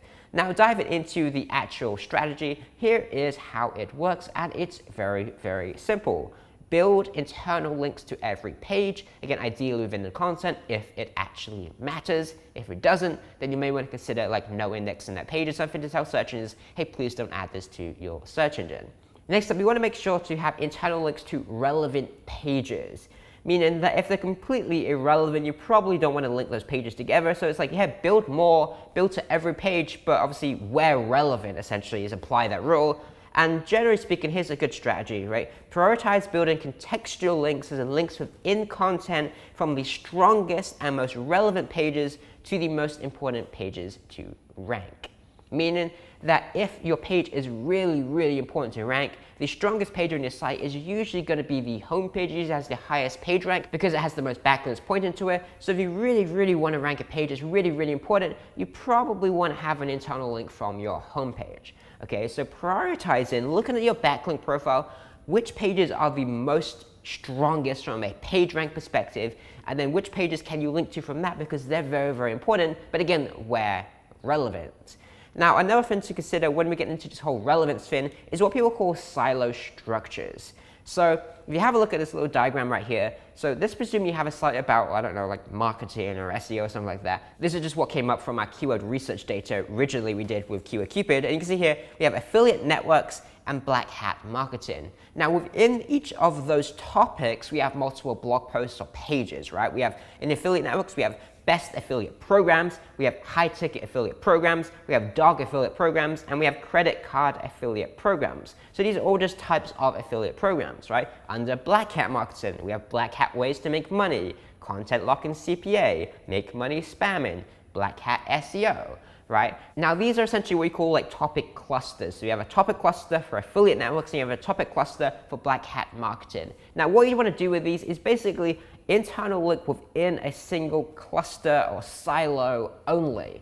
So the affiliate networks page should absolutely link to each of those pages, right? This is called like a hub, right? It's linking to all the pages that are about affiliate marketing, about affiliate networks. Likewise, the black hat marketing page will link to all the black hat marketing posts, right? Even though it's not directly in the title black hat marketing, it's still part of that overall silo. Like content lock and CPA doesn't say black hat, but it's part of that overall silo. So again, this would link to these pages. Likewise, those pages would probably link back to the overall head of that silo, the top of that silo, right? The hub of that silo. For example, if you're on the credit card affiliate programs page, it makes sense to say, hey, are you looking for more affiliate networks? Click here to go to affiliate networks list, our overall hub page, right? You write it better than that, that's the basic point, right? So they will link down and they will link up. And also, you may even link the pages between each other, right? So dog affiliate programs may also link over to high ticket affiliate programs, right? Maybe they're relevant in some way when you're writing your content, right? But what wouldn't happen here, what wouldn't happen is dog affiliate programs wouldn't be linked to make money spamming, right? Or credit card affiliate programs wouldn't be linked to black hat ways to make money. So you're keeping the links within a single silo.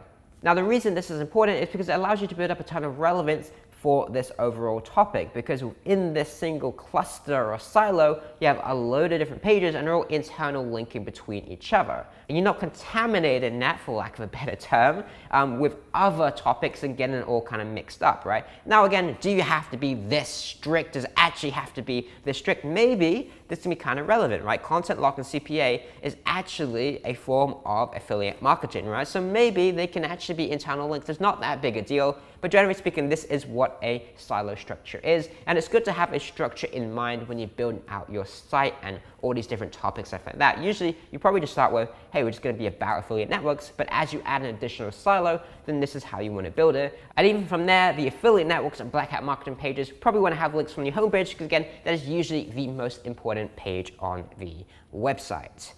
Now, one tool we can use to make this way easier is Keyword Cupid, which you use in the keyword research module. If you remember when we used it previously, we only looked at the page theme and the supporting keywords within that overall page theme. The problem with that approach is that we completely ignored this thing here called silo confidence. Now, if you remember, I just mentioned silo structures before because this is what it is, okay? So we can see here, this is a silo for all of these together here. So one silo would be domain appraisal GoDaddy, domain name appraisal, what is my domain worth? Another silo would be define niche markets, profitable niches, right? This is just one. Another silo, best video format, what video format for YouTube? Another silo, these two here. Another silo, these two, and so on. So again, would I just copy this blindly and just use this data? No, I'd probably try and add extra things or remove things and move it around where I think is best. But this basically tells you from the start what they recommend doing, and it just saves you time. Another example, we have 3 examples from this, remember? Another example, this is silo, battery powered jigsaws, best jigsaw.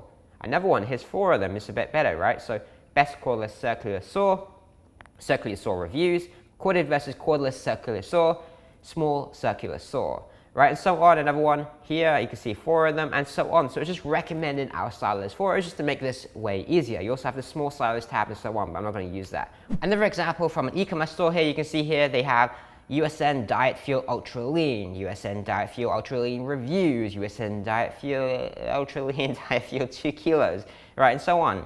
Seamless Fun UK, Seamless Underwear, Chic Belt UK, Chic Belts, Weightlifting Belts, Sports Direct. Okay, you wouldn't actually target those keywords, but you get the point here. You can see kind of all these different silos that they're recommended for this overall page and all these different keywords, right? So that's basically how Keyword Cupid works. It's just an additional way of helping you decide what all of those silos are. Again, they do this automatically, so it just saves you some thinking time essentially. But in short, guys, build more internal links. That's it, like just build more internal links. Like if you just do that, you will rank better. And now everyone knows this, so the question obviously is, yeah, that's great, but how, right? Well, here's when to build internal links, okay? 1, it's an important page that you actually want to rank. So you want to rank this page better, it's an important page, okay? That's the first reason. 2, a page has a low number of outlinks, and I'll explain what that is in a moment. 3, the page has a low number of inlinks, including orphan pages. And 4, the page depth is high relative to its importance. So let me explain what those things mean. First up is inlinks and outlinks, okay? So inlinks and outlinks are basically just referencing what it means, as in, is it a link out from this page or is it a link into this page? So these links here, open source artificial intelligence, OpenAI, translates, and so on, they are outlinks because we're on that page and they're linking out to other pages. Whereas if you click this link here that says indistinguishable from that of humans, well, now it's an inlink because we're on this page, we're on page number 2 here, and it's an inlink from page number 1. So it just explains whether it's an inlink or an outlink. But you say, hey, build a link on this page, do you mean build a link into this page, or do you mean build a link out from this page, right? So it just explains the difference, inlink or outlink. Now I've used a basic tool like Screaming Frog, which I introduced previously. We open this up, I did a quick crawl of my linezero.com site, click HTML here, so there's only HTML pages, scroll across to like way further across, let's just grab this somewhere over here somewhere.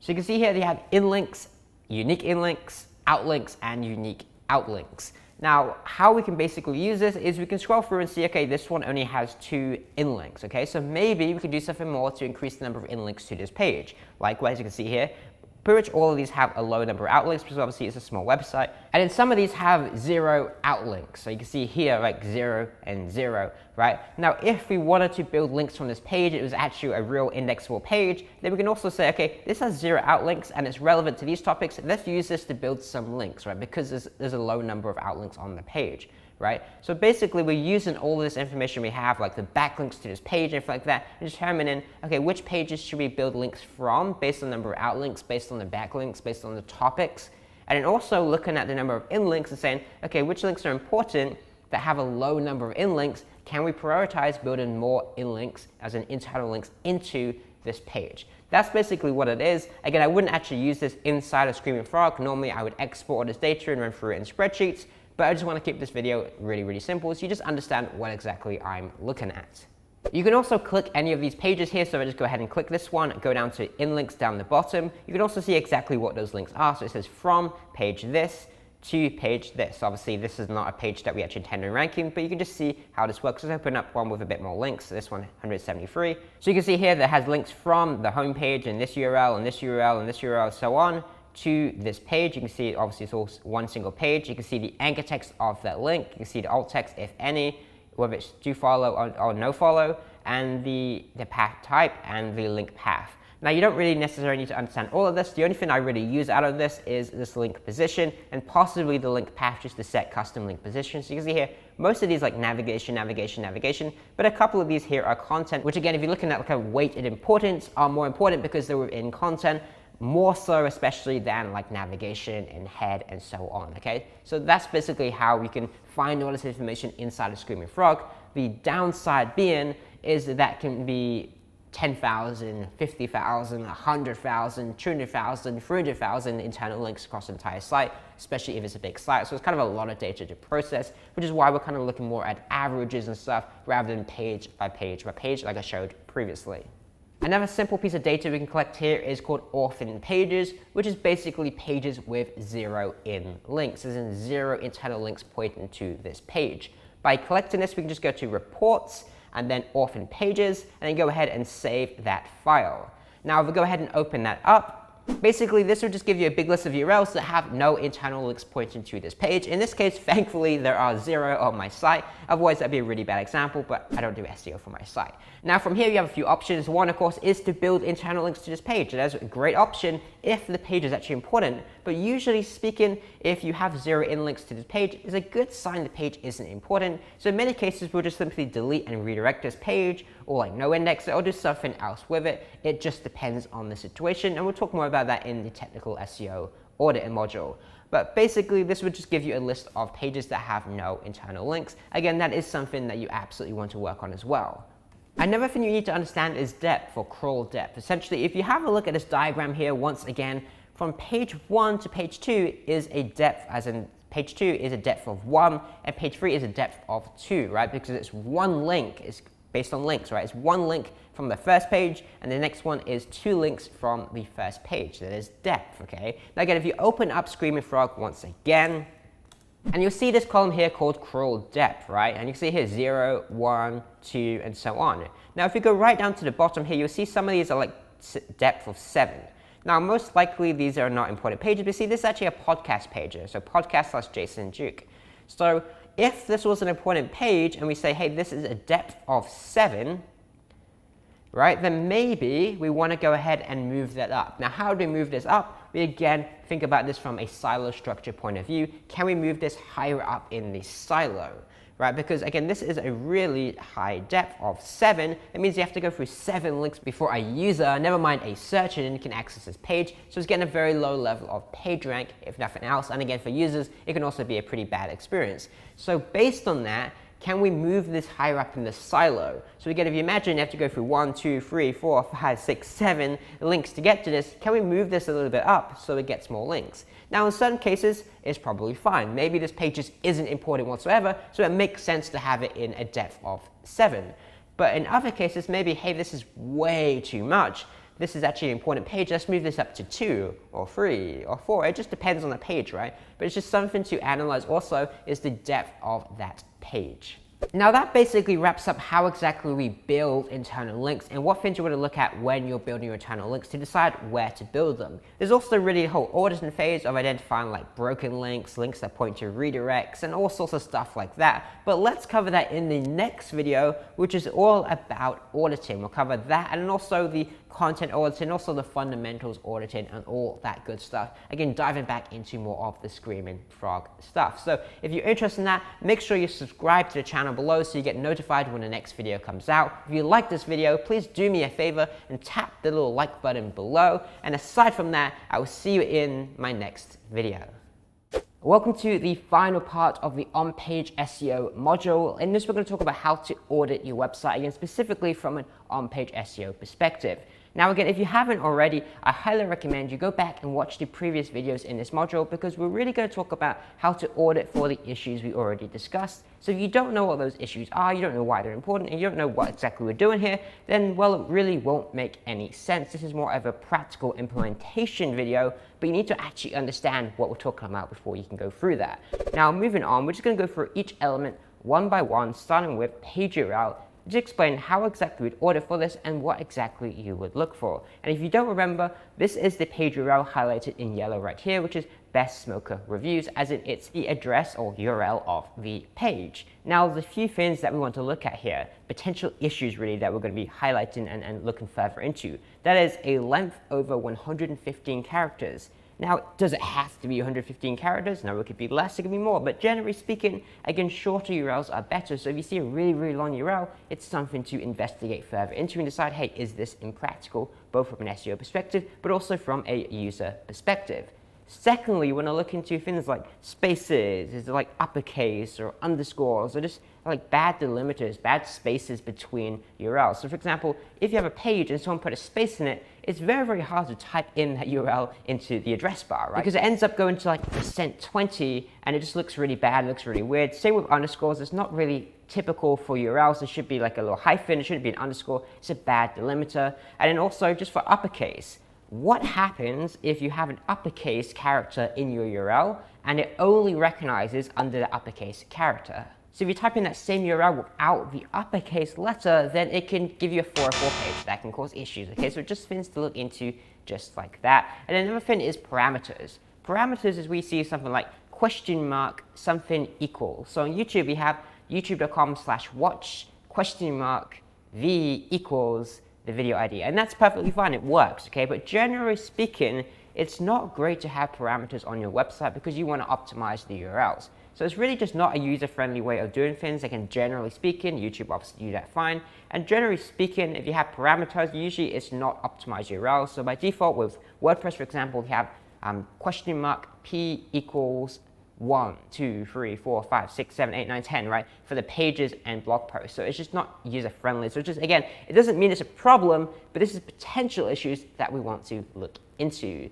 Now again, this video isn't about theory, it's about showing you how exactly you would do this. I'm going to explain what exactly we're looking into, then go into how exactly to do that. So the way I'm going to do that is using a tool called Screaming Frog. And what I've done is I pulled up one of the example sites we looked at previously in the keyword research module, and we're going to go through these issues specifically for URL, and then we'll go through title tags or the rest of it, and then back and forth between here's what to do, then here's how to do it, here's what to do, then here's how to do it. So this is Screaming Frog. It's a great tool for technical auditing and just auditing in general, and we're using this for OnPage currently. And what I've done is I've checked out a website here, Gymware. Again, we looked at them previously. They're a Shopify store, and I've just done a basic crawl of their site. You can see here however many pages there are, 1600 HTML pages, and you can see basically it's just a typical site. Now the first one again we mentioned was URL, so how do we do that? Well, we can do it in two ways, but we can click up here URL, but we can also go down to here and just have a look at this, okay? So what we can see here is, okay, all URLs, we want to see all URLs. You can also see, okay,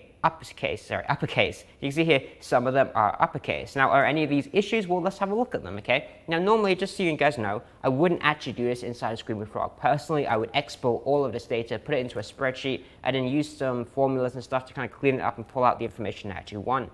But let's just keep this simple because anyone can do this, and I don't really want to give away everything that I do in my own agency. So we'll just show how to use inside Screaming Frog firstly, okay? So here are 3 examples where they have uppercase in the URL. Now, are any of these issues? Let's have a look. The first one, it's not an issue because it's parameters, okay? It's just parameters being added. And if you scroll across, you can also see, probably scroll down through here somewhere, you should be able to see the canonical link here is this, so canonical element. You can see here it's canonicalized to the main page without the parameters. This is set up correctly. Likewise for the other one, exactly the same deal. It's canonicalized. The problem, by the way, if you don't know what canonicals are, don't worry about it. This isn't a technical SEO video. We're going to get into that in the next video. The potential issue one here is this one, which is a tag basically. So blogs/news. So the way Shopify works is everything is /blogs, and you have a type of blog. So you can have news, you can have other blogs basically. You have multiple blogs on a single store. And then you have tags, which is this one here. Now, I would say that realistically, tags shouldn't be indexed in the first place because it's just not a good type of thing to do. But luckily, you can see here, non-indexable, but obviously it's probably more likely because it's a 404 page. So again, this isn't really an issue. But again, I would just want to look through this and just see if there's any occurrences of this that are actually issues. Likewise, you can see here underscores. And again, what we're looking at, both of them parameters, we already know they're canonicalized because default behavior in Shopify. So these are not an issue. We can also see parameters here. Again, we can scroll through these and check them out. In this case, I can see this is pagination, and so on. None of these are issues. They're all dealt with by default within Shopify. There's no issues with this. Again, we'd verify this in a technical SEO stage, but I already know this is perfectly fine. So I'm just looking if there's any other issues, but obviously this is Shopify, so I know there isn't going to be. The only one potential one there could be, but I'm not seeing it here. Variants, again, they're canonicalized. You have a look there. It's canonicalized to the main page, not an issue, and so on. Now, this is, again, on the verge of really technical SEO more than anything else, more than on-page, but it's just something to look into to see if it's been set up in general. But for the most part, you can see here, all of these are actually set up correctly, so /collection, / the name of that collection. So for the most part, these are correct. This is just pagination on top of it. And there is another issue, but I'm not seeing it on their page, which is vendors for Shopify specifically as a platform. The other things we can look into, obviously you can look into this, but there's none, contains a space. You can see some of them contain a space, but again, this is in the parameters, not the actual page URL, which is again canonicalized. The other thing, again, we mentioned previously, is going to be this final one here, which is long URL, so over 115 characters. Again, on this site specifically, there is no issues. The reason is, again, it's parameters, so it doesn't count. Again, the only actual URL is if you look at my screen here, you can see this is the actual URL here. Just the extra stuff is parameters that can change. It doesn't matter whatsoever, okay? Now, again, on this site now, there's no issues. Sometimes you will find issues. I'm just showing you how to identify it, what to look for, and then you can repeat the same process for your own websites. Typically, with bigger sites that have less SEO knowledge, we tend to find issues, but it also depends on the platform. In this case, Shopify has some issues, but URLs generally they get just about right with no real issues, okay? Next, we have title tags, which looks just like this. It shows in the Google search results. And usually, again, as mentioned, you want to have your keyword in here. So you can see here, example title tag would be Best Smoker Reviews Guide for 2021. Now, again, what are the potential issues you want to look into and identify for title tags? It could be missing from the page completely, as in the page doesn't have a title tag. It's a duplicate of another page, as in multiple pages have the exact same title tag. It does not contain the keyword. It's more than 60 characters. Again, does that mean it's an issue? Is 61 characters an issue? Is 65, 68, is 70 characters an issue? No, but it can be.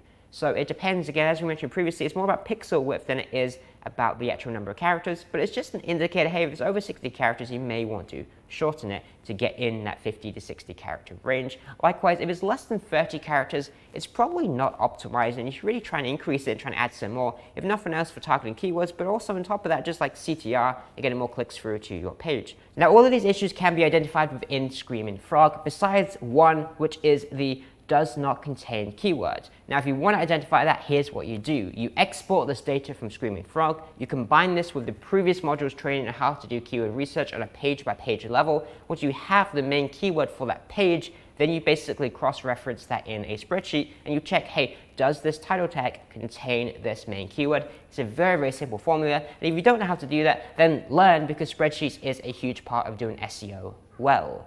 Now, moving on to the Screaming Frog tutorial, how to actually check for these things. Again, it's the same thing. You scroll down to the title section, the page title section, and then you look at things. So missing, in this case, there are 0, but duplicate, there are 60. So you can see here, these are all duplicate title tags. So you can see here, this one here, Pursue Fitness 2020 Seamless Font Black, and a Seamless Leggings Black, and so on. They're exactly the same title. Now, what would I want to do in this case? Well, I'd want to either change them, or I'd want to canonicalize the pages if they're very, very, very similar. In this case, they are actually different products. One is leggings and one is a thong. So they're actually different products. So here's another one. It's an easier example. Sports bra gray, sports bra blue. In this case, these are not canonicalized or anything, so it's more of a technical SEO thing. In my opinion, I would want to merge them into a single page. So either, again, directly merging them and having the option on the page, or keeping both of them for users, but then having a canonical tag that points both of them together to say, hey, the original page of this one is over here. And basically all of these variations, there's only 2 I can see here, but these variations would be a single page in the eyes of search engines. Now again, that is technical SEO and it's not really on page, but again, this is the type of thing I'm looking at when I'm doing this. But in short, we can basically see here, there's potential issues here that all of these ones here, these are the same, this is the same, this is the same. They have the same title tag. So I'd want to go through this and see which of these do I need to change, or what is the appropriate action to take based on that. Again, it can be just changing the title tag so it's unique, but it could also be, as I mentioned previously, hey, maybe we actually just want to merge the pages. Maybe you have 2 pages that are the same, maybe we want to merge them, or maybe there's some other issue with the overall site architecture and everything like that. Other things we can look at inside of Screaming Frog are the length issues. So you can see here over 60 characters, where here's all the ones that are over 60 characters, and you can see the length here. Now 62, is that an issue? It's probably okay. However, some of these, like 81, that's probably an issue. 83 is probably an issue. So again, I would just look through these and just see exactly where we can kind of reduce the length of these keywords, again, if needed. Now again, I would normally export this data and actually do a proper analysis of the title tags, but it's just some pages that have potential issues. You can likewise do the same for below 30 characters. Here's some with really, really small, like short title tags. See here, Wish list has just gymwear UK, and it's really short. Now again, this shouldn't actually be indexable. You see, this is an indexable page. It's a wish list. It shouldn't be indexable whatsoever. So that's actually a different issue. But again, by looking at these things that have potential issues, it gives us other potential issues as well, not just directly. It's not directly that below 30 characters is an issue, but it could be a sign of other issues also. Right? You can also do save for pixels, so over 561 pixels, rather than just characters. You can see here, here's ones that are over 561 pixels. And again, pixels is because W is much wider than I, right? So it's not just the character length, it's actually the pixel length of the title. But that's basically types of things you can look at within, again, Screaming Frog for the page titles. Next, we have the meta description. And again, the meta description is the little description of this page that shows in the Google search results below the URL and below the title.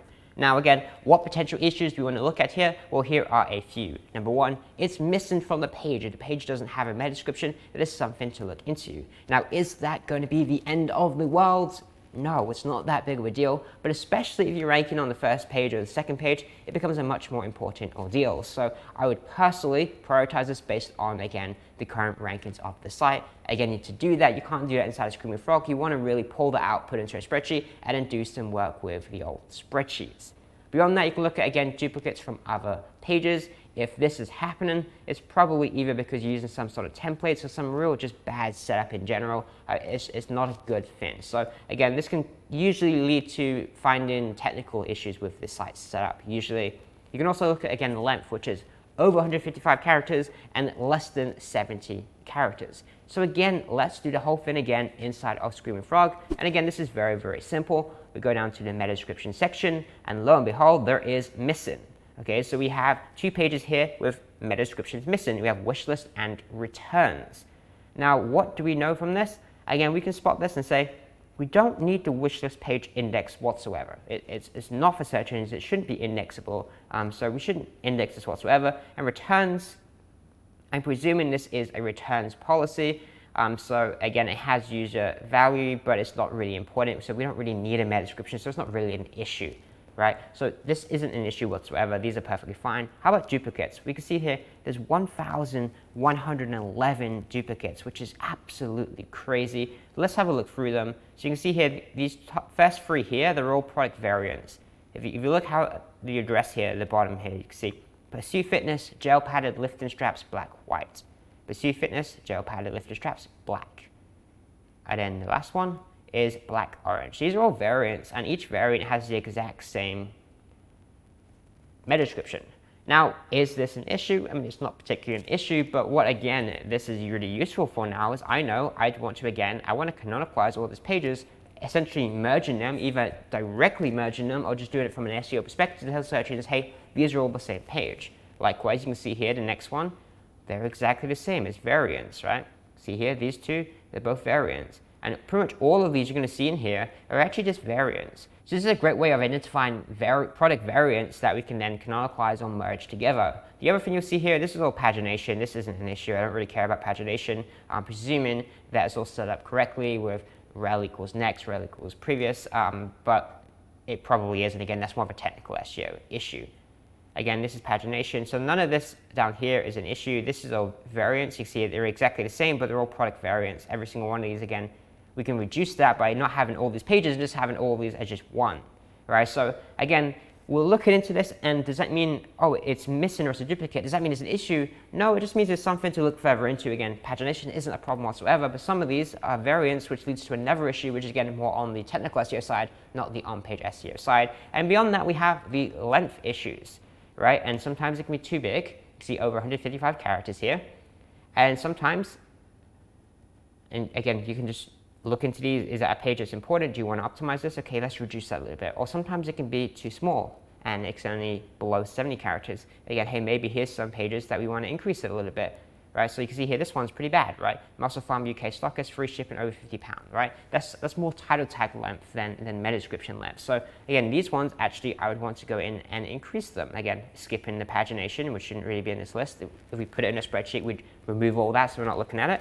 But basically, for these ones here, you can see all of them are really, really short. I just want to go ahead and increase them. Again, presuming these pages are actually important and we actually want to keep the pages, because another thing there could be a sign that is less than 70 characters that, hey, maybe this just isn't an important page that we want to focus on. But that's basically how you do this. And then also you have pixel, like over 1011 pixels and below 400 pixels. Again, designed to look at the same thing, but on a pixel length rather than a character length. Next up, we have the H1 or the heading 1, which is the main heading on the page. Ideally, there should be one of them, which is actually going to be one of the first potential issues to look into, right? So these potential issues can be missing from the page, again, same as previously. You should have a H1 on this page. Duplicates from other pages, again, realistically, you shouldn't have the same H1 across multiple pages.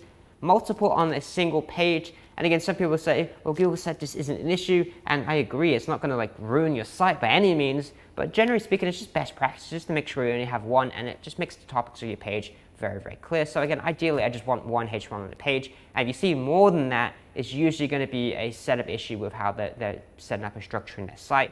And it also, again, does not contain the keyword. We can't do that inside of Screaming Frog, but what we can do is we can just eyeball them. And we can just run through and just say, generally speaking, is this client optimizing their H1s to have the keyword in it, or is it just completely random stuff, right? I can figure that out looking at a site within just like 30 seconds, just by clicking through to a few pages of the main pages and just checking, are they optimized in their H1? If they are, good. If they're not, then again, the rest of the site is probably going to be the same. So opening up Screaming Frog, again, let's scroll down to the H1 section. Again, this is very, very easy. And all I'm going to do is click Missing first. And as you can see here, all these pages, which is actually a lot, it's quite surprising, are missing apparently 910 out of, I think it was 1600, or 1500 says here all, are missing H1s, which is absolutely crazy.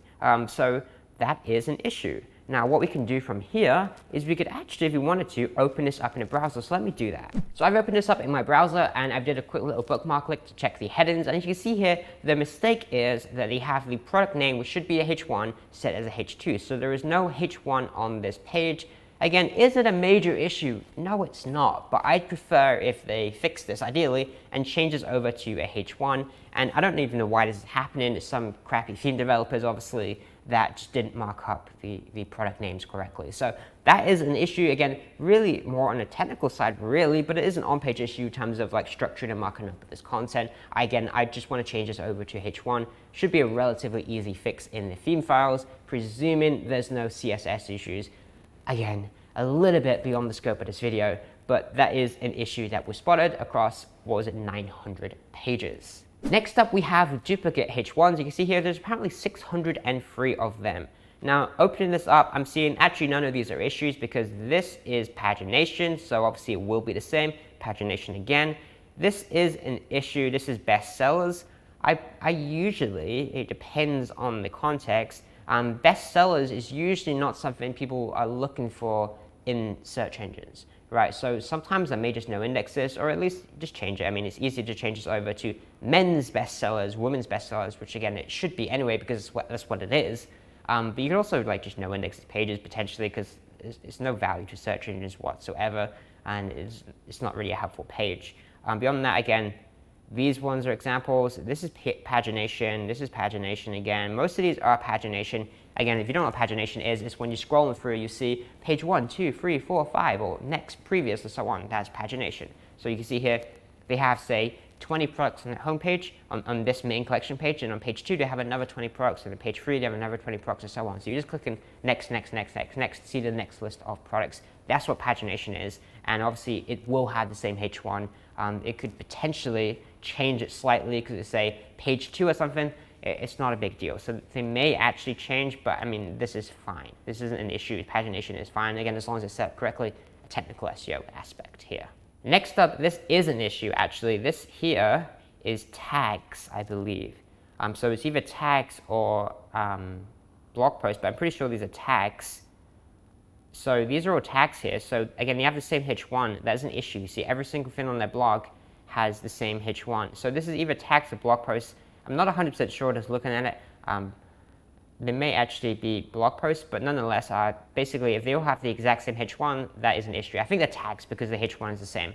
So again, in this case, I would want to not change them. I don't want to have a different H1 for the tags. I want to just no index all the tags completely, maybe just delete the tags completely from the blog, unless they have some sort of user experience value. If it's useful for users to click through them, that's great. Otherwise, just get rid of them altogether, and it's better for SEO anyway, because you don't have all these low quality pages basically, which is just a slightly different filter of blog posts, right? There's no unique content on there, it's just low quality overall. You can also look at here length issues, but I don't really think it's a big deal with your H1. You can have over 70 characters, obviously there is none on this site, and having more than one H1 on a page is realistically an issue. Again, it's not a major issue, but it's still an issue that I'd want to address. Okay, so you can see here, there's a page here, best workout leggings, there's 2 occurrences, right? And you see all of these have 2 H1, sorry. So what we can do again, let's open this up, let's have a look at it. So I pulled up this blog post, and you can see the issue here. Previously, I thought there were tags. I just remembered that tagged actually has in Shopify has /tagged in URL. So I was wrong. These are actually blog posts, and they actually have more than one and duplicate H1s. This is an issue with their overall theme setup again. So you can see here they have fitness blog at the top, which is H1, and they have the blog post name, which is Best Workout Leggings UK, again also as a H1. This is marked up incorrectly. Realistically, this shouldn't be a heading of any kind, and if it is, maybe a H2 or something, but realistically, you probably wouldn't have it marked up as a heading altogether. It's really more for users and design than anything else. And then this should be the H1, which it already is, right? Or I would completely redesign this personally and probably just put this little section up here for the blog post itself. But it doesn't matter. The point is, this isn't a good practice, isn't best practices. They have 2 H1s on a page, and they have duplicate H1s, which is fitness blog, across every single blog post. If you click another one, girls sports leggings, and we open this blog post up, you see fitness blog, again, is a H1 on this page. We open up best vegan proteins, again, fitness blog is a H1 on this page. Now, Google's smart enough to know this? Yeah, probably, but again, why not just have it right from the first place and just make sure that it's all set up correctly? It's just best practices. Next up, we have content, which is obviously just the page's content, like the blog post, the information, the products, all that jazz, right? Very, very simple. What are potential issues to look into is duplicate page content, as in if this exact page is a duplicate of another, that is an issue, it's low quality. If it's low volume of content on the page, if there's a low amount of if there's only 100 words on a page, well, that's not really that good. It's not really much unique content, or especially with tags. If there's no unique content on the page, that is definitely a major issue, okay? So there's things like that to look into. And then finally, just in general, this isn't a Screaming Frog thing, but just look through the site. And is the content just pretty low quality in general? Well, that is something you also want to check for, because it's going to really be a big overhaul and a lot of work on the overall site. So again, opening up Screaming Frog, you want to scroll down, and guess what you're looking for in here? It's not pagination, it's not directives, it's not hreflang, it's not AMP, it's not structured data, it's not page speed. Keep going. Where are we going to find it? It is content. Ta-da! And here's what we can see here. We have exact duplicates, which is apparently 0, which is good. There's low content pages, which is apparently 0, which is good, but it actually is not counting some stuff like tags and stuff, which we found separately in our own process previously anyway. And then you have these other options, but I don't enable actually checking for them, but you can check for things like near duplicates and spelling errors and grammar errors, but I don't look into those things. Now, the other thing is more manual searches. Is the overall quality content on the site? Well, good. Let's check it out, okay? So I've opened up this website, and let's click through. So the biggest category, the most popular category, is shop women's leggings. So let's click through that, because obviously that's probably a big seller for them. And you can see here they have content. You can see here they have this, then they have read more, right? So they have a decent amount of content. Is it actually well written? I have no idea. I don't really have time to read it, but you can kind of see there is content on here. If you click another link, you have internal links, which is great. And then you have lots and lots of information here. Now, again, is that the right information? Is it the right intent? I have no idea. We're not checking at this stage. I just want to see, did they have like a decent depth of content across their pages? We can also go into other things. Let's do women's, let's do shorts, right? Again, generally speaking, across their pages, do they have it? Yes, I'd say in general, they have a decent amount of content across all of these different pages. We can also scroll down. Do they have a blog in here somewhere? Fitness blog. And you can also check out their blog. Is there good content across their blog? Well, they have some recent posts. You have 36 levels of it, massage gun reviews, and they have a blog that they're posting on, right? So the images aren't loading, probably because I'm blocking something. But yeah, they have a decent amount of content. Overall, the content looks decent enough. Now again, is it good? I'm not really looking into it that much here. I'd probably look a little bit further into it. It was actually a client or something. But you can see here they have at least a decent depth of content, and then you can overall measure how good quality do you think this is as well, and just eyeball this from looking at the overall site. Again, this isn't a specific page by page level, but we find that with the Screaming Frog issues, but we're also just trying to figure out overall is the site set up well in terms of content. Next up we have images. So images are, well, images, pictures in your page, right? It's very, very simple. Now, there's two common things you'll see here that you really want to look out for. It's really, really big images. Now, what is a really, really big image? It just depends on the site and what you're showing. But generally speaking, if you've seen the images that are like a megabyte or something like that, that's probably an issue. And Screaming Frog, I like to check for all this stuff. I think they check for 100 kilobytes plus. And also you have missing alt text. Again, if you don't know what that is, then watch the previous videos where we explain it. But let's just show how exactly you find that. Again, open up Screaming Frog, scroll down or up in this case, look for images. So where are the images? So we're scrolling through here. See here a lot of technical issues here. We can go through directives, pagination, canonicals, images. There we go. Okay. Now let's have a look through this. Obviously we have all images, but let's go over 100 kilobytes. You can see here this image is 300 kilobytes. Is that particularly an issue? It's not huge, but it's not small. So I mean, you could potentially look into, can you make it smaller? Again, this is an issue, it's potential issues, meaning it's things to investigate further. Again, you don't want to look through 1,600 pages one by one by one. So this is just highlights of here's places to look specifically, okay? Also, we have missing alt text. You can see here, these images here are all missing alt text. There's 52 of them. You can see what the image is. You can also see extra information about it, like the in links to it, so how many times it's linked to. And you can see here a whole bunch of images that are missing alt text. So you can go ahead and find out where those images are linked from or shown on, pages are shown on, and then go ahead and add alt text to it. It's really, really, really simple. Okay, it's not complicated. It's not a major issue by any stretch of imagination. It's just something that I'd recommend doing. And the final thing we're going to audit is internal links. Now, we mentioned again, internal links are just links between different pages on your own website. It's very, very simple. There's a few potential issues that you want to look out for here. The first one is links to 404 pages. 404 page is a missing page. So if you link into a page that is missing, well, it's a broken link. That's what we call it, okay? Another potential issue to look into is links to redirects. If you link into a page that redirects to another page, it's really not ideal. It's better to link directly to the correct page. Likewise, if you link to a page that redirects to a page, which redirects to a page, which redirects to a page, you get the idea. This is called a redirect chain. Again, it's not an ideal situation. Again, don't link from A to B, which redirects to C, which redirects to D, which redirects to E, which links to F, right? You just want to have a link from A to E or F or whatever the end page is, right? Don't send them through a redirect chains. It's just silly. Okay, and it's a waste of crawl budget and other reasons like that. Again, technical stuff we'll get into later. You also, in general, don't want to link to pages that are no index and are low importance pages. So let's open up Screaming Frog and let's go through how exactly you can do some of this stuff. Now, normally, again, I don't do this inside of Screaming Frog, so I'm just going to figure out how exactly most people do this if they want to use Screaming Frog, which I imagine is you go up to lists like this. So you can see here, okay, redirects. And then you can actually basically just open up these lists and you can go into this in links section, which is links into these pages.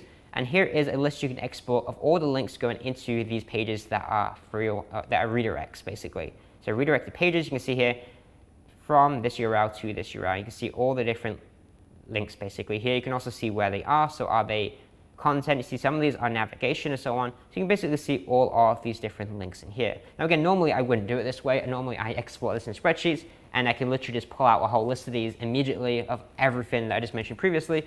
But if you're doing it in Screaming Frog, here's one way you can do that. Likewise, you can pull up client error. So this is 404 pages, right? And you can see here, scroll up, click all of these. And obviously not all of these are, most of these are CSS pages. So let's grab the ones that aren't CSS pages, which is this, this, and this. And you can see again, the in links to these pages. You can see here, blog post, this blog post has a link to this thing, which is a tag. So it's fine, it's not an issue. But again, just go ahead and delete it. I'm not sure why it has a link to it as a 404 page, but so on. So again, this is just how you'd access those links. Again, doing it all inside of Screaming Frog. You can also go up to HTML and get a list of, sorry, wrong one, HTML, or the list of the pages on the site. And you'll see here also you have the indexability status here, which is indexable or non-indexable. If you want to filter it, you can do this and basically switch this around.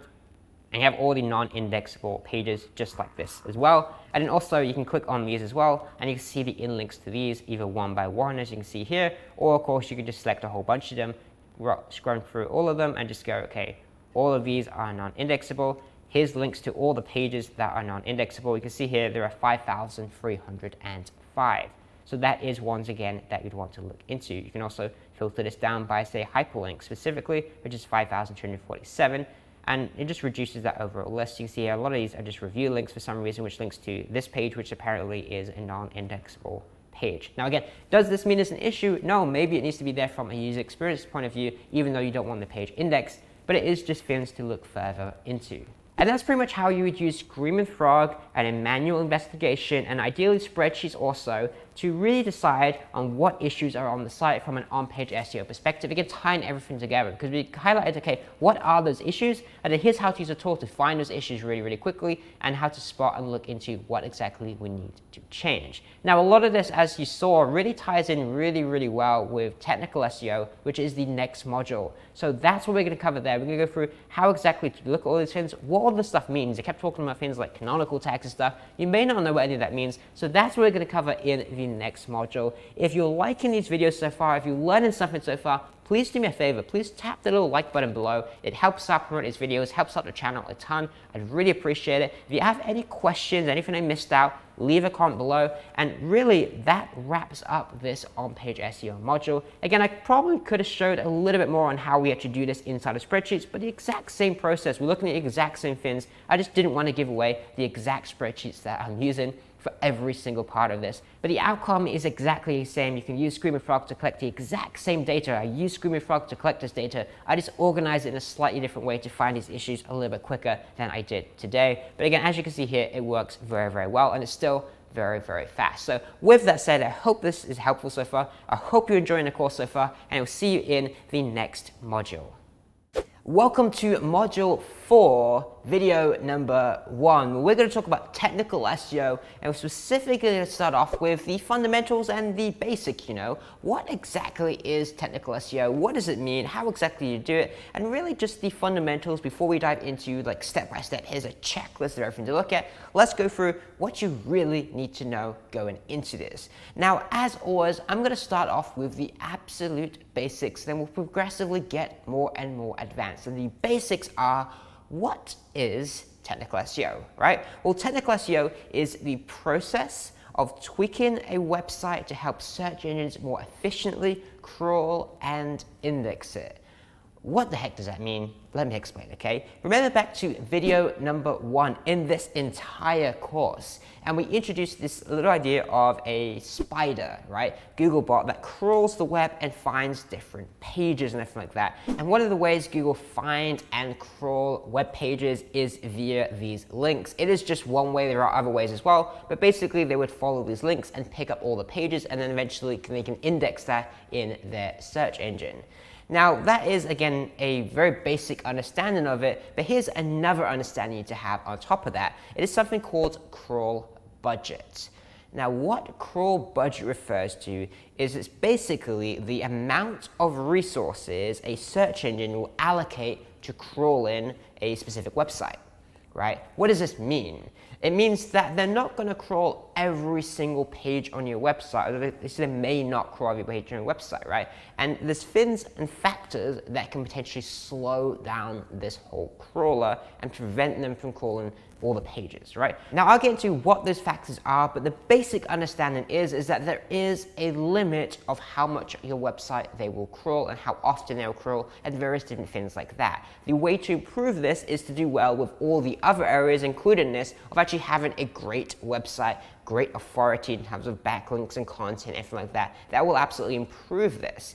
But the other thing to consider is, of course, there is still those limitations, and you want to do the best you can with the crawl budget that you have, and that's essentially what technical SEO is. Now, if you followed my instructions in the previous videos again, and you set up Google Search Console, you can actually check how often and how much Google is crawling your website. Let me open it up and show you how that looks. So what you're looking at right here is the crawl stats for one of our clients' websites. You can see here, they're crawling anywhere from like a few thousand times a day, so 2,000 here. It really spikes up here in this one day to 16,567. Then it drops down to like 5,000, 9,000, kind of drops in. Here it seems to be relatively consistent. Now what does this mean? Look, if you have no idea what any of this means, then here's the absolute like 101 basics of what you should know, okay? If you see any spikes like this, it's probably something to look into. That's it, okay? If it's consistent over time, if it's growing over time, that is great. If it's dropping over time, something to consider, but at least you're just realistically looking for consistency. And while I can see that there are certain spikes on certain days, generally speaking, if you go from the beginning here, which is on 2,500, to the ending here, which is about 2,700, 3,000 or so, it's relatively consistent apart from a few outliers in the middle of this data. Now scrolling through, you can see here errors and stuff, so you can see here host status had problems in the past. So if I go ahead and click this, you'll see at some point there was some issues with the server connecting to the server, right? Now, again, this is just indicators of problems. When you combine that with obviously issues in this data over the past few months, then that can also be a sign to look into. We could also look at the coverage, right? So we can go into the coverage here and you can see if there's any errors, if there's any valid with warnings, and obviously a number of valid. And we can also scroll through these and see, okay, here's the warning, right? So there's pages that are indexed, but they're blocked from robots.txt, right? Or there's some errors here. In this case, there's none. But you can see here, like, submitted URL seems to be a 404 and different things like that. So Google Search Console is a very, very powerful tool for understanding really how Google are crawling your website, and then why that is the case, and identifying is there issues with like 404 pages or pages being blocked by robots and things like that, which we're going to get into in this video. I just want to explain roughly what Google Search Console can be used for, and really just a very, very beginner level introduction to looking at this data, which is basically just looking at it from a consistency standpoint. There's no wrong or right amount, though you certainly want to consider if it's really, really low and you have a big site, there's probably an issue, but generally speaking, you're just looking for consistency. In this case, this client has thousands of pages, so while you're seeing this 5,000 crawl requests in a day, your site may have significantly less if it's a much smaller site, or it may have significantly more. It depends on, again, the site size, the site authority, and various different factors. The thing you want to look for, again, is just consistency. Now, with that in mind, going back to the topic of crawl budget, as you can see here, there's a pretty consistent amount that they're crawling our website. And the problem can be if they're not allocating enough resources to crawl the entire website, which is probably not going to happen every time anyway, then what's going to happen is pages are going to get missed out. And what you absolutely do not want is the most important pages being missed out, and instead some low quality page being picked up instead, you know? So the idea of technical SEO is to identify bottlenecks, to identify things that are slowing down the crawler and stopping it and preventing it from crawling your website with ease. And as a result of reducing those issues, you're able to crawl your website better, faster, and easier. And then they're going to get to the pages that actually matter, and the pages that don't matter, you kind of just remove them or something to get rid of them from the equation altogether. So just a very, very basic example.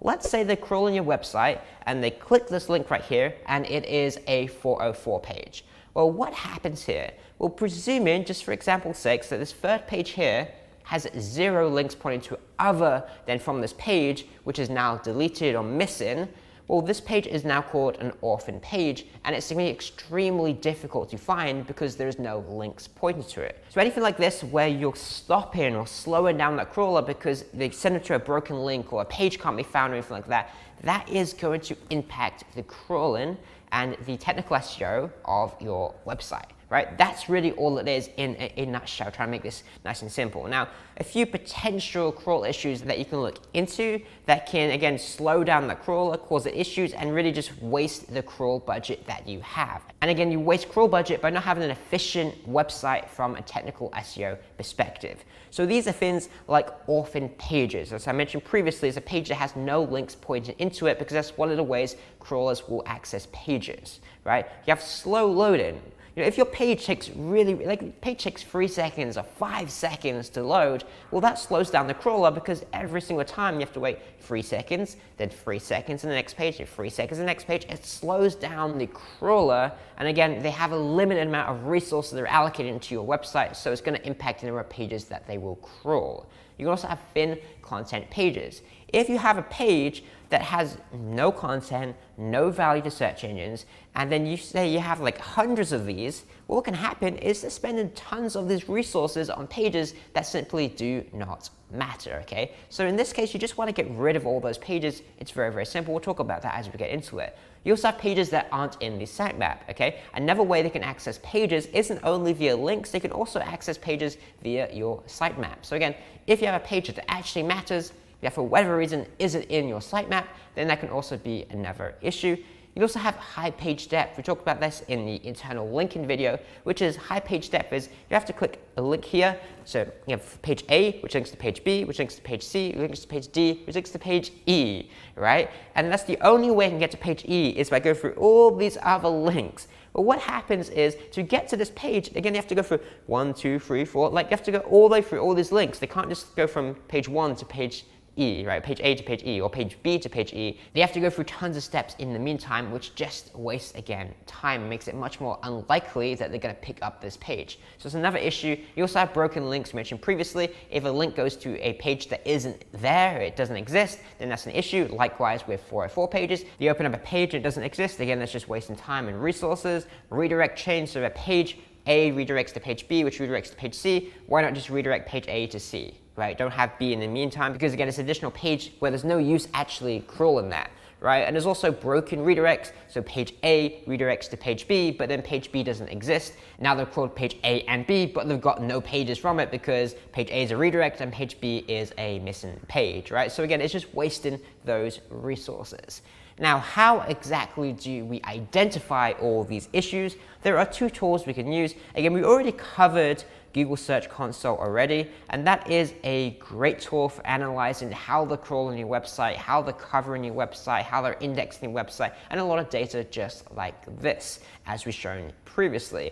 The next tool for really identifying most of these issues, I like to really use a tool like Screaming Frog or some sort of audit spider tool. What does this mean? Screaming Frog, we showed this previously, it basically allows you to replicate what Googlebot would do and go into your site as a spider and crawl all the different links and pages and everything like that and find all the different pages and issues on your site. There's many alternatives like Sitebulb and Deep Crawl and really a bunch of others, but Screaming Frog is a great tool for beginners because it's free for websites under 500 pages. So I'm just going to show this as an example. And what I'm going to do is I'm going to run a quick Screaming Frog crawl and show you guys how exactly this works. So what I'm going to do is I'm going to use this website right here. We showed it previously in examples, Pursue Fitness, and I'm going to run it inside of Screaming Frog. Now, if you don't know how Screaming Frog works, here's just the 101 again, the absolute basics. Number one is you want to use the spider mode. Again, we talked about spiders previously, and a spider mode is basically when they're going to follow all the links left on your pages, give it a URL, and it's going to go in there and crawl everything just like Googlebot would do just the same. We talked about spiders previously. You also have additional options here if you want to go into them, so configuration and then spider, and you can go ahead and modify things like this, like do you want to store pagination or do you just want to crawl it, do you want to crawl hreflang and AMP and everything like that.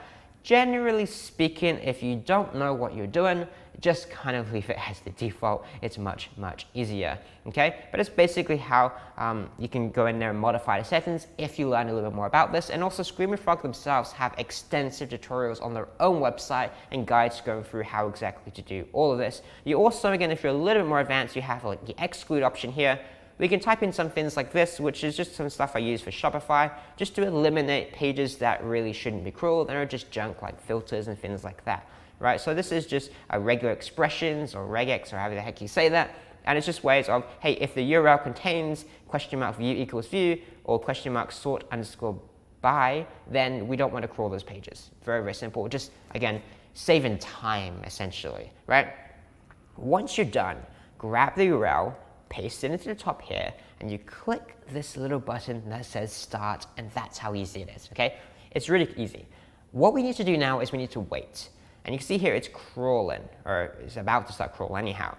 And we need to wait because, again, this is a spider. So what's going to happen is it's going to open up this page here, and it's going to start crawling it. It's going to check for information. You can see here it's starting to load. You can see the meta description. You can see the title in here. We're going to see like the canonical, the H2s, the X-Robots tag, canonicals there, and so on, right? So it's going to start collecting all of this data. But what's also going to happen is on that home page, it's going to see some links.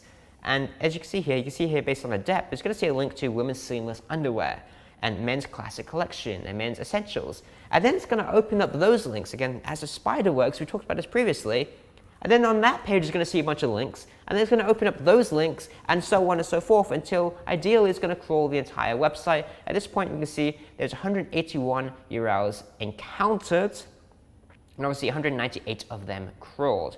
And this is currently at 5%, meaning this is going to take a little while to run through this entire website, but it's not a massive website by any means. Now, going back to the presentation, let me continue. So if you remember back, I mentioned a few potential crawl issues that you want to look out for, being orphan pages, slow loading pages, thin pages, not in the sitemap, high page depth, broken links, 404 pages, redirect chains, and broken redirects. Well, all of this can be identified besides the sitemap thin, but you probably can do that with extra settings inside of Screaming Frog. So again, we open up Screaming Frog right now. This data is not fully completed. But what we can see is we can open up different things. For example, we have 4xx, a client error, right? So this is 404 pages from a CSS or something else, I guess some sort of plugin or something they're using that is a 404 page, right? We have server errors if there are any. We have redirect pages. Now, redirect pages 301s aren't necessarily an issue, but again, it's something to look into if they redirect to another redirect, as in a redirect chain, or they redirect to a 404 page, or anything just like that. And we can basically scroll through this and see a whole bunch of issues, again, once this all loads up. So here, canonicals, contains canonical. Self-referencing is actually a good thing. That's how it should be. Canonicalized, okay? We can double check the pages that are canonicalized. In this case, this is just separate URL variations that are correctly canonicalized. And we'll go through what exactly this means in a moment. I just want to show you that you can find all of this information that I'm about to talk about inside of Screaming Frog. You can find pages that are no index, again there is currently none, that are no follow, and so on. So as we get into this, again, anytime you can look back at Screaming Frog and everything I'm going to talk about is going to be able to be identified within this tool. For example, we have reflan, so miss and return links, unlinked reflan URLs. We're going to get into a full checklist of what all this means afterwards. I just want to explain that all of this is in here. And now what I want to go through in this next section is really how exactly you resolve a lot of these common issues that are going to come up, especially the ones we just talked about. So for all of these issues right here, you pretty much have three options for fixes. The first option is your basic fix. For example, if it's a thin content page, just delete the page, right? And you can redirect it, sure, but you can just delete the page. It doesn't need to exist. If it's a redirect that is broken or a link that is broken, fix the link, right? I mean, this is easy, right? It's very simple ones. I don't think you need a tutorial to say, hey, you know, if this page is missing, how about you redirect it or rebuild it or do something with it, right? Very, very, very simple, okay? You also have things like, hey, if the page is missing from a sitemap when it shouldn't be, add it to the sitemap. Or if it's in the sitemap and it shouldn't be, remove it from the sitemap, right? So that's your basic ones. I think you can get the point. If you find them, we're in Screaming Frog and they'll give you a list of 4 or 4 pages and everything, then just fix them, okay? That's easy. But you also have things that are a little bit more nuanced. So you may have a page that is really, really important for users, but shouldn't really be picked up by search engines. For example, you have your shopping cart, your wish list, and things like that. And typically, e-commerce platforms will block these at a robots.txt level. But basically, those pages, they need to exist, right? If you have an e-commerce store and you don't have a shopping cart, then no one's going to buy anything, you're going to make any money, and it's not an e-commerce store, right? So it needs to be there. But you need the cart and the wish list and things like this to be picked up, and the account page and the login page and everything to be picked up by search engines. No, probably not, right? So again, this is something where it's a little bit more nuanced. You have to do a little bit more research in, do you need this page for users but not for search? If that is the case, you kind of have 3 options. You can canonicalize this, which we'll get into what that means. You can block this by like no indexing it, say, hey, don't index this page, so it's accessible, but you say don't index it. And you can also like straight up block it and say, hey, like you can't access this page, or just block it at a robots.txt level, okay? All of these options are great. It really depends on what you want to do. And I'm going to go through examples of what they are and how to do them. But this is basically where you have a page, you want it to exist, but it has no value to search engines, essentially. You also have things that you go through and you know what, this actually is important, not only to users, but also to search engines. And then you just do, again, kind of the obvious thing where you improve it, right? So you don't need to block or anything. If it's thin content, but your page is important, then don't block it, don't delete the page, just add more content to it and add some internal links if that's the issue, if it's a high depth, and just fix the issue, right? Again, this one is very, very basic. The nuanced one is, what if the page needs to exist, but you don't want it there for SEO purposes? Well, that is what really I want to cover in this video, because that is really what the bulk of fixing crawl budget issues and technical SEO issues is. So let's start off with the first one here. I mentioned canonicalize, right? What is canonicalize in something? Well, it starts with a canonical tag. A canonical tag is, like you're looking at right here, is link rel equals canonical, ref equals a URL. How exactly is this used? A canonical tag essentially tells search engines or robots where the original copy of this page is. Now, it could be the page you're already on. That's fine. That's what we called self-referencing canonical tags in Screaming Frog previously. But it could also be another page. So let me give you some examples. This is something that Shopify do commonly. When you access a product inside of Shopify, they automatically append the collection name to the URL. So you can see here on the left, I access the page and it was /collections/shopmens/products/core seamless t-shirt blue. The problem with this is it's not actually the correct URL. The correct URL is just /product/the product name. But what Shopify do to kind of overcome this being an issue, which isn't perfect, but it's okay, is that they add a canonical tag. So when you're on this first page here, which is /collections/shopmens, blah, blah, blah, blah, right? When you're on this page, they add a little canonical tag like the code shown previously that points to this second page here.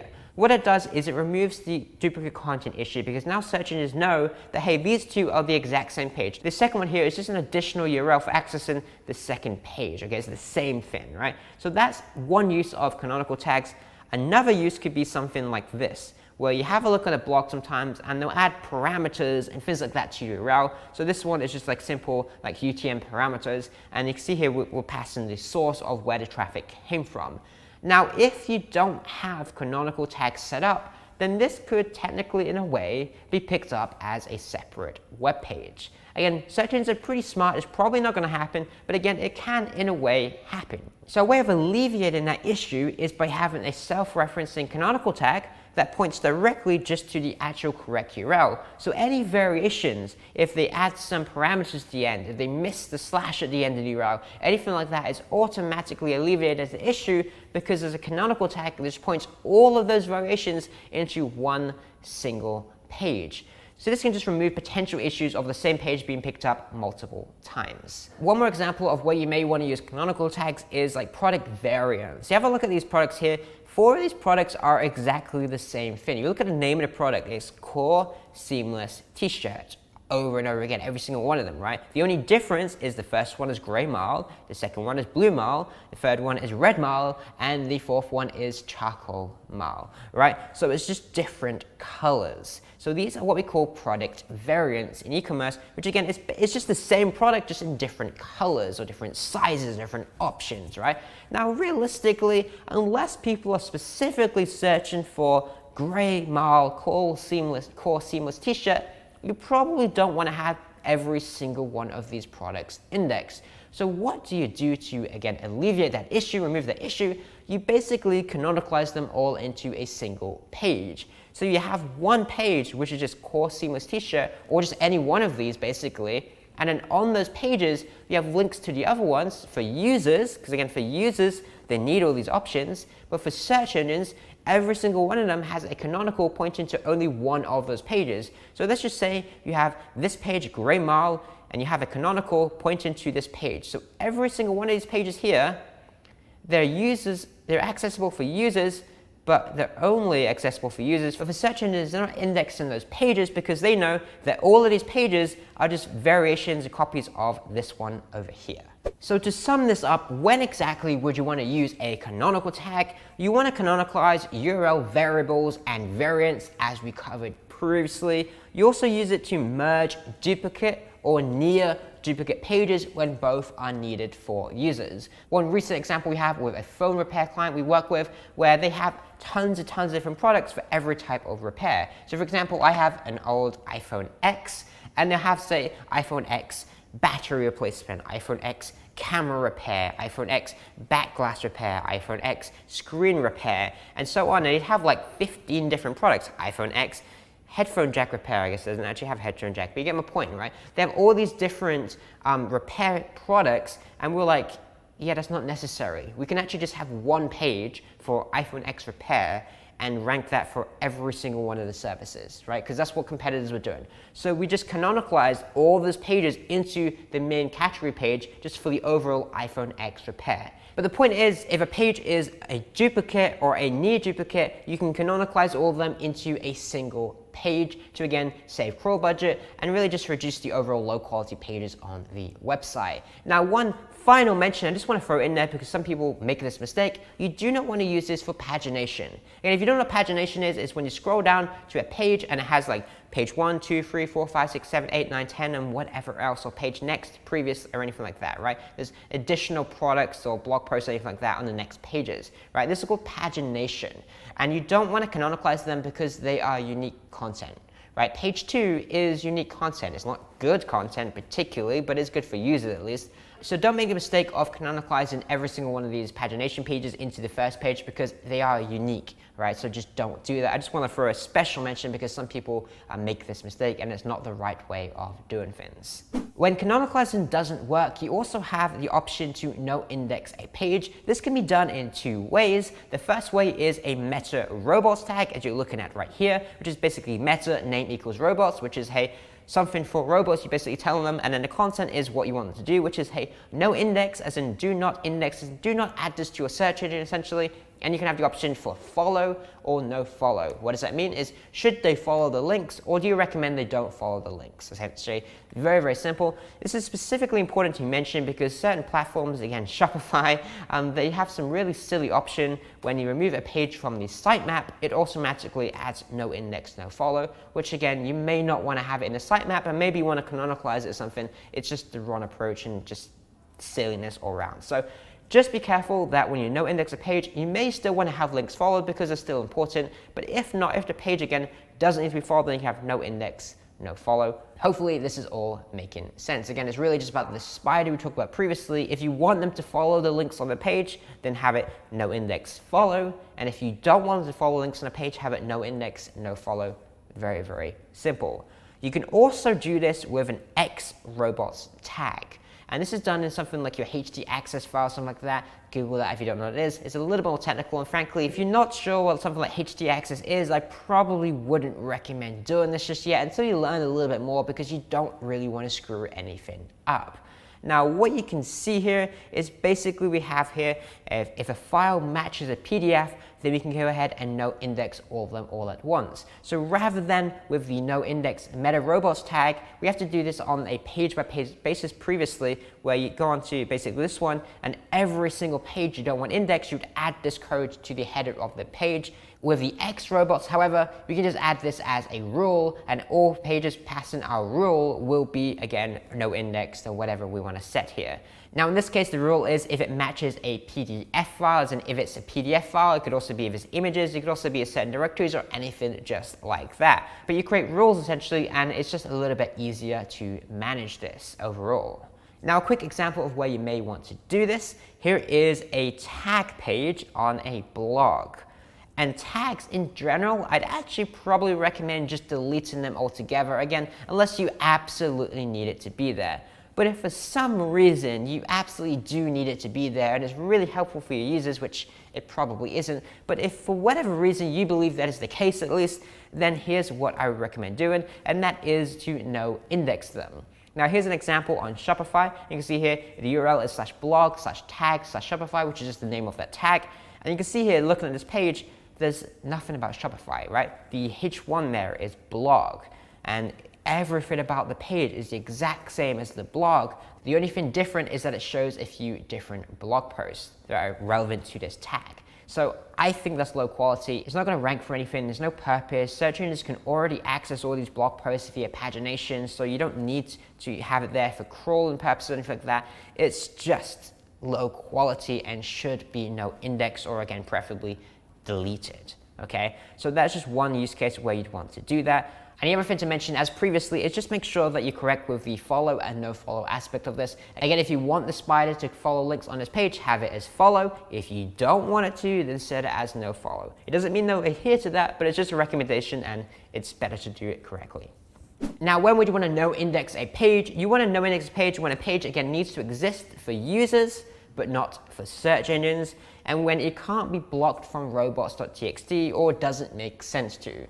Right? Because the problem with using no index is that a search engine still needs to crawl and access the page, and then it will check that it's set to no index, and it won't index it, but it's still going to crawl it. So it's still going to waste crawl budget, crawl resources, right? So again, that may be fine, but if you can, and if it makes sense to, which we'll get into, then you may also want to block it at a robots.txt level, which again, we'll get into next. And finally, just another mention again, don't do this on pagination. The reason you don't want to do this on pagination is because if a page is set to no index for long enough, it may end up leading to search engines no longer crawling the page. And well, you need your pagination crawled, because otherwise a lot of products may be missed out from crawling, or a lot of blog posts or anything like that. So again, just do not use this for pagination. It's not the correct thing to do. We'll talk about how to set up pagination correctly in the next video.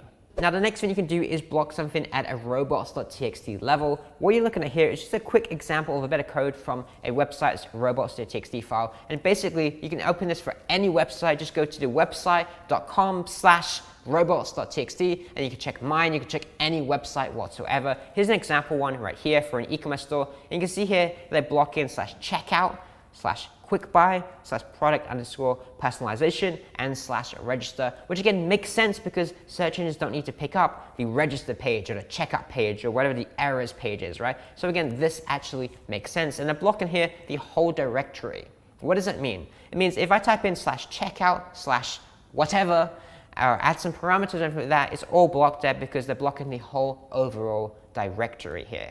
Now, one thing to consider here is that you can have a page blocked and not crawled, but still known. We talked about this previously in the first video. My editor can try and find that quick diagram where you have like known pages, and then crawled pages, and then indexed pages, right? Well, here you can have a page, an example here, where they know the page exists, so they still add it to the search engine because maybe they think it makes sense for users in Google search, but they don't crawl it because they can't, because it's blocked, right? So you can see here the description says a description for this result is not available because of the site's robots.txt. If you see that, it means it's blocked by robots.txt, but they still think that it's important to add to their search engine, and sometimes that'll just happen, okay? Again, this is more so recommending what you want to happen. It doesn't mean Google will do it exactly as you wish. So when should you use robots.txt to disallow access to pages and directories? Well, you want to do this when a page, again, needs to exist for users, but not for search, like the checkout pages and things like that. And really, the most important thing here is when there's no need for search engines to read the page content, right? This is very, very important, because if you disallow search engines to access the page, they can't read the internal links. They can't read if it's like no index or not, or the canonical tags or reflan tags or anything like that. So what you absolutely do not want to do is block a page from robots.txt that has loads of backlinks to it. Because if it has loads of backlinks to it, it has a lot of authority, well, all of the benefits on that page, like the internal links pointing out to it and things like that, are not going to get picked up because search engines can't read them because you blocked them from accessing it. Okay, so if a page is really, really important and it has backlinks, things like that, and it has different things on it like links and everything like that, you probably want to do no index rather than blocking it at robots.txt. But if a page has zero benefit to search engines but has benefit to users, then a great option again is to block it at robots.txt level. And again, the benefit of this is that you're not wasting crawl budget because they won't crawl the page whatsoever. You know, if you have a canonical tag or you have a no index tag, they're still going to crawl the page, right? So you're going to crawl the page and they're going to see it's canonicalized to another URL, then they crawl the other page. If it's no index, they'll crawl the page, see it's no index, and don't add it to your index. But they still crawl it. With robots.txt disallowing rules, then they will not crawl the page whatsoever, which can prioritize that crawl budget going to the pages that actually matter.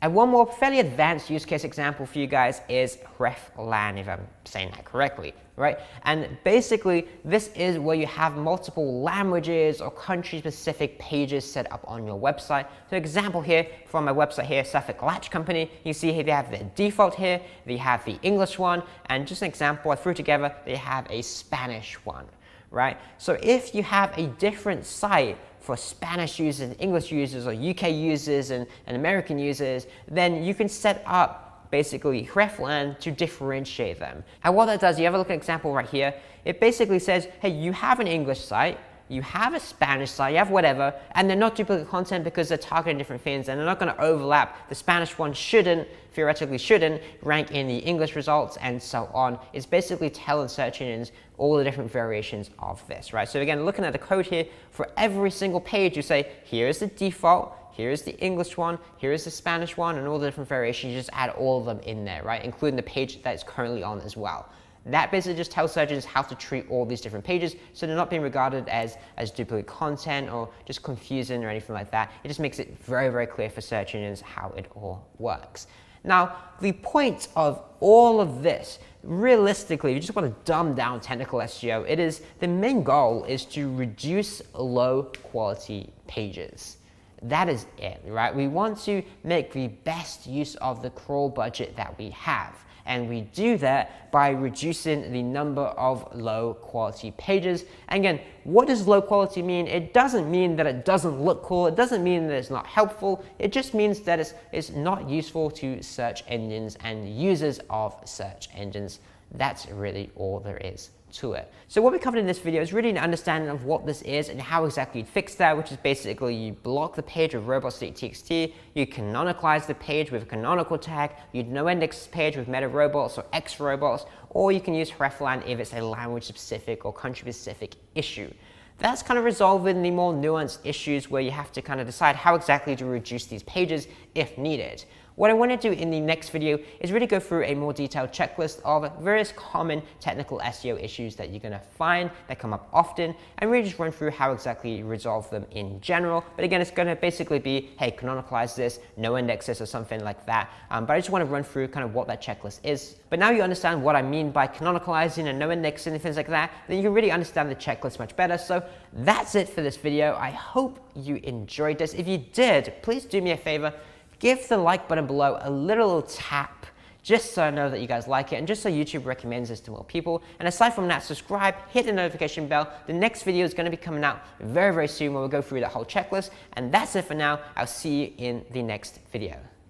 Welcome to Module 4, Part 2. We're going to go through a full technical SEO checklist. Now again, if you didn't watch the previous video, please go back and do this because otherwise this really isn't going to make any sense because what I'm about to show you in the next second is pretty much insane. So let me show you what it is. I went through a checklist that we do internally, some other tools and everything like that, and I just put together a whole bunch of things that you may want to look at. Now, this is by no means a full list of everything because frankly it wouldn't fit on a single slide, but it is quite a decent number of things that you should absolutely look into.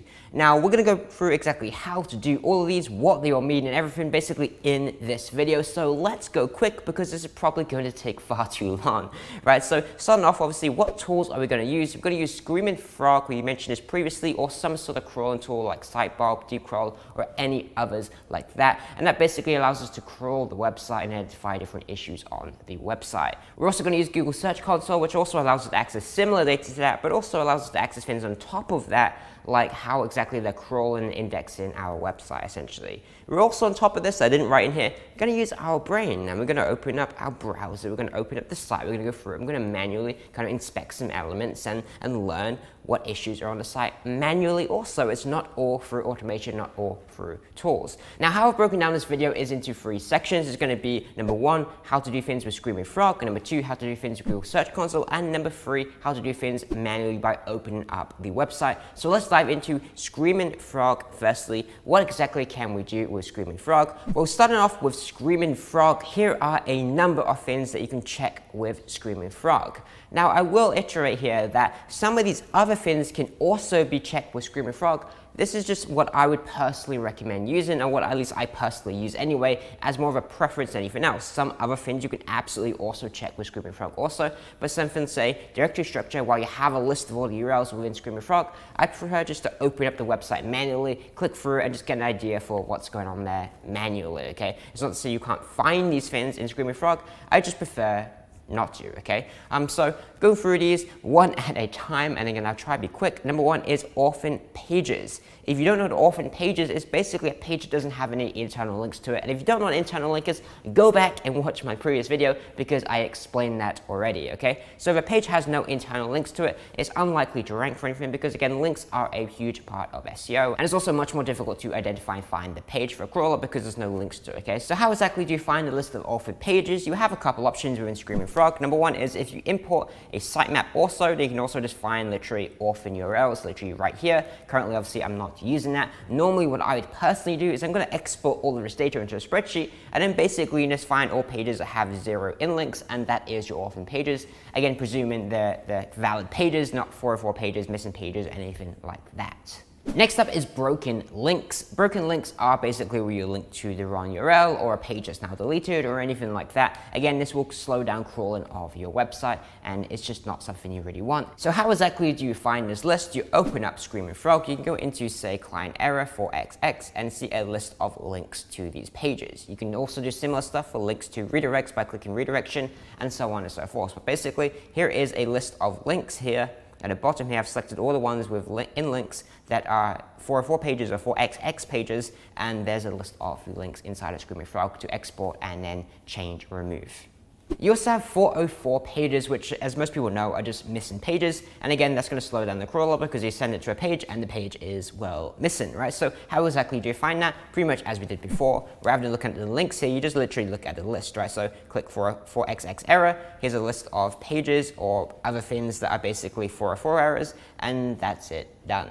Next up is broken redirects, which is basically where a redirect, as in a page is set to redirect, but it redirects to a page that doesn't exist or has issues of some kind, right? Now again, this is very, very easy to resolve. You open up Screaming Frog, you go into redirects list, and you basically do a little bit of manual work, and you just double check, hey, are these redirects actually valid? It's pretty simple to do this, but I just recommend actually just double checking it manually. You can also, of course, see the actual redirect URL if you want to double check it. That way you can kind of automate it a little bit, but still, I'd probably recommend checking these manually just to double check that it's redirecting also to the correct page. But if you want to, you can basically automate this by seeing the page where it's linked to and also checking if any of them are 404 errors or anything just like that. You also have redirect chains, where a page redirects to another page, which redirects to another page, which redirects to another page. And this is, again, inefficient from a crawl budget perspective. You'd rather just redirect page A to the end page rather than in, again, a chain. So how exactly do you find that? Exactly as we did before, you open up the list of 301 redirects and you just, again, check these URLs. You can do this again manually, or you can do this by looking up which URLs in this list and then seeing if this URL is also in this list again, being redirected. Very, very simple. Next, there is high page depth, which is basically the number of links it takes from starting, which is usually our homepage, to get to this page. Now again, this is not useful for crawl budget because to get to, say, page 5 here, you have to go through 1, 2, 3, 4, and finally then get to 5. You'd prefer if page 5 was in, say, 2 or 3 clicks, ideally, just to make it much, much more efficient from both users and also search engines. Now, how exactly do you find this? This one's actually really easy because in Screaming Frog, you'll see this crawl depth thing right here, and basically that's a list of the crawl depth. So you scroll right down to the bottom here, you can see some of these are a depth of 9, 8, and so on. So that is your high depth pages. Next up, there is thin content pages, which are just pages with very little content on them that really aren't going to rank for anything. A classic example is your tag pages, as you can see in this screenshot right here. Now, how do you check this? Well, in two ways. Number one is you go into Screaming Frog again and you look for low content pages. But in many cases that won't really work, or it really misses out a lot of things. So here's what you do, and it's a little bit more manual. Scroll right up to the top and click internal HTML. And obviously you just want to go through this list basically manually at this point and go through them and just verify by knowing your site or knowing your client's site, and just look through any of these low quality or low, like thin content pages basically, where there's just no real content on them. It's like an automated page or something that really shouldn't exist because it's not going to rank for anything. So this is really a kind of manual process, but I basically just go through all these and just look for any that don't make sense. And obviously you get used to patterns after a while. So /collections is a category page, /products is a product page. So we're kind of skipping over them. We're just looking for things like tags and things like that, which are probably in here somewhere, but I'm not seeing any right now. But that's basically what it is. You just manually go through and identify additional thin content, low quality pages. You also have hreflang tags, which is for basically multi-country, multi-language websites, and you just want to make sure this is all set up again correctly. You can find that in Screaming Frog by looking for the hreflang section, and it says contains it, non-200, unlinked, and so on. So it's going to give you a whole list of these things to look into. It's very, very simple. Again, you probably won't be looking at this unless you're actually a pretty competent technical SEO, because it's a little bit of a complicated setup to use hreflang anyway. Next up, we want to check the canonicalized pages. Now, this isn't particularly an issue. It's something that we absolutely do want to check. If you forgot already, a canonicalized page is basically a page that contains a canonical pointing to another page, which basically says, hey, this isn't the original page is over here. It resolves duplicate content issues. Now, for finding these, you're just going into Screaming Frog and click canonicalized. It's very simple. You can also see other things like all canonicals if you want to check them. But I'm going to check canonicalized here just to double check. You can also see missing others. And I want to see if there's any in here that really shouldn't be canonicalized. Now, I can see already this one here, see Women's Essentials, page equals 2. This is canonicalized. So it's canonicalized to the Women's Essentials thing.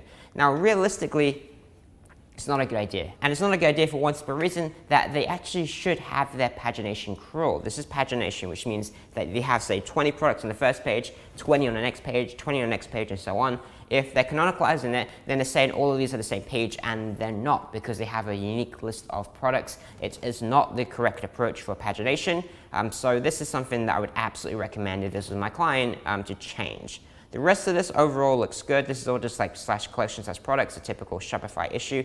I wouldn't use this structure at all, but it's okay as it is. Tagged is canonicalized. I probably just no index it, but that's okay.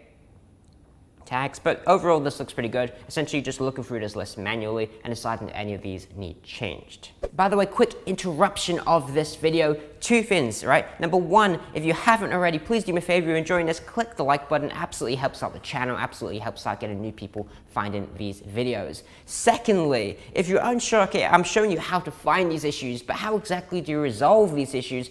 Go back and watch the previous video, because I explained exactly that. This video is more so about what exactly to look for and what exactly it means, but if you don't know how exactly to resolve that, then it's basically the same thing every time, which comes down to reducing the overall low quality pages on the website, which the previous video explains exactly how to do. So go back and watch that again if you haven't already. Now back to the presentation. Another issue you want to look out for is duplicate content. Duplicate content is when you have two identical pages, which obviously is usually some sort of manual or automated error. Now you can find this very, very quickly with Screaming Frog by doing this. Again, go to exact duplicates. But I'd also recommend, again, looking through the actual list, because sometimes you have pages that aren't exact duplicates, but they're very, very near duplicates. And obviously, Screaming Frog can check for this if you enable it. I usually don't. Instead, I'm, again, looking through all the pages manually on top of this, and just double checking if any of these are, again, duplicates. It's pretty clear when that comes up. Another thing you want to look out for is your H1 issues. Usually this is going to be like they're missing completely off the page. There's more than one on the page, or they're duplicated across several pages, usually because there's some sort of automated page creation type issue going on there. Now again, you can find these very, very easily with Screaming Frog. We talked about this previously, but real quick, you see under the H1 section, you have all, but then you have missing. So these pages are missing H1s. Probably doesn't matter, it's a privacy policy. You also have duplicate. So these are a list of pages that have the same H1 across all of them. Then you also have multiple and over 70 characters that you'll probably cover the over 70 characters one anyway when you're optimizing them properly in the on-page process. Another place where you want to look, but doesn't necessarily mean there's an issue, is your no index pages. No index pages are where you tell search engines, hey, you don't want this added to the search engine. Now you may well want to use this, and I absolutely recommend it. Again, that's really what we covered in the previous video, when to use this for reducing the overall pages on the site.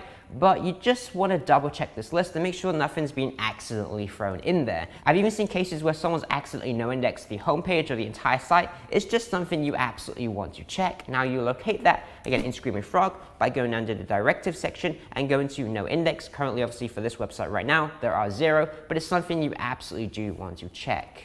Similar to that, you may want to check for no follow pages. Basically, you can have a page that is no index and you tell search engines, hey, don't index this, don't add this to your search engine, but you can also say like follow or don't follow the links on that page. And there may well be a page where you don't want it added to the search engine, but it has links pointing out from that you absolutely do want followed, which is usually more often than not. So I'd recommend double checking, again, Screaming Frog, no follow here.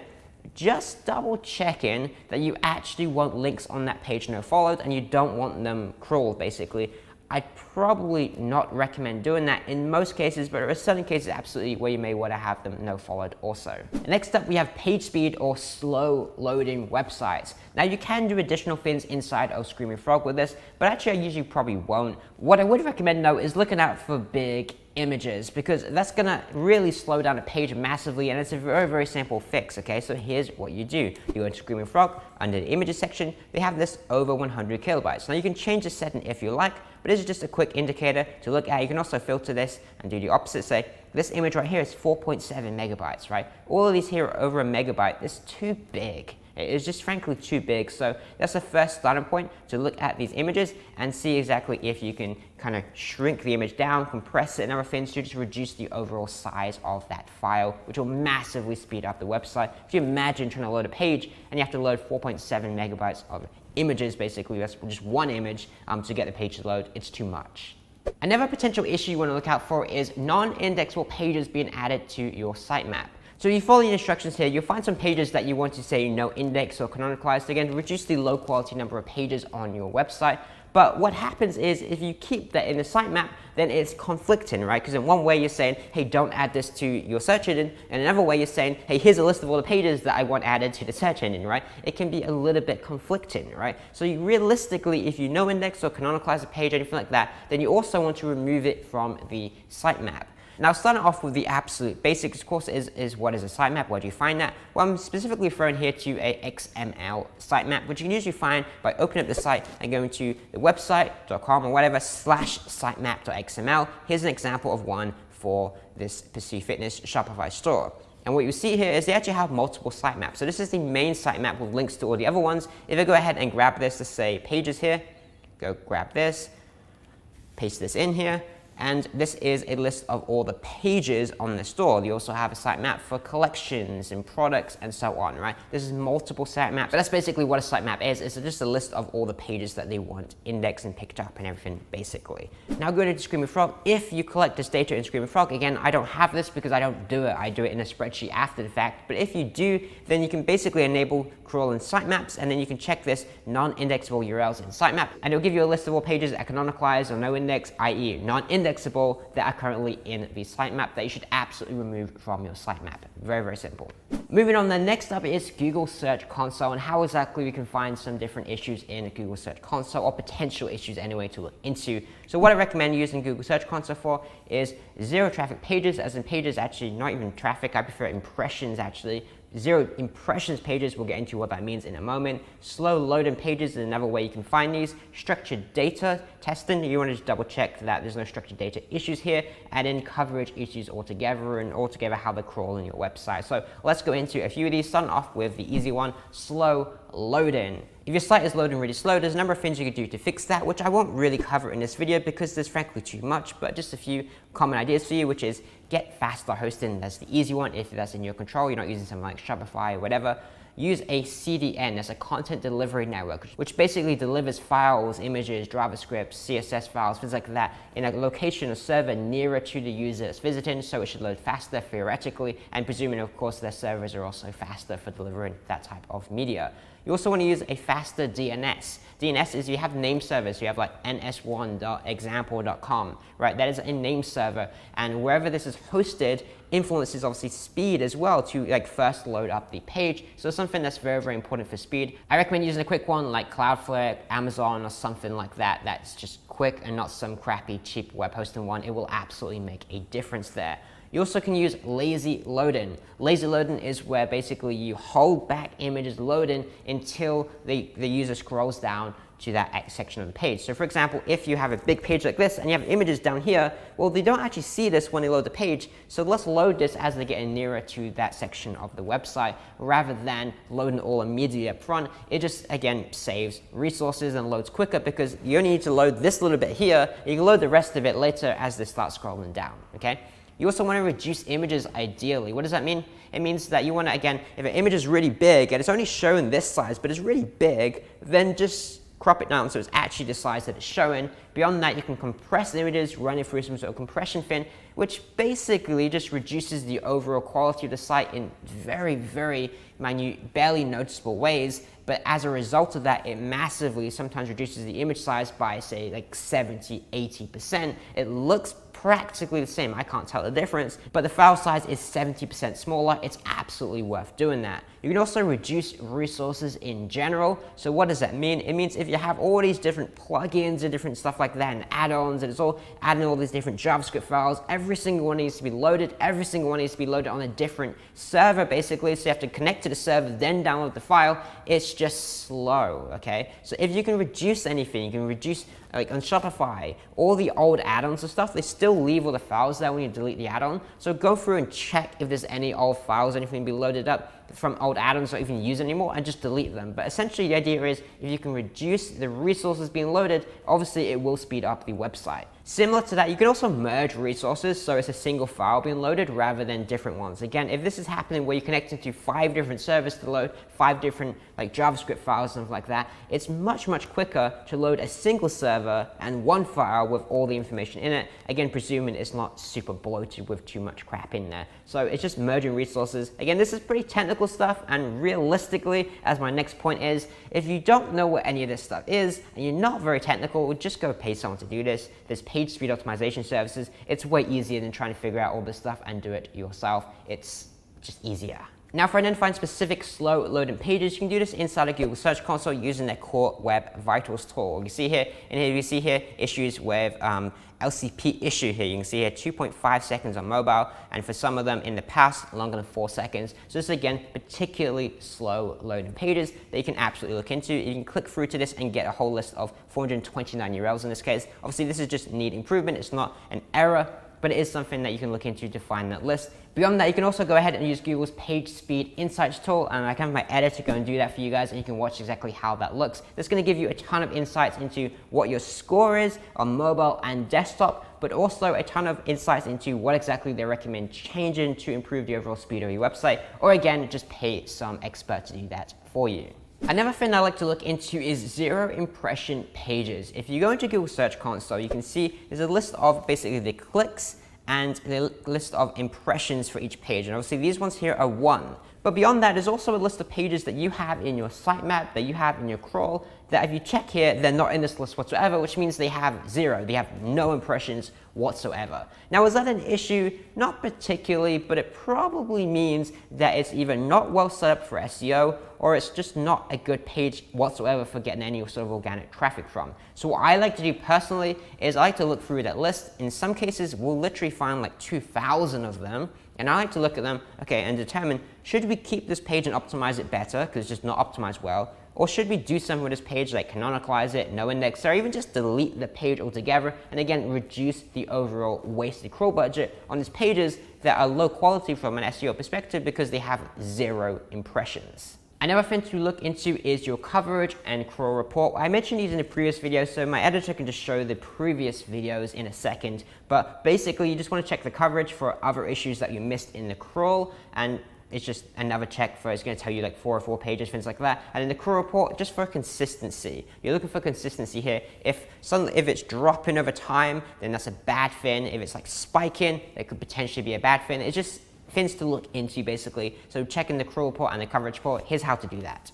Right, so we can go into the coverage here and you can see if there's any errors, if there's any valid with warnings, and obviously a number of valid. And we can also scroll through these and see, okay, here's the warning, all right? So there's pages that are indexed, but they're blocked from robots.txt, right? Or there's some errors here. In this case, there's none. But you can see here, like, submitted URL seems to be a 404 and different things like that. So Google Search Console is a very, very powerful tool for understanding really how Google are crawling your website, and then why that is the case, and identifying is there issues with like 404 pages or pages being blocked by robots and things like that, which we're going to get into in this video. I just want to explain roughly what Google Search Console can be used for, and really just a very, very beginner level introduction to looking at this data, which is basically just looking at it from a consistency standpoint. There's no wrong or right amount, though you certainly want to consider if it's really, really low and you have a big site, that's probably an issue. But generally speaking, you're just looking for consistency. In this case, this client has thousands of pages. So while you're seeing this 5,000 crawl requests in a day, your site may have significantly less if it's a much smaller site,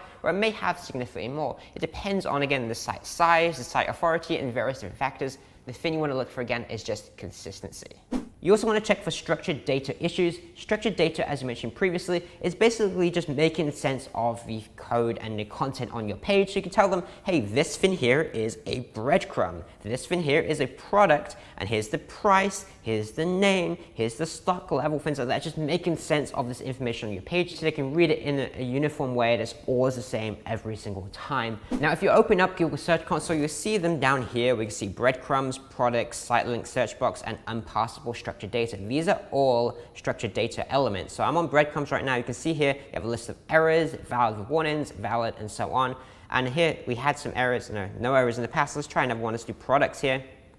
And you see here for products, there is valid with warning. So here's some ones where, hey, they're missing aggregate rating, reviews, and things like that. I even missing description on a few products, probably because there's just literally no description for the product, but it's potential things to look into. All this can be found inside of, again, Google Search Console, which makes it, again, easier because it just gives you a list rather than trying to manually go through anything crazy like that. And the final section for this video is manual and other tools that you use to check for things, usually just spreadsheet or inspect element or something like that. Here's a few things that I like to look at for doing that. There's keyword cannibalization, robots.txt, slow loading, directory structure, and the others here. Let's go into them again, making this as quickly as I possibly can. First up is keyword cannibalization. Keyword cannibalization, in short, is when you have more than one page attempting to rank for the same keyword. That's all it is. When you have this, what's going to happen is something like what you're seeing here with this little chart here.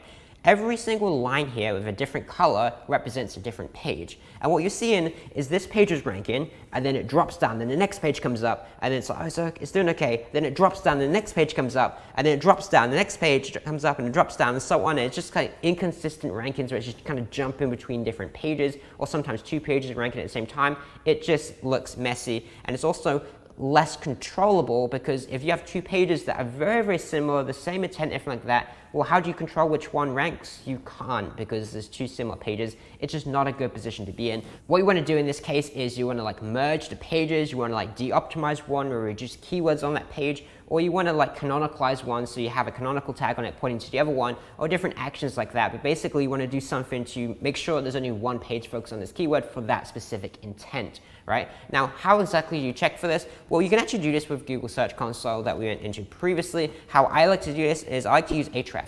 And now what you're looking at right here is a tool that Ahrefs provides that's basically a spreadsheet that you can import the data into from Ahrefs, a list of your organic keywords, and it finds any keywords that you rank in for more than one URL with. So these examples here, the first one, data validation Google Sheets, they have actually, there's both the same URL by the looks of it, but the next one, dead link 404, you see they have a broken link checker page, and then you have a blog broken link building guide, okay? So you see they have two pages ranking for the same thing. This is basically keyword cannibalization, and this tool finds them within a few seconds just by importing that data. Now, I personally like to do things, again, a little bit differently, and I like to look at not only current rankings, but also the history of rankings, so the past 3 months or 6 months, and just double check, has it changed in the last 6 months? Because while one page may be ranking currently, it could be a different scenario where last week or last month a different page is ranking, and it's still changing, it's just not actively showing more than one page at a single time. So that's just how I do it, but this works also, and I'll include a link to their sheet as well, because it's a nice easy starting point for getting started with finding keyword cannibalization issues.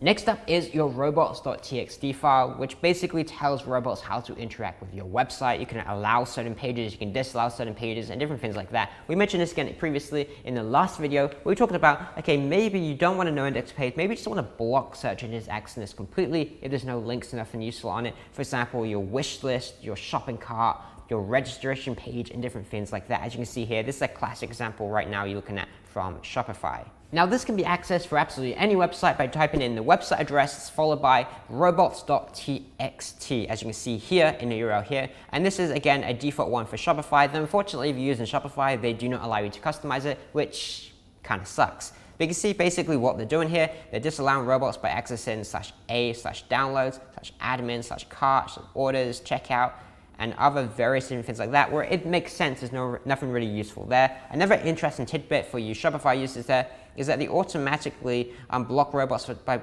accessing anything with a plus in it. So if you name in your tags or vendors or anything with a plus in it, they're automatically blocked by robots.txt, which is a good use of crawl budget, but probably not something I deliberately do as a technique, but it is a good way of kind of saving crawl budget on those pages which you don't want indexed anyway. Now anyway, what would I recommend doing here is I'd honestly just recommend checking it and just making sure that firstly it's being used correctly, so that it's actually being used, number one, that means. So again, it's here and you're blocking things like the cart and registration to pages that shouldn't be indexable at all, and it just saves resources again by not being indexable at all. There's no links on there that matter, so again, block it at a robots.txt level. And then secondly, double check that there's no errors in here, there's no mistakes, there's nothing like, hey, this has been blocked and it absolutely shouldn't be blocked. Just verify that it's actually set up correctly. It's going to save you some headaches if you just can't get a page picked up. Maybe your robots.txt is blocking it. Oh, and don't forget to do this for subdomains also, not only the root domain, but if you have a subdomain on your site, then make sure to do that for all the subdomains also.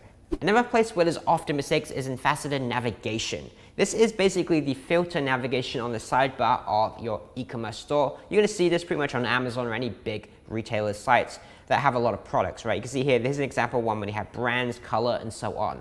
Now, this is a pretty difficult thing to do SEO for, especially if you're on a platform like Shopify where it's really limited controls of what you can actually do.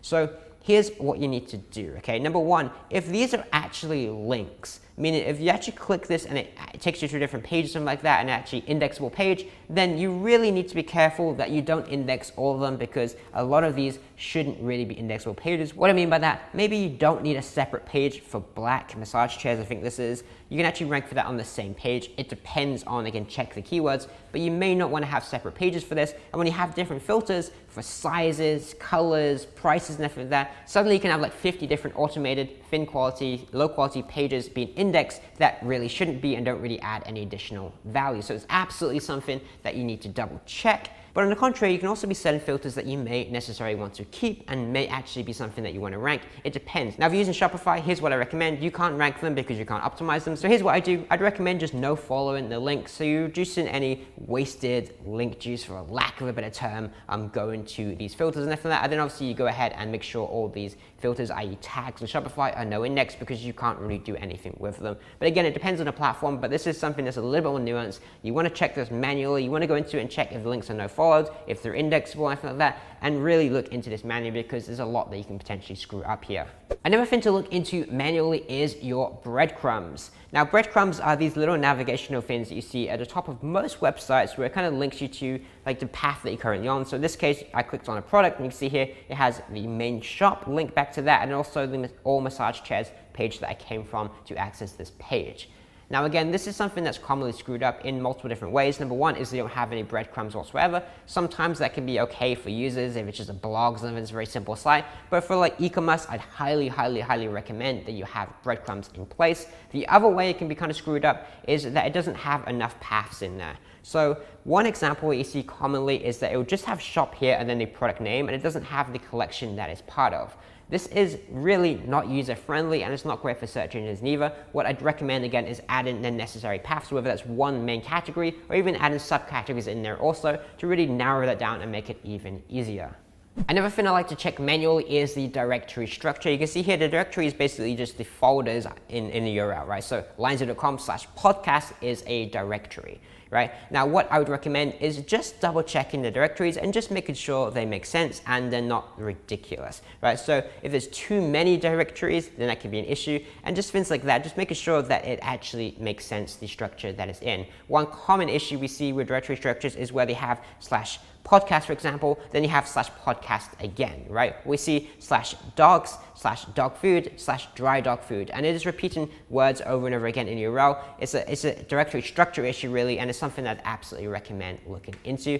So just double checking, clicking through different pages on the site and just double checking the directory structure, making sure it's not, again, ridiculously long, and making sure that it's not repeating keywords over and over again. Oh, and on top of that, ideally that you actually have a level of depth also though, because if you have, say, Shopify, you just have /collection / the name of that collection, it kind of sucks. It's a pretty bad directory structure. Ideally, you can have /category / subcategory. So it just makes it easier to kind of filter within that. If you can't have that, you're on Shopify, suck it up. If you can have that, it's way better to have the category product and then the subcategory within that, and then even the product if you want to have it that way. But it's better to do that than just /category for every single one of your categories, subcategories. So if you click from a category into a subcategory, both of them really should be in the directory structure, but do what you can with that. Another easy thing to check for manually that you can do automated, but I just prefer just to check this manually because it's easy, is checking that the HTTP version of the website redirects to the HTTPS, the www redirects to the non-www or whatever you use, and basically just making sure this is all set up and redirecting correctly.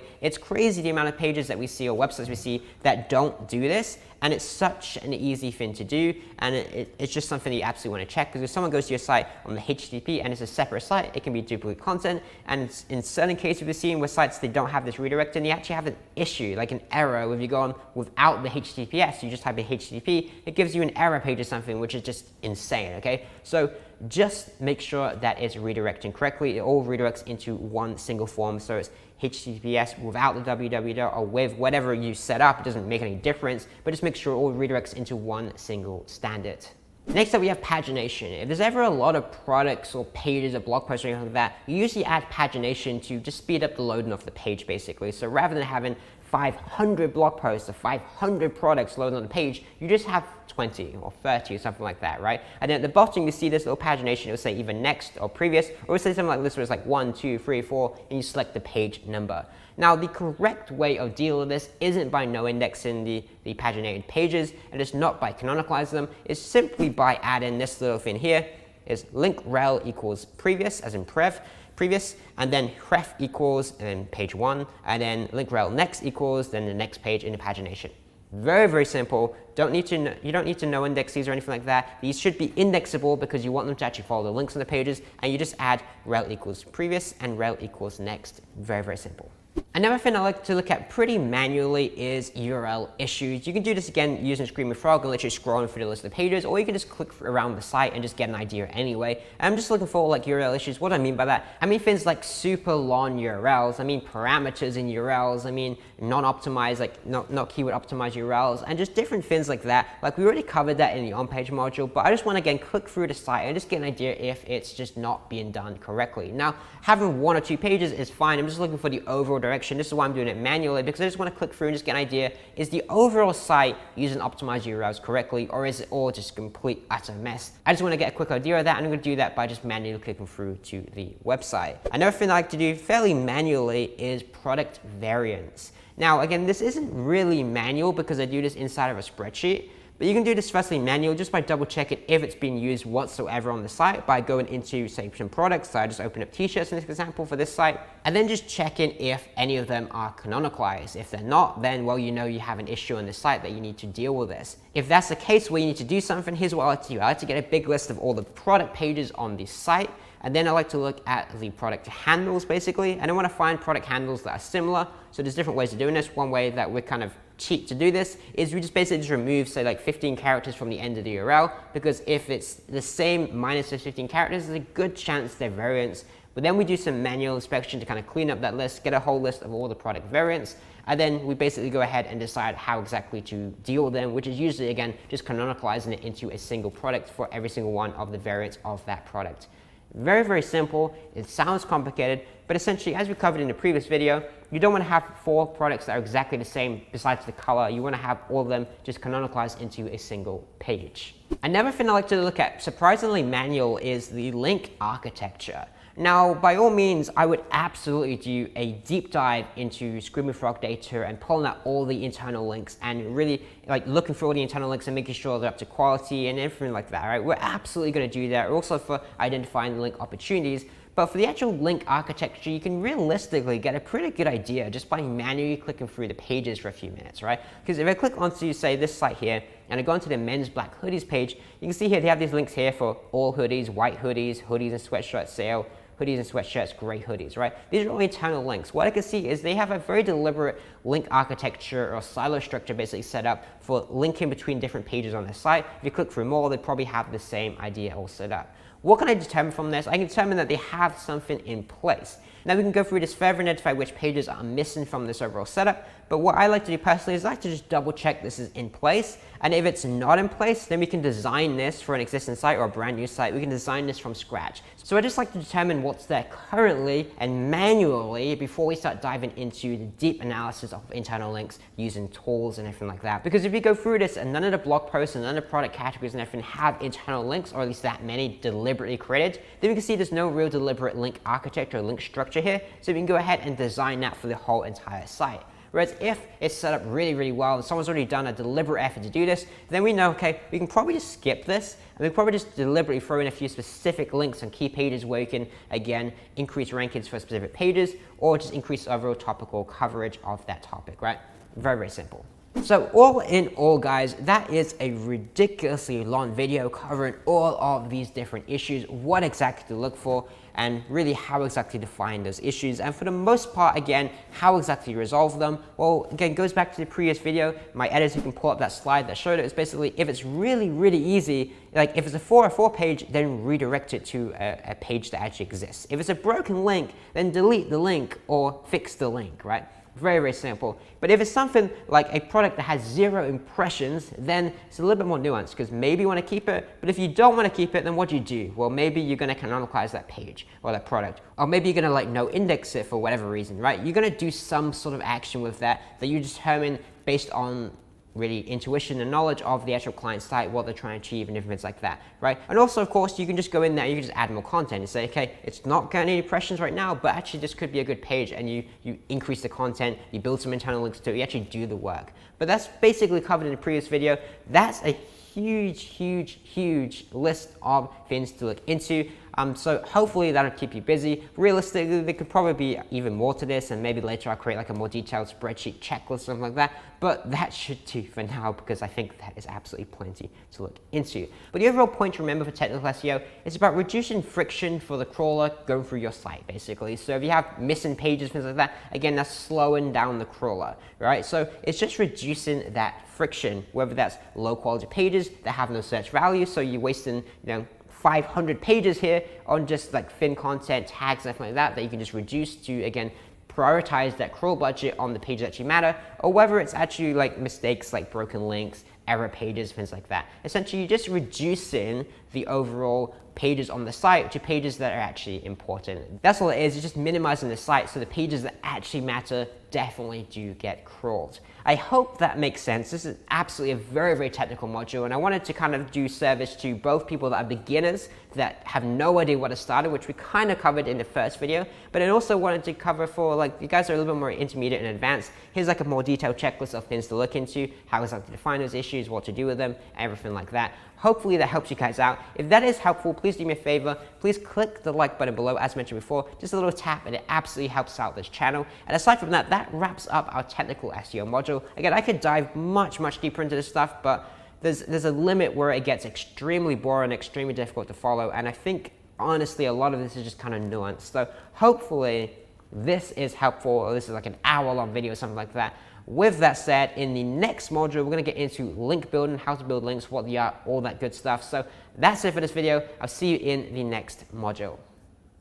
Welcome to Module 5, video number 1. We're going to talk about the elements and the fundamentals of link building. Again, as always, you may know some of this, but I highly recommend you watch all of this because there may be certain things that you don't know, and it's going to absolutely screw up your progress and your understanding of the upcoming videos where we dive much more deeper and much more advanced into how exactly to do this. So again, starting off with the absolute fundamentals and the basics, let's go through the really basic stuff in case you're new, and that is obviously this is link building. So what is link building? Well, firstly, what is a link? Well, specifically talking about backlinks here, but you can see here, for example, this is a link, and I'm sure you've seen a million of them before, and it's basically the text here that says fried chicken. That is a link. If you click that, it takes you to another page, and if it's a backlink, then it's going to take you to another website altogether. That's the only difference here, right? So for example, if you have another website and you click that and it takes you to a different website, that is a backlink for the second website here, page number 2 here, because it has a link from another website. That's all a backlink is. It's very simple. And then going back to what we talked previously, you have like your spider, and that's going to crawl through these links and find your pages. And also on top of that, it's also going to pass PageRank, which again is an internal metric that Google use, and we don't know exactly how that works, exactly how that's measured or anything like that, but we do know that it passes via links, and we have other tools that kind of attempt to replicate that, which we'll talk more about as we get into the video. All you need to understand is that backlinks pass PageRank and a lot of benefit, or in like a much simpler way of explaining this is how I explain it to my clients. Backlinks are like votes for your website. That's it, okay? They're like votes for your website, so the more of them you have and the better quality the source of that vote, i.e. some people are more trustworthy than others, then the better that vote is and the better you'll rank. Very simple, okay? So your goal is very simple. It's to get more votes and to get more votes from higher quality sources, i.e. websites, but in the same case, it could be people or whatever else. That's all it is. It's just accumulating votes for your website. And by voting for you, they're vouching for you. They're saying, hey, they trust this website because they've chosen to link to you. And then going into, okay, what exactly is link building? Well, it's simple. It's just the art of acquiring these backlinks. Now, how exactly do you do that? Well, there's a few different ways you can really do it, but let's just kind of categorize them and simplify this, right? The first way is you can go ahead and you can build them. And I'll talk about this in a moment, how exactly you can approach doing that, but you can also buy them, and this is something that is by far not condoned by Google and not something they'd recommend doing on any level. They're going to tell you it's risky and all this sort of stuff, and to a degree it absolutely can be, but it's also, well, significantly easier, so you have to make that decision yourself. You can also ask for them. Right, you could ask webmasters to link to you, you could ask your suppliers to link to you and various different things like that. So let me explain how exactly these things work. Okay, starting off with building them, right? So how can you build backlinks or links, right? Well, you can sign up to business directories, you can register your business there, right? This is called citations, usually your structured citations in the SEO world, where you go over to Yellow Pages, Yelp, and other business directories, including niche specific ones, including local ones, and register your business, and most of them will allow you to insert a link to your website while creating that directory listing. You also have user contribution websites. Now this is very open-ended. This could be social networks where you can sign up for a Facebook page, an Instagram page, and link to your business there. It could also be a forum where you sign up for a forum and include a link in your signature, in a post, in your profile, things like that. It could be a blog and you leave a comment and it has a link and then you leave a comment there, right? It could be a Web 2.0 site like Weebly.com, Wix.com, where you create like kind of a subdomain, create a piece of content on their mini site and include links there. These are all sites where you as a user contribute to the content and create your own content there. It could also be what we call in the SEO world private blog networks. Now, I'm not really going to dive deep into that in this course because, frankly, it's an entire course on its own. But essentially, what is a private blog network? It's a series of websites that you own specifically for link building. So rather than trying to ask, convince, and earn links from other websites, you essentially just create your own websites, and you do this by using what we call age domains. And what that means is you just buy a domain and you just go spend $500, $1,000, whatever it is, on a domain that already has a bunch of backlinks pointing to it. So they've already built them, asked for them, earned them, everything like that. And you just buy their domain for $500, and it has, say, 100, 200, 300 links to it already. And then you use that to link to your own website, right? Now, again, I'm not going to cover that in this video. If you want to learn more about this, I have a blog post that's like 10,000 words. It's something crazy that explains exactly what these are, how to build them, how to use them, and all that good stuff. So you can go check that out on my site. But beyond that, it's basically just the idea of building them yourself, and in a way it's kind of buying them to you because you have to buy the domain firstly. Now moving on exactly to that, which is buying links. Let's explain how exactly that works. The first way, of course, is link services and sellers. So you probably your own website had people email you, or if you're on LinkedIn or even on Facebook, you join like an SEO group, you got some people messaging you like, hey, do you want to buy some guest posts? Only $30, $50, and they give you this like big list of sites that they say that they can get guest posts on or some types of links on. And generally speaking, my advice in every single case when someone does that is to block them and don't give them a penny because the links probably suck. Likewise, you find people selling links on sites like Fiverr, and again, it's not actually $5 anymore, it's going to be $20, $30, but again, generally speaking, unless it's something specific like structured citations or social profiles, something like that, they tend to suck, and even if they are those links, they're not really going to help you rank. It's more just for adding some sort of diversification effort into your backlink profile and just trust, which we'll talk about again as we get further into the video.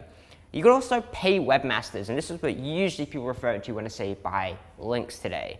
What this means is rather than trying to convince someone and ask them to link to you, you just say to them, hey, can I give you $30? Can I give you $50? Whatever you want, and ask them to link to your website. That could be either within an existing article, or it could mean like you guest post. But that's basically what it means to pay webmasters. It is by far the easiest method when coupled with the ask method that we're going to talk about next. You can also, as previously, buy aged domains. Now you can use these obviously for a private blog network, as we discussed before, which is how you build your own websites on top of these, then link to yours. But you can also buy these and use them directly as your own website. Again, this isn't something I do for clients by any stretch of the imagination, but for your own websites and experiments, it's pretty fun to kind of play around with this stuff. You can also buy aged domains and 301 redirect them. We talked about this a little bit in the technical SEO and OnPage SEO module. A 301 redirect is just a permanent redirect from another website to yours. Again, this takes a little bit more skill, a little bit more practice. It's not for beginners, but it is something that you should know, and it's something that's kind of, again, fun to play around with. Where you buy an aged domain, it has a bunch of backlinks already, then you redirect it into your own website, and that can provide a massive boost in rankings if it works and if it's done correctly. It's risky, it's not something I'd ever do for a client, but again, it's a pretty fun thing to play around with.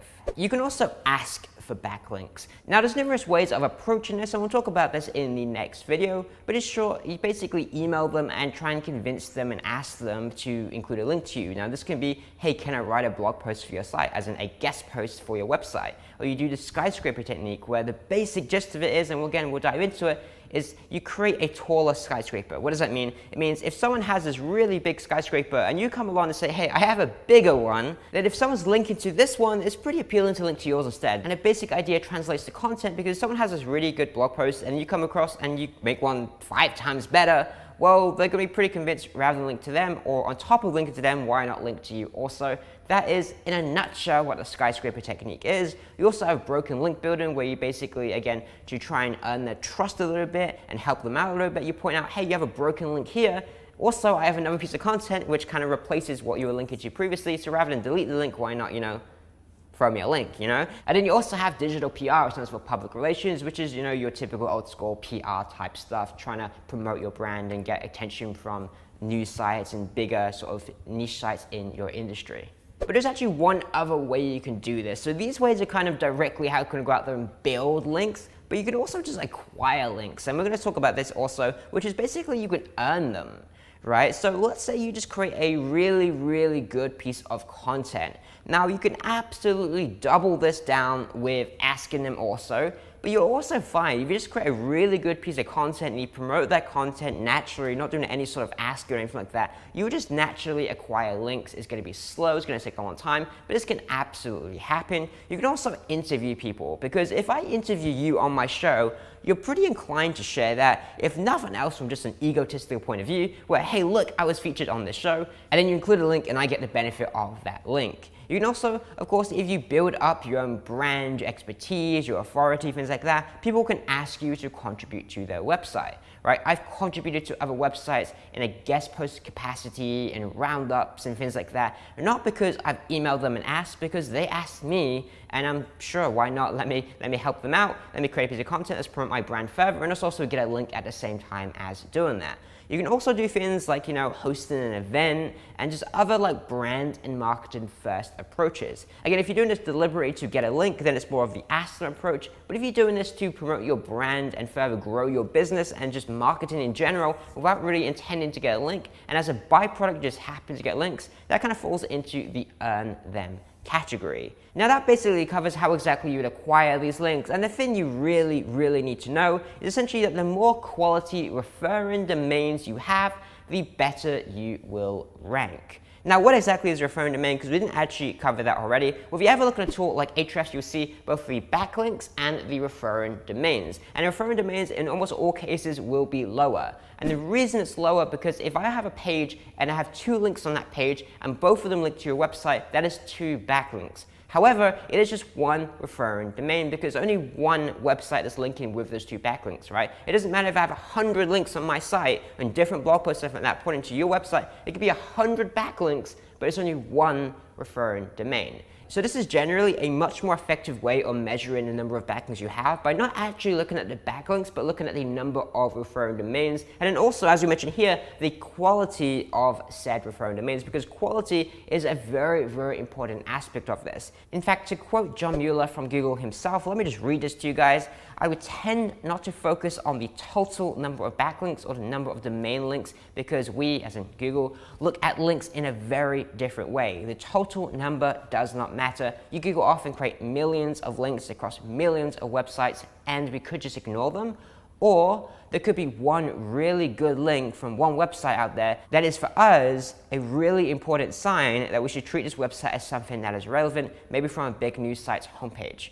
Right. Now, again, I would not take what Google say as gospel by any means whatsoever, but I wholeheartedly agree with what he said in that it's not just quantity of links. You can go out there and use tools, and I used to do this years back, and we build like, 10,000 links a day, and it's just spammy blog comments and forum posts and things like that. And today, that will do absolutely nothing. If anything, it could even have a negative effect. Whereas in certain cases, you can build a very small number of links and have a huge impact because, again, quality becomes important. Now, it's not quality over quantity, it's quality and quantity. I would personally strive to have as many high quality links as I possibly can, but the point still stands is that you want as many links as you can that are of a decent quality. That is really what matters. Again, specifically referring domains, not 100 links to one page, but the number of referring domains that are quality. Very simple. Now that's all well and good me saying, okay, you need to get more quality links, but well, what exactly does that mean? How do you measure the quality of a link?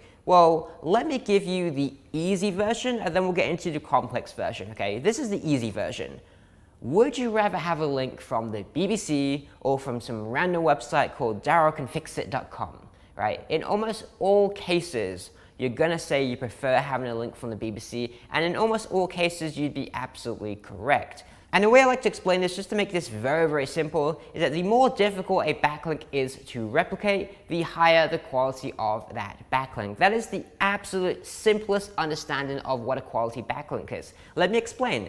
Getting featured in an article from the BBC is gonna be extremely difficult to pull off. Right? Whereas if you go onto a website, say darrowcanfixit.com, I presume not a real website, and there's a blog post there and you leave a comment in that blog, well, guess what? That is a bad link because anyone can go on there, leave a comment and get a link from that website. Or if a website has a forum you can create a link on, again, anyone can go out there and replicate it. Or even if it's a normal blog and you did a guest post on the site, it's much more difficult to, again, get a feature from the BBC than it is to get a feature from darrowcanfixit.com. So generally speaking, just to make it nice and simple, the harder to replicate that backlink, the higher the quality of that backlink. Now that's the simple answer, but let me give you the advanced answer, which is Here's all the factors that I think are important. There is authority of the website, authority of the page, relevance of, again, the website, and then also relevance of the page. Then you have relevance of the anchor text, location of the link within the content, whether it's no follow or do follow, and the page that's linked to, i.e. the destination. Right, so let me explain what each of these means and how each of these can be, well, influenced, because that's what we're in a game of doing with SEO. The first one is the authority of the website, and that's pretty much what we explained already. If you look at the BBC, well, that's a massive, massive authority site, whereas you look at Daryl Can Fix It with its sketchy looking logo, then it's not really a legit good quality site, right? So BBC is obviously much more of an authority website. Now, this comes down to, again, the old school term of PageRank. And PageRank, again, is simply that measurement of how much an authority a page and a website is. So again, this page, the BBC, is going to have a much, much higher PageRank than Daryl Can Fix It, okay? Now, unfortunately, as mentioned, we do not have access to PageRank anymore. That, again, doesn't mean it doesn't exist. Google still uses it internally, apparently, but we don't know what it is or how exactly they're measuring it any longer. So instead, we're going to use tools like Mars and Ahrefs or SEMrush or various different tools like that, and they have these different metrics. Like on Mars, they call it domain authority. On Ahrefs, they call it domain rating, and on SEMrush, they call it authority score. What are these tools? What are they analyzing? Well, you have different ways of calculating it, and none of them are actually correct. If correct means exactly how Google would calculate it, of course they're not correct, but they are indicators and things to look into, and they're basically, again, trying to measure PageRank in a similar sort of way. Again, does that mean they are 100% right and this is exactly how Google measure it? No, in that case, every single one of them is wrong. But they're not wrong, they're just different ways of measuring it and different ways of getting an idea of how much an authority, i.e. how high the PageRank is for these different websites. Again, this is not Google's metrics, but they are useful indicators for how much an authority a website is. So if you ever hear this term people throwing around like domain authority, that's all it is. Domain authority is a measure of the volume and the quality of backlinks pointing to a website. That's all it is. It's very, very simple. Again, this may be calculated in slightly different ways. So on one site it may be higher than others and so on. But again, the goal is to measure the authority of the domain, which usually, again, they're going to look at the volume and quality of the backlinks that this website has. The other thing to consider, though, is you absolutely cannot trust these metrics 100%. Meaning just because a website has a high domain authority or domain rating does not mean that it is a good link. In fact, what many SEOs do is they like to look at the organic keywords and organic traffic numbers and really check that this is a real website that has real traffic. The idea behind that is, realistically, these metrics like domain authority, domain rating can be gamed, meaning you can do things to artificially increase them despite not really being an authority site. This is part of the game again. However, if you look more into the organic traffic levels, and this site has a decent amount of traffic, and ideally that traffic is growing, i.e. is increasing every single month, then it's probably a good sign, because if the traffic is increasing, then it shows that Google liked this website, and if Google liked the website, then it probably has a high PageRank in their eyes specifically, which is actually what matters, not any of these individual tools. So again, don't blindly just say, okay, this website has DR30, it must be pretty good, it must be a decent link, because it could be absolutely terrible. So again, you want to look further into that. You want to look at the actual backlinks themselves, and a good sort of cheap, lazy way of doing that is to also just look at the organic traffic, and if it has a decent amount of traffic, you know, on the low end, at least 1,000 visits a month, then it's a better sign than especially if it has absolutely none. You also have the authority of the page. Take a look at these two options here. Which one would you prefer to have a link from? Option number 1, which is the homepage of my website, or option number 2, which is a podcast or a blog post basically on my website instead. Which would you prefer to have a link from?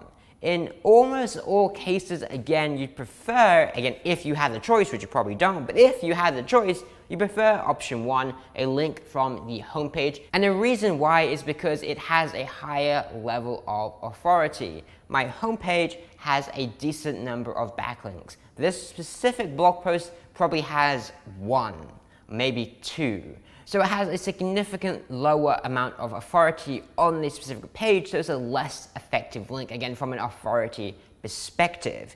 Now, how exactly do you measure this? Well, again, if you look at these tools, you'll see things like URL rating or UR in Ahrefs, and you see things like PA, which is page authority in Moz, and these are again attempts at measuring what is the rating, the authority of this specific page. The other thing to consider is essentially that this comes from links. And this could be backlinks to the specific page that we covered previously, but it could also be internal links. So if this page has a really high page depth, as we discussed in the technical SEO module, this is going to have a pretty low page or URL rating. However, if it has a ton of internal links pointing to it, like say the homepage, then it's going to have a very high URL rating. So these just kind of influence all these different factors, but generally speaking, the higher the page authority, the better that page again to get a link from. You also have relevance of the site. So it's not only authority. Remember back to the very first video, I introduced you to a concept of authority, relevance, and trust. And you want to simultaneously hit all of these different factors. So we covered authority, and that is great. But if you have a really strong authority link and it doesn't have any relevance versus a site that is not nearly as much an authority but is highly relevant, you may actually get a better boost from the relevant link versus the authority link, right? So here's an example to explain that here.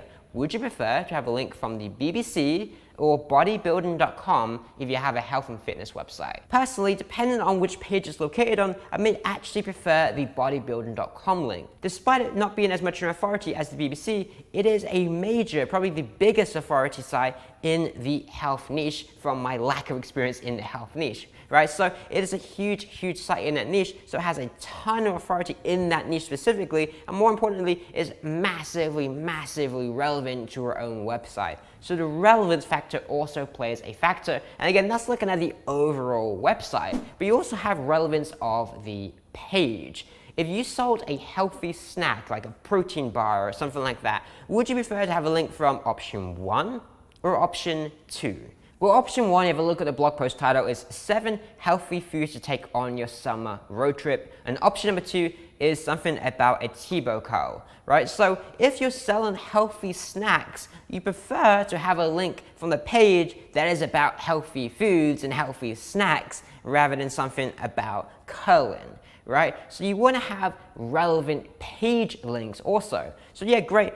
Look, no matter what, if you have a link from bodybuilding.com, you have a health and fitness website, you take the link. It's a good link, it's a relevant site. But also, if you can get a relevant page, that is even better because then the whole page content is again relevant to the topic of your website. We talked about this again on the internal links video. We did a little game show and we guessed what the page is about based on the referring pages, URLs, right? So next up, we have relevance of anchor text. And even though anchor text is, it's simply the text of the link. So if I look at this link again, then the text of the link, i.e. the anchor text, is fried chicken. So let me ask you again, the game show again, let me ask you a question. Would you prefer option 1 or option 2? You have a website about fried chicken, you're selling fried chicken, something like this. Would you prefer the anchor text says delicious fried chicken, or would you prefer it just says click here?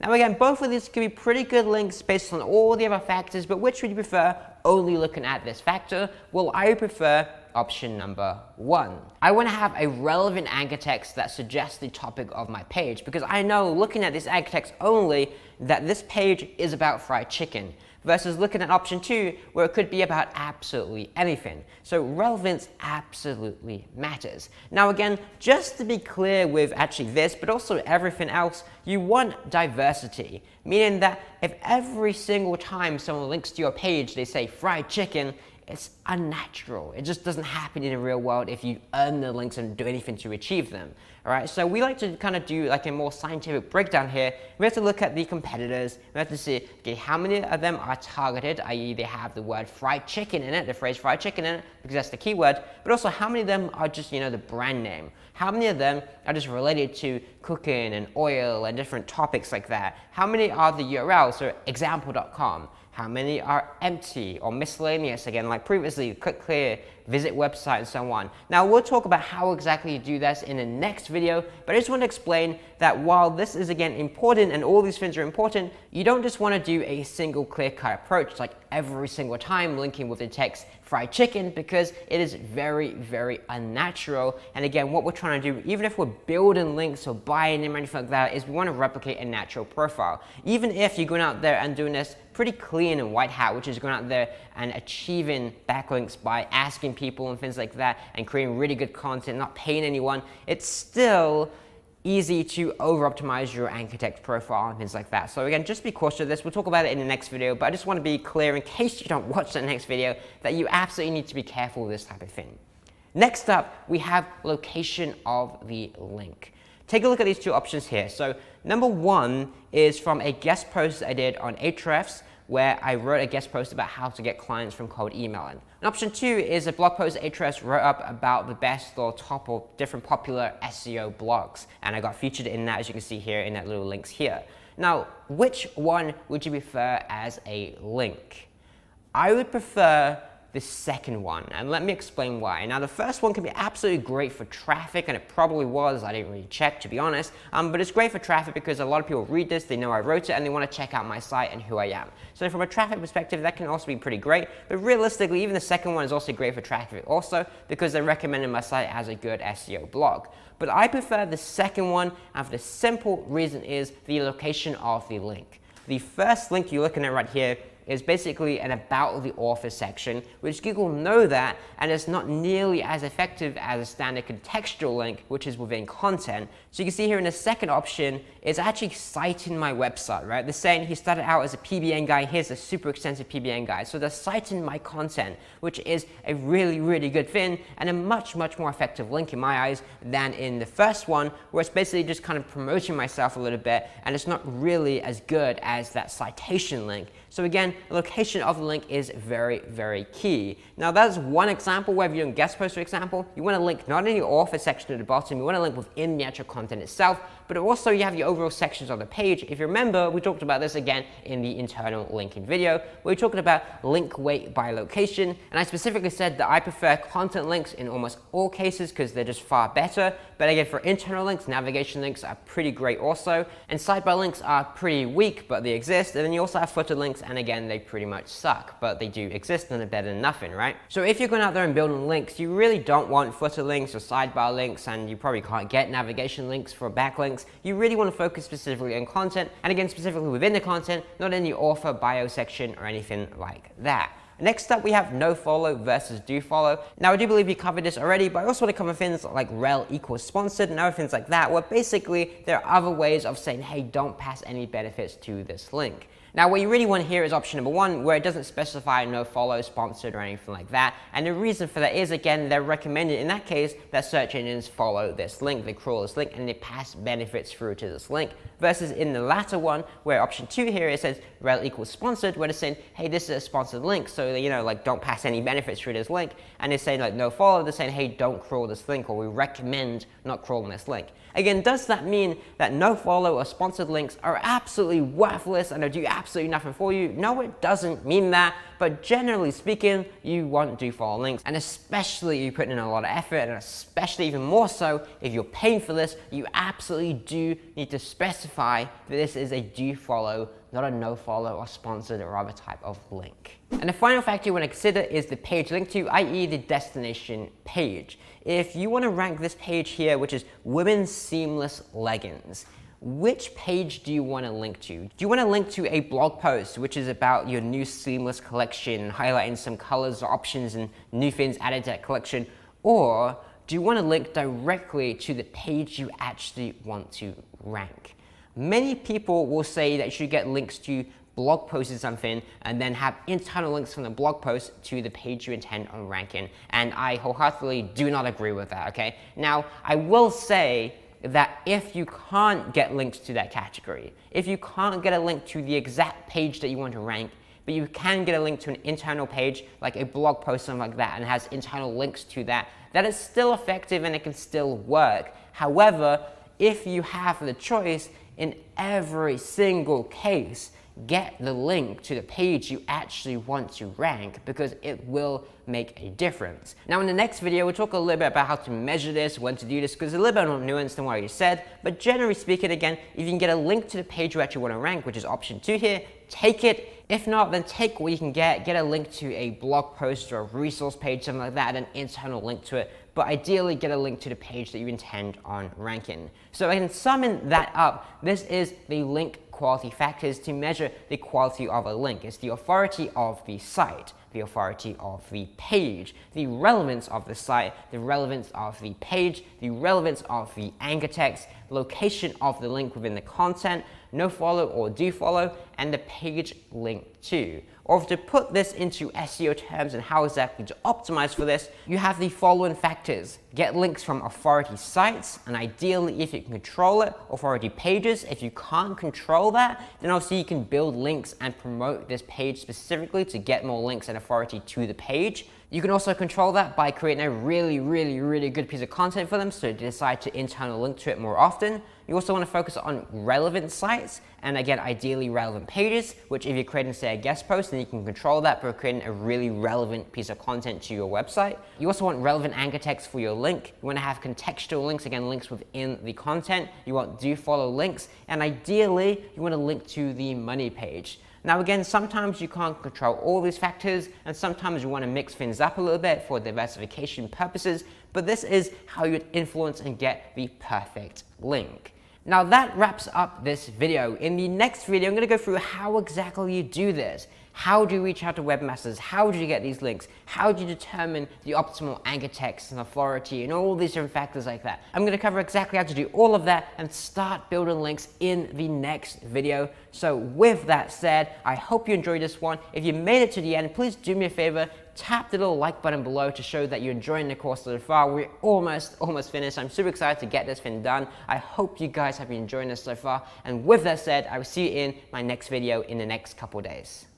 Welcome to module number 5, video number 2. We're going to talk about how to do link building. Now, if you missed the previous video, as always, go back and watch it because I explained all the fundamentals, all the essentials, all the components of good quality links and link building. If you don't know what they are, then well, none of this will make any sense because I'm not going to repeat myself again. So getting back into it, okay, how exactly do we build these links? So starting off with a few considerations that you want to make before you get into this. The first one is what links, how many, different factors like that, right? So how many links do you need to build? How fast should we be building them? What anchor text should we be using? How relevant do they need to be? And different factors like that. You also have the destinations. Which pages do you want to link to? And then also you have the link types, right? So is this going to be guest posts or broken links or skyscraper technique? How exactly are you going to build these links? What types? Now the way to achieve this is realistically what I call a link gap analysis. And it's just a very simple way of looking at the competition and determining what the optimal strategies to use because every single keyword is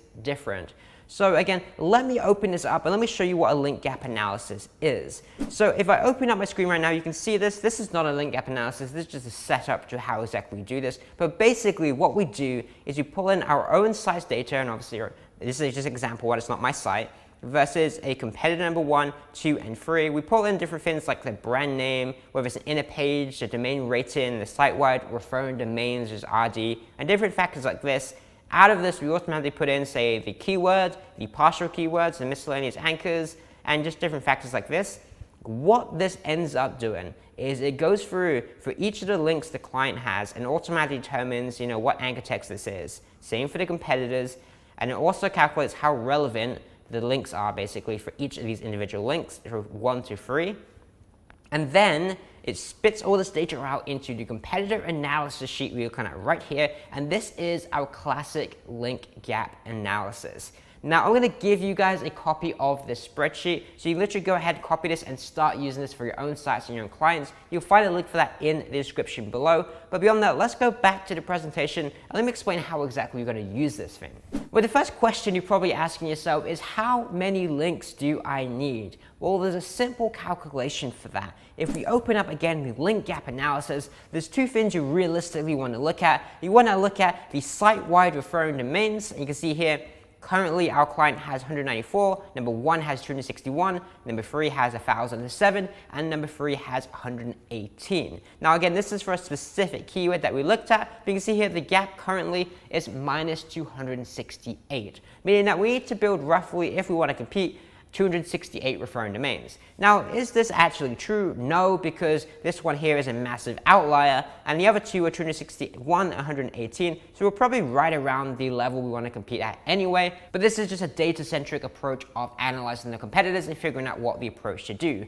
This is site-wide, so this is overall just to compete with them overall for every single keyword across all the different pages. But also we have, for the specific page, we have, of course, the page level referring domains, and this is where we're massively behind. If you have a look at the first site, again, this is presumably our site or our client website here, we currently have 5 referring domains to this specific page. However, if we go ahead and look at the competitors, they have 98, 59, 39, given an overall gap from ours at 5 to theirs on average at 65.33, a gap of minus or negative 60, meaning that realistically we need to build in the region of 60 referring domains to this specific page if we want to compete again against these 3 competitors. You can also look at the domain rating, which really is just a measure of these referring domains and the quality of them. But you can see here that we're currently also at a gap of minus 18.67. So again, we realistically just need to build a lot of links, not only to this page you can see here, but also to other pages on the site. But if we wanted to estimate and just use this as a ballpark figure, then we could just say very, very simply that we want to build 268 referring domains, which is quite a significant number, but obviously that doesn't really account for quality, which is where we can scroll down to this section here, and I realize this may be getting a little bit more technical, but nevertheless, let me go through it. And you see here for the domain rating breakdown, again, we're doing this for one specific page, but we can also do this for site-wide as well, just to get a rough idea of what you have to build, again, to compete all together for these competitors. You can see here that despite up top here saying we're 60 referring domains behind our competitors, for the most part the competitors have very, very, very weak links. And we can determine this because as soon as we start looking at the number of links they have to the specific page, you can see here that on average we need that I do follow as well. We have 5 for this competitor that are DR60 plus, or an average of 3.33 that are DR60 again, domain rating of 60 plus, which is a really, really strong link. You have 0.672 and 00 for DR50 plus. DR40 plus is 2.67, DR30 plus is 1.67, and so on. What this does is it checks for do follow links. We mentioned previously you can have links that are no follow, sponsored, things like that, and those, again, they can pass some benefit, but it's not nearly significant as a do follow link. So by looking only at do follow links and counting up here, we can see actually the gap is relatively insignificant. It really isn't that much to compete against. We can say we need 2 of these, 2 of these, or 3 of these, and 1 of these, right? Very, very simple. So this just really tells us for this specific page, despite it looks at the top like we need to do a lot, and our domain rating is lower, and our site-wide authority referring domains is lower, but realistically for the specific page itself, we don't actually need to do that much. Another question that I practically just answered anyway is, should we build more links to this specific page or another page? And again, going back to the data, what did we determine? We determined that we need to build, again, 2 or 3 DR60 plus links, 2, 3 DR40 plus links, and 1 DR30 plus link. I don't really count these lower ones, they're pretty weak links altogether. But even if we added all these up, basically it says we need to build around 9 links additionally. So in this specific case, we want to build more links to this specific page. However, in certain cases, you'll find that actually maybe you have more in all these levels, and maybe you get up to here, the page level referring domains, and maybe actually you have more on average than your competitors. If that is the case, do you want to build more links to this page? No, and the reason you don't want to do it is because statistically your competitors have less links to this specific page, and instead you want to look at the overall site-wide referring domains count, and you probably see they're higher there, and in which case you want to build links to other pages and an internal link them. That's where it gets a bit more nuanced, because I mentioned in the previous video that you want to link to the page you want to rank, and that is absolutely true if it makes sense. The only reason it wouldn't make sense is because by doing that, it looks unnatural. And it looks unnatural if all your competitors have 5 links to this page and you have 50, right? It doesn't make sense. So if all your competitors on average have, say, 5 to 10 links to this page and you have 10 links to this page, or you have 15 links to this page, stop building links to this page, start building links to other pages instead, and again, use internal links to power up this page. It's not as ideal, it's not as effective, but it is more natural. Again, you don't want to stand out against your competitors. You want to see what is working, you want to mimic that, and again, realistically, you just don't want to stand out because again, it's a clear sign that something is up. Another determination we can make here is how aggressive can we be with our anchor text. I mentioned previously that you want targeted anchor text, meaning if your keyword is fried chicken, then you want your anchor text to say fried chicken or delicious fried chicken or have fried chicken within the anchor text. However, you can't do that 100% of the time because it just leads to over-optimization, which can lead to other potential issues. So what you can do is you can look at your competitors and you can see what exactly are the ratios that they have. For example, you can see here this competitors on average have only 0.68% of their anchor text contain the keyword. I can't remember what the keyword is. I think it was best table saw here. So only 0.68% of the time did include that, which is basically this one competitor here. They have it 2 times out of all their other links you can see here, right? So it's very insignificant amounts. But branded, on the other hand, is being used 6.82% of the time, meaning that you want to have your brand name in the anchor text maybe around 7% of the time. In this case, a client or example site is SEOadvisor.com, so we want to use SEOadvisor in the anchor text about 7% of the time. You can also look at other factors here as well, like the URL anchor text you see here. This is currently 35.58% for our competitors, and we're 40%. This is there or thereabouts, even considering we don't have many links whatsoever. You see partial anchor text. What is partial target anchor text? So partial just means it includes part of the keyword. Our keyword in this case is best table saw. So what is partial anchor text? It's basically any one of those words or any parts of that phrase, right? So best table, right? Table saw, or even just best or saw, right? They're technically still partial keywords. So it's basically just part of the keyword, not the entire keyword. You also have topical, which is anything around that overall topic that's relevant to it. So for example, if you're trying to rank for iPhone review, then you have cameras and LCD screen and batteries and so on, that that's not really the keyword, but it's absolutely relevant to the overall topic. We also have long tail, which is basically just the keyword as part of a longer phrase. So again, if your keyword is table saw, best table saw, then you could say, what is the best table saw, or best table saw under $500, or I don't know how much they cost, but basically it's just the keyword as part of a longer phrase.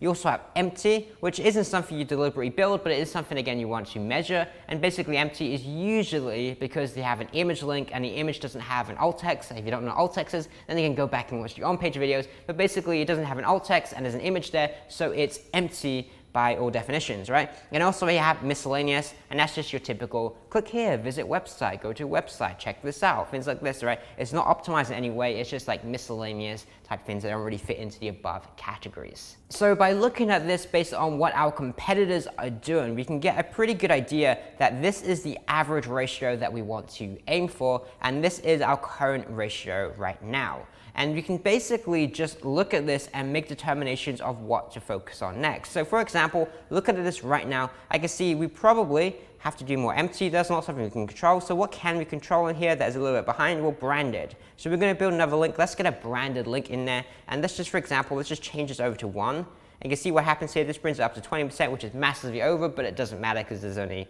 5, 6 links, so it doesn't particularly make any difference. But basically, we just start using this data here to determine what is the optimal anchor text profile based on the competitors, and of course, allowing us to really see how aggressive we can be with the anchor text. Again, we want to be aggressive, we want to get targeted anchor text in there, but we want to do this in a safe way that isn't going to damage our sites or our clients' websites.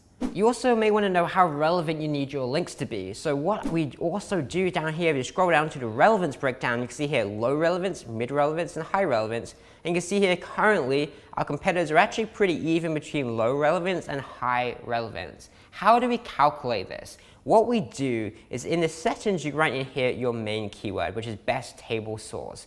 So what we do is we look for examples of using that in the URL or part of that in the URL. So let's just open up an example here.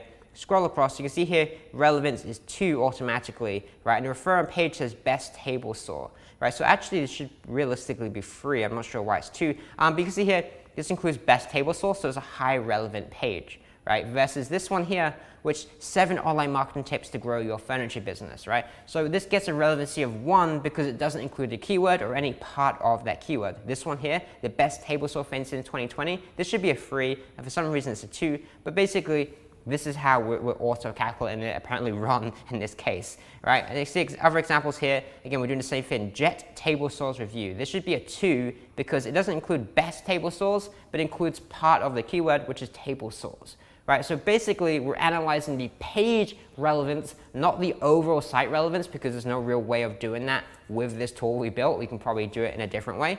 So we're just looking at the page relevance and then making determinations of how relevant our links need to be. And the way we can control that later is that we can get really, really relevant links, as in we can add a link to a really, really relevant page, or we can guest post for sites that are super, super relevant.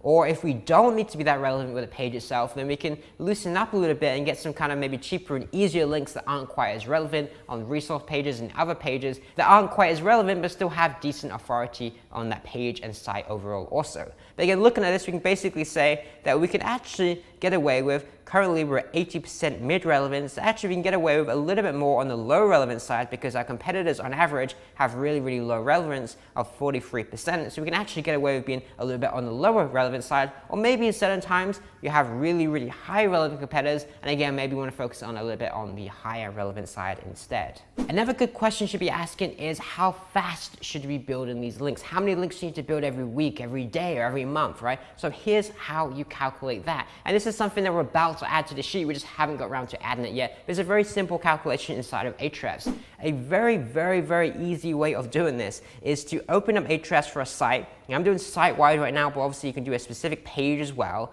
And go over to the referring domain section, click 1 year.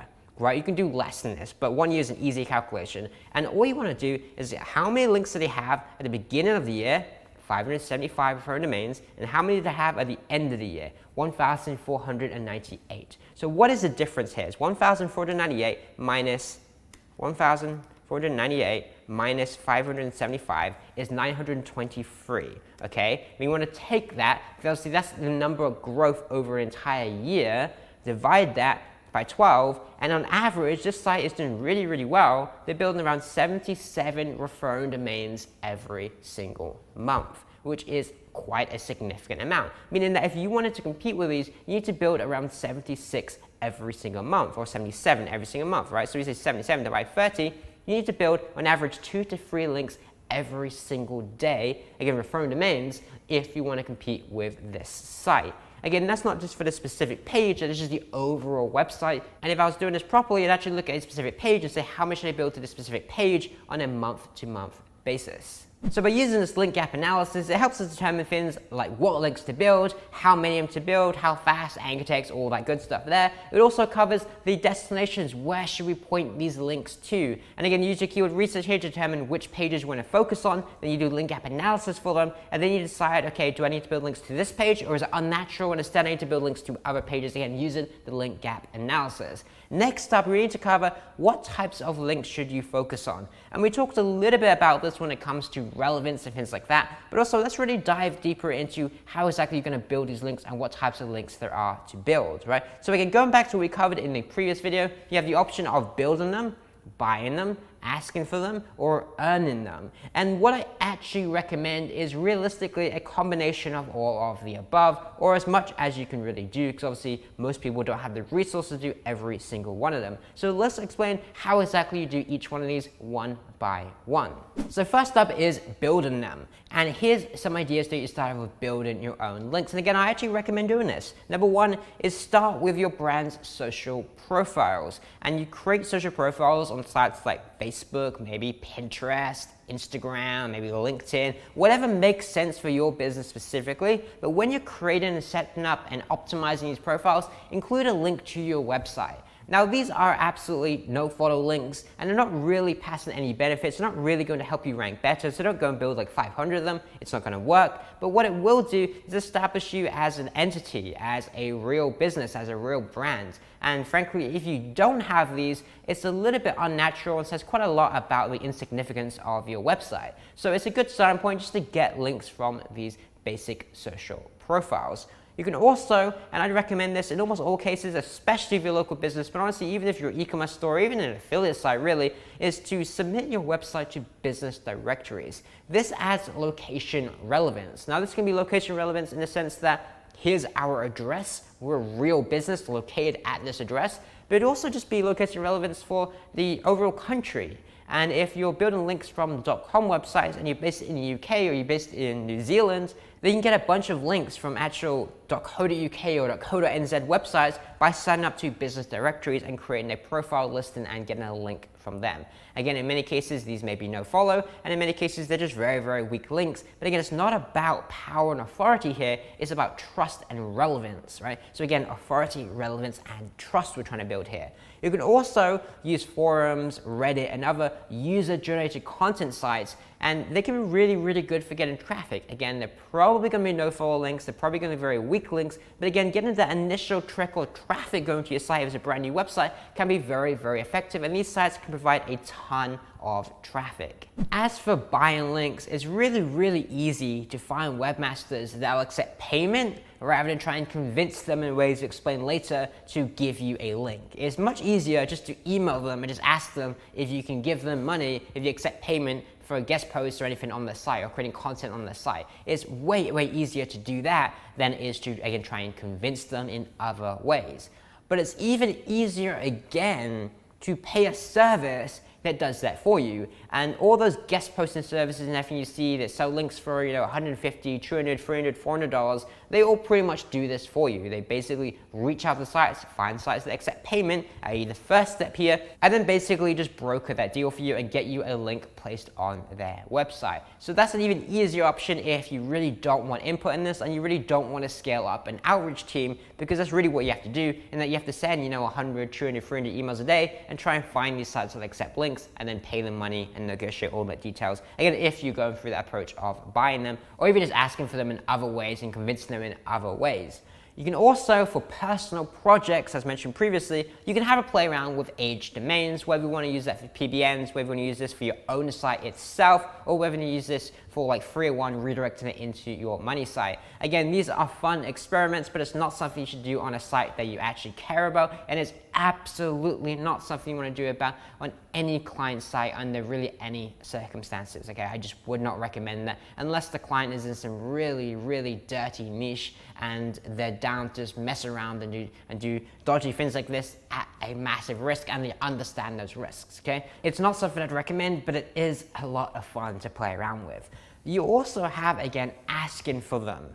And this is where you can use things like guest posting and skyscraper technique and broken link building and digital PR. And honestly, there's a ton of videos, there's a ton of screenshots, a ton of blog posts, people sharing examples of how to do this. Let me just grab a few just so you understand this. But as mentioned previously, the basic idea is you email them and you ask for a link, right? And again, this could be tied in with the buying them option where you email them and ask them if you can pay for a link, or it could be some examples like we'll show right now.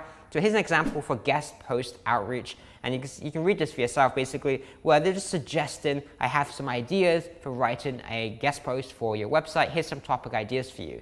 Now, if you read this blog post, they're just trying to make this fun and interesting and trying to incentivize them, right? Because you can either incentivize them with money, as we mentioned previously, or you can incentivize them, you can see what they're doing here. So they're offering a link from a different website. They're offering a mention in their newsletter and social media channels with around 10,000 followers. Again, hyping this up a little bit. They're offering a trial of their product, which is kind of crappy, to be honest, like a crappier version of Woodpecker. No offense, Lemless, I just don't like their tool. Their interface especially is really, really, really annoying. And also just making this whole thing like nice and fun and everything, because again, people get these emails daily, probably 10, 20, 50, like literally they get so many of them asking for guest posts and stuff like this that it really sucks. Okay, so they're just trying to make this a little bit more entertaining and fun. This example again, credit to Lemless, which is where I got this guest post outreach example from. Another example here from Ahrefs, you can see here, this is a broken link building approach here. So basically they're emailing them and saying, hey, I found this link here on this page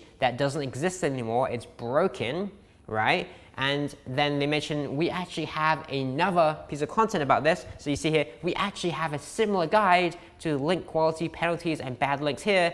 It might make a nice replacement. right? So you're just offering a replacement and also simultaneously actually helping them out, because maybe they don't want to link to your website, but either way, you're still adding value, you're still helping them out by pointing out that this link is broken. So again, when you're asking them, you're going in with some form of incentivization. It could be money, it could be a link back to their website, it could be promoting a brand, anything like that. It could be just helping them get rid of a broken link on their site and helping out their users and potential SEO things, probably not really from just a single broken link. Or it could just be anything else, right? But your point is you want to incentivize them and not to say, hey, can you link to my website? It's not going to be an effective technique. Here's another example here for this skyscraper technique, right? And what they're basically doing is saying, hey, I noticed that you linked to this article right here. I love the article, blah, blah, blah, but I thought it could be better, so I made a better piece, here it is. And then if you read a little bit further, they say, you may want to consider linking to my article from your page. So what are they doing here? And credit here to David Valance. Well, they're just again doing the skyscraper technique. So, hey, you like this skyscraper? Well, mine is bigger over here. You may want to link to me instead of them, right? Or even on top of linking to them, right? You're just suggesting that while their content is good, mine is better. And obviously this requires we'll actually have a better piece of content. Otherwise, it's not going to work very, very well. But if you do create that amazing piece of content, this is absolutely a great technique. And as you can see here, it's relatively simple. But again, as with the previous examples, you want to try and make this a little bit entertaining, a little bit fun, because again, people get these emails every single day. One final example for you guys. This one is from Jason Accidre, I don't know how he says his name, doesn't matter. And you can see here, he's basically just doing a typical sort of guest post type thing where he's saying, hey, I've written something that I believe will be more interesting for your users rather than mine. I'm sending over the draft for you. The topic is blah, blah, blah, blah, blah. Let me know your thoughts, right? So basically it's a typical guest post type offer, but he's already written the content. This is much, much, much more manual, you know? It's not like, hey, I have some ideas for you, would you be interested in it? He's literally written the guest post already and he's suggesting it to them for his users rather than for his own website. Again, this is just a typical sort of guest post offer, but way, way more work. So you can do this, but it's way more work. Normally, people do something similar to this approach, where here's some topic ideas, but they're not actually going to write it yet because, well, then they can't do much outreach, right? Unless they're pitching the same story to like 10 different people. But usually, when you do an approach like this, you get a way better response rate because, again, it's super personalized and the content presumably is a really good fit for their audience, right? So in short, if we just sum up the strategy, it's create a linkable asset. A linkable asset is just a really good piece of content or a tool or something like that that is engaging for webmasters to link to. Not necessarily for your typical reader, but it needs to be really compelling for another webmaster to want to link to this as being helpful for whatever reason. Then you want to incentivize them. This can be money, but it could also be links, publicity, mentions, or really even just helping out their visitors because you have a really, really good resource, right? But you need to incentivize them in some way, and then you want to ask them. Right, so you create the linkable asset, you decide the incentive, you define the incentive, and then you ask them to link to it. It's very, very, very simple, and people have endless videos, tutorials, examples, and if you can find all of them in a quick Google search. I've just showed a few here. Realistically, it's just practice. And it's practice at writing good copy, and it's practice emailing people and just seeing how well you can build those relationships, as in just being engaging, creating again good linkable assets, incentivize them in a good way, and then just asking enough people. It's relatively simple, right? So how exactly do you create these linkable assets? Well, that's really the next section, which is earn the links, right? So this ties in very, very well. The first thing here you can see is create epic linkable content. So if you want to earn links, it's not good enough just to create really, really good content, because maybe the content is great, but the only people reading this are people that don't own websites, right? So yeah, great, they love the content and maybe even share it on social media, but they don't own a website, so they're not going to link to it, right? So you need to create epic linkable content that is more focused on the people that own websites that will actually link to it. And I'll show you some examples of that in a moment. You can also, of course, interview people. Because when you interview someone, they're pretty likely to egotistically link to you and say, hey, look at this interview that I was featured on, right? People love to share this stuff. Again, it's ego, sure, but whatever, I do the same, everyone does it, right? So you get links just by interviewing someone else. So if you want to link for someone's website, you have a personal website or anything like that, a great way of doing it is literally just to invite them on your show, interview them, then they'll probably, not always, but there's a good chance they may link back to it, especially if you're actually a good interviewer.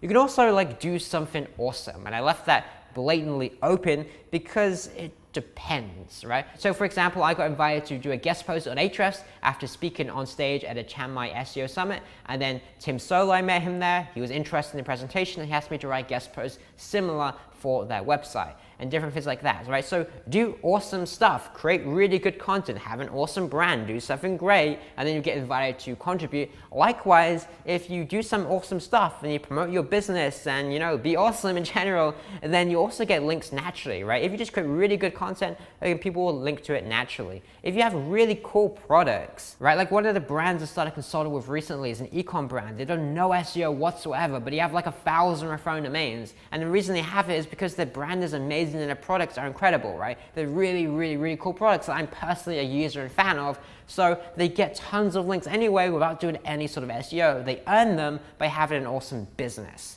Okay, so that's exactly how you'd earn them. Now, beyond interviews, which you can control, and the other stuff which you can control, but is slow and not really going to happen anytime soon, what you can really realistically control is creating epic linkable content. You can start doing that now, and you can combine that, rather than just waiting, you can combine that with asking them and really get a ton of links that way. So how exactly do you do that? Well, here's a few ideas for you. The first one is data and research. If you have a look at this example here, this is a blog post on Ahrefs. Again, this is focused more on webmasters, not necessarily on the visitors to their site, right? So if you have a look at it, it says 63 SEO statistics for 2021. And it's just a whole list, again, 63 statistics about SEO.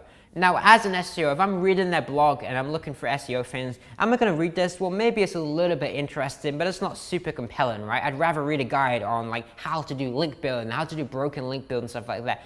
But for a webmaster, if I'm writing an article about SEO and I want a statistic to reference, this is a gold mine for me, and I'm absolutely going to grab something, and I'm probably going to say, hey, I got this statistic from here, right? Because when you're using statistics, number one, it's kind to kind of link back and say where you got it from, and number two, it's great to reference where you got it from also, so people know that it's legit and you didn't just make this stuff up. Well, as a result of this piece of content, they've received 554 referring domains. That's to this specific blog post only. They've accumulated 554 referring domains. Now, what they did here is absolutely genius because they didn't do any research or studies. They've certainly done that themselves anyway. They basically just compiled a list of all of them from different sites, including maybe their own, and put together a list of SEO statistics. Really easy. Absolutely anyone could do the same thing as this. Yet as a result of this, they landed 554 referring domains. And again, this is something that absolutely anyone can do. It's just compiling statistics and put it into one single resource. You can also do something a little bit more advanced if you want to, and you go out there and actually conduct your own research and studies, whether that's actually running your own experiments,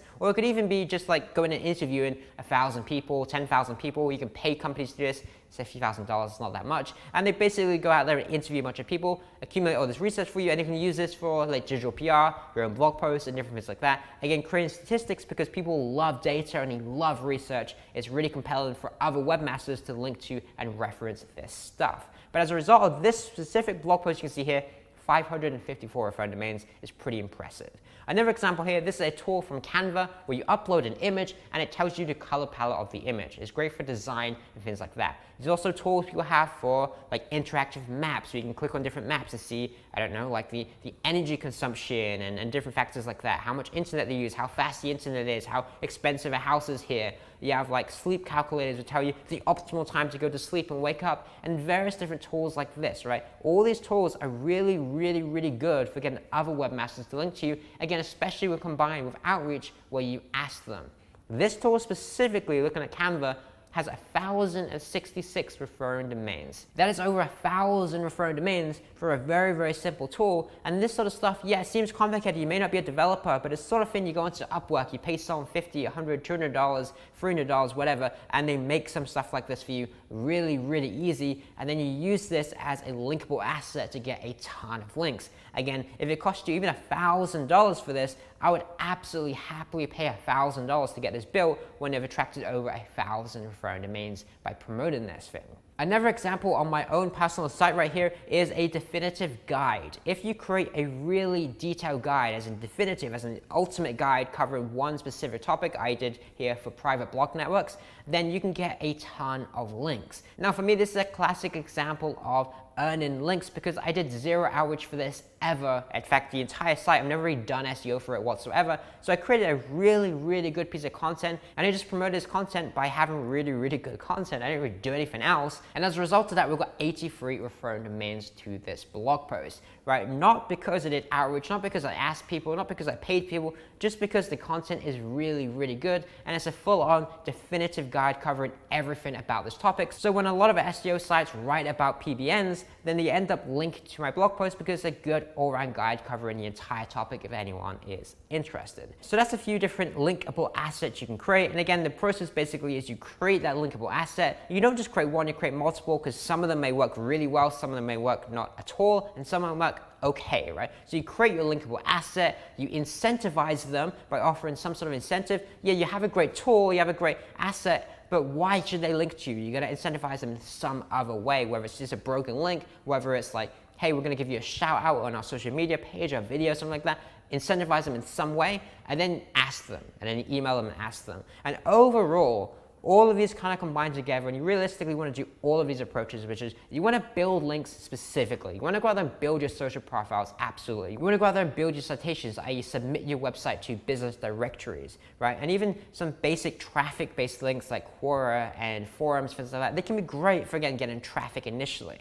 You want to buy them because it's easier and you get a consistent volume, again, easy, right? So again, Google don't condone this. Choose what you want to do with this. I prefer it. Maybe you don't. Again, it's up to you. But I think it's just easier to do this. You want to ask for them. Okay, so again, don't just buy them. On top of that, actually ask for links. Actually do a little bit of outreach yourself. Create some really good content. Then reach out and ask for them, like we just explained a moment ago. And also, as a result of doing this, you're going to earn them anyway. Right, so you don't really need to earn them because that's just have a great business, have great content, do the other steps. But as a result of that, you will also just naturally earn backlinks. So with that said, that is how you build backlinks to your page, including the previous video we covered, all the different factors that go into it. I hope this is helpful. If you want to download the link gap analysis sheet, again, the link is in the description below. So with that said, I hope you enjoyed this video. If you liked the video, again, please do me a little favor, tap the little like button below so we know that you liked it, so we create more content like this, and so YouTube helps us out and recommends the video to more people. Aside from that, if you have any questions, leave it in the comment section. I pretty much answer every single one of them. And that wraps up this video. I'll see you in the final video in this module in the next couple days. Welcome to Module 5, Video 3. We're going to talk about auditing your backlink profile. So what this means, at this point we covered what is link building, how exactly to do it, what is a quality link, everything like that. And we also covered how to actually go out there and, build those links. But when you're doing that, when you're reaching out to sites and everything like that, one thing that's going to come up commonly is this a good link or not? Should we actually pay for a link on this website, or should we actually put in that much effort to get a link from this website? Well, that is what this video is about specifically, including how to go through your existing backlink profile and vet the quality of the site. So let's go through it. Here's the checklist. This here is what I call a quality check. It's things I'm going to check to confirm the quality of a site that I want to get a link from. Meaning that if it doesn't pass this quality check, well, then I'm not going to put any effort and especially money into getting a link from this website. So let's run through it. The first 2 points are very obviously the common sort of indicators to investigate further. Meaning that if it has 30 plus DR and 1,000 plus traffic, it could be a good link and it could be worth, again, getting a link from this site if the other things all match. Now, what does this really mean? Well, it doesn't mean that if you have 30 plus domain rating and 1,000 plus organic traffic every month, that's a good site. It just means that it could be. And likewise, realistically, sometimes it can have less than a domain rating of 30 and less than 1,000 traffic and still be a pretty good link for other reasons. But we want to have some sort of qualifier in place just to save us time. And these work as a perfect qualifier where, hey, if it's less than 30 domain rating and less than 1,000 monthly traffic, then we can probably just skip looking at this site altogether, just again to save time because there are so many sites out there. Beyond that, we want to look into, does it have a clean backlink profile? Is there consistent traffic every month? Is there consistent velocity of backlinks being built every month? Is there a clear site topic? Is it not repurposed? And is it not a PBN? Now, obviously, you can read that off the screen yourself, so let me explain what each of these mean. And I'm going to do that by doing two things. I'm going to, one, open up real example sites on Ahrefs and just in the browser and go through them. And number two, I'm going to explain what exactly I'm looking for and how exactly to identify all these different issues. So let's dive straight into it. The first thing I did is open up a few sites on Ahrefs just to show as examples. This is a random e-commerce site, nothing to do with me. This is my own blog, and the other couple sites we'll open up later are just a couple random examples that we found that are linked to different sites. So again, going back to the presentation, here's what we're going to do. We're going to start off by looking at the qualifier check, which is, does it have a domain rating of 30 plus, and is there 1,000 plus traffic? So again, going through to Ahrefs again, what we're going to look at, we're going to look at the domain rating here, 46. That's a good sign. That's a decent quality link. Next up, we're going to look at the organic traffic over here. This is a monthly level of the organic traffic Ahrefs estimates the site is getting. In this case, it's less than 1,000, so that is a bad sign. And the reason it's a bad sign is because we're looking for sites that Google likes, right? And if Google doesn't like the site, then it's not going to send much traffic to this site.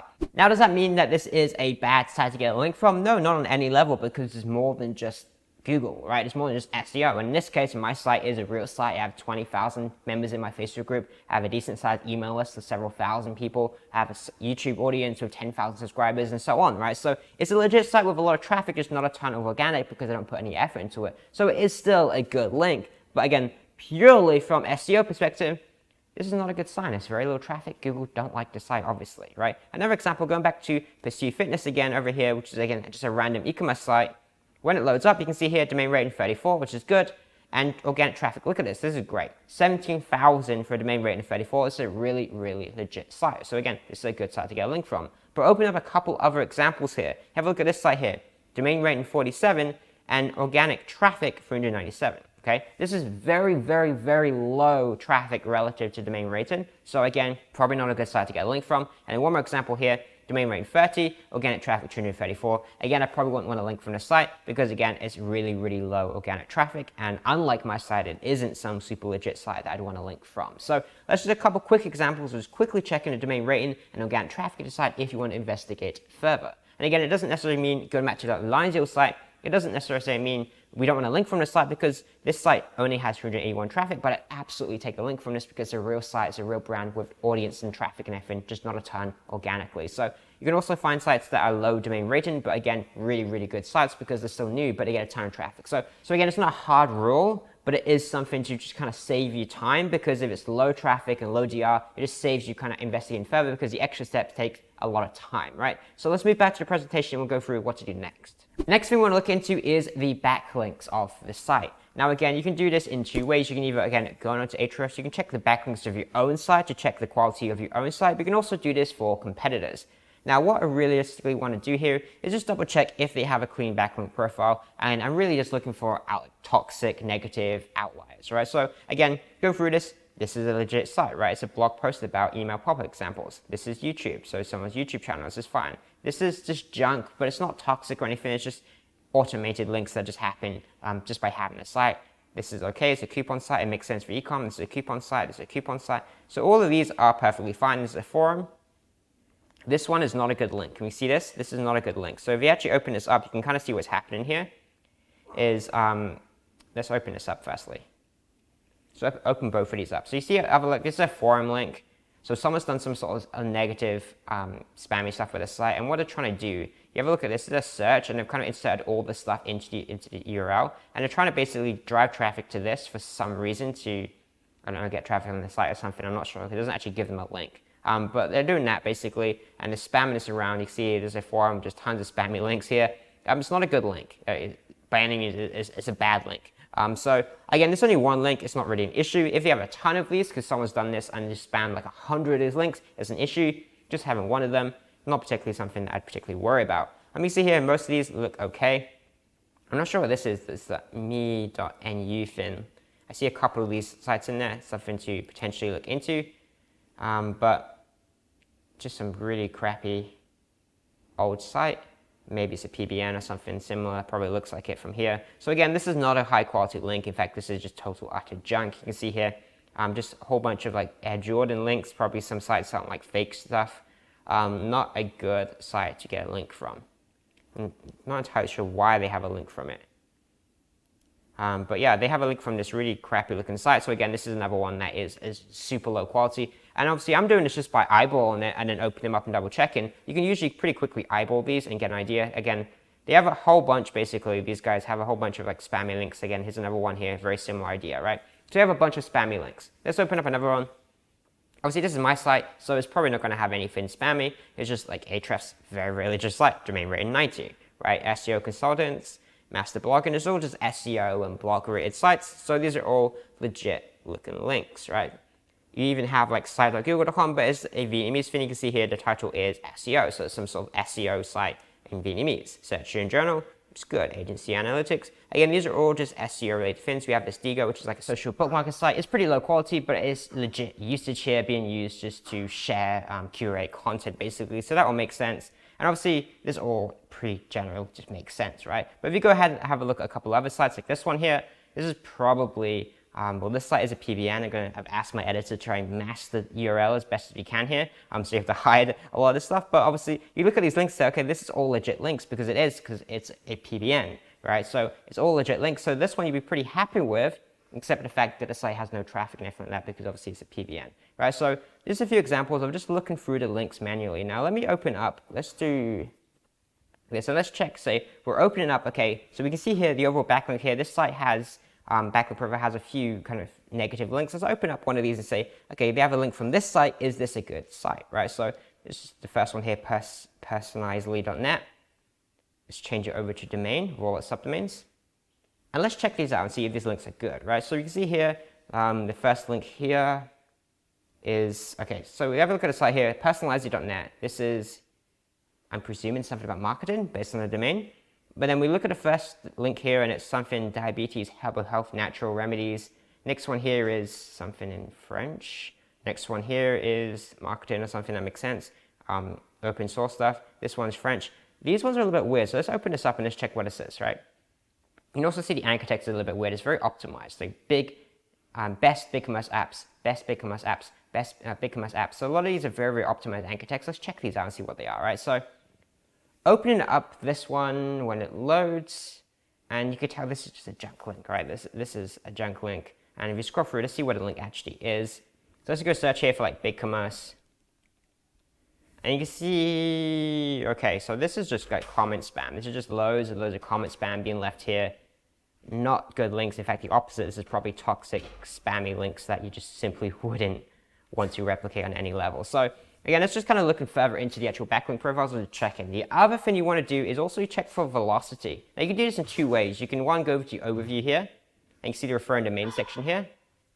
It's my dog. And you can see here kind of the growth of referring domains over time. In this case, you can see here from this 80 here in December to 217 in March. So in two links that they went from, like, they tripled their backlink profile size, which is crazy, right? So something a little bit dodgy going on there. That's a bad sign in my eyes. You can do, again, also do this, and so you can do the same thing for other sites. Just do mine. You can see kind of, you're looking for that consistent growth over time. Ideally growth, not dropping. That's another thing you want to look for. Just one more example here. You can see this here, just consistent growth over time. A little bit of a jump here, but nothing crazy. Just consistently growing and improving over time. The other thing you can also do here is go into new or lost or broken. So let's just do new for now. And by the way, you can also access this down here as well. So you can see here the growth over time. You see here, they went up 123 in January, which is a lot. And you can also see the loss, if they're losing a ton of backlinks or they're gaining a ton, both bad signs, right? So again, going into here, we do new. And basically we can see here, let's extend this, let's do 60 days, why not? And when it's low, 60 days again on this one. And basically it just shows us the growth over time. You can do this on a day-by-day level. You can see 2, 3, 1, 1, 1, 2, and so on. So this actually looks okay looking at this specifically right now. This is fine. You can also see what the links are. Again, all these links for the most part here look legit links. So at some point it was spammed maybe a couple years ago, I think we saw. But for the most part recently, it seems like a legit site. Seems to all make sense. Having a look at my site again, all makes sense, all legit links, and we already see the backlink profile overall makes sense. But what you're looking for here is just a massive jump up in links. If suddenly it went from, say, 50 links in the backlink profile to 200, that is something going on, and it could be some sort of spammy links. And another thing you see commonly is if it's like a guest post site, we can post a guest post on it and you pay them money or something like that. What you often see is people do the same thing as that, but then they go and build like 20 backlinks to that page, to that guest post to power that up. The downside of it is that when that's happening across 100 guest posts a month, suddenly this site is getting, thousands of new referring domains every single month from pretty low quality like PBN sites, and it's just kind of spammy and negative, right? Now let's do one more example of the opposite. Let's open up a PBN here. And you can see here the referring domains over time, it's actually pretty good. It's consistently growing rather than dropping, so I'm pretty happy with that despite it being a PBN. And what about loss? You can see here, this is something that's pretty bad. You can see here at some point, November 2017, 218 referring domains were lost. However, you look at more recently, it's losing some every month, but it's not that bad. It's nothing that major. And honestly, I'd be pretty happy with this as a PBN domain. It's not like it's massively losing any of them, so this is all pretty good. But that's just basically checking the backlink profile and the backlink growth and velocity for looking for, again, if it's dropping or if it's massively increasing. Both can be bad. You're looking mostly for consistency and ideally consistent growth. The other thing we will look into is the traffic. Now, obviously, we did a previous check if it has 1,000 plus traffic a month. But beyond that, we're going to check if it's consistent, because if it has 1,000 traffic a month, but it used to be 10,000 just 6 months ago, well, that is a very, very bad sign. So what do we do here? Again, we open up Ahrefs. We go into the organic search tab here, and we just look at the traffic over time. As you can see here, from around this period here, which is April 2020 to now, it is downtrending on this site, which is absolutely a bad sign. It is not something you're looking for. Now, again, it's not massively downtrending, because if you look further back, obviously that's a long time ago, but it is absolutely downtrending, which is something that isn't a good sign to look into. Let's do the same thing with a couple of the sites. Let's go over to this one here, go over to Overview, and we'll open up, what is this? My own site. We'll do Overview when any of this loads, and let's just repeat that same process again, right? So this one here specifically have organic search, and you can see here, downtrending. Okay, this is massively downtrending.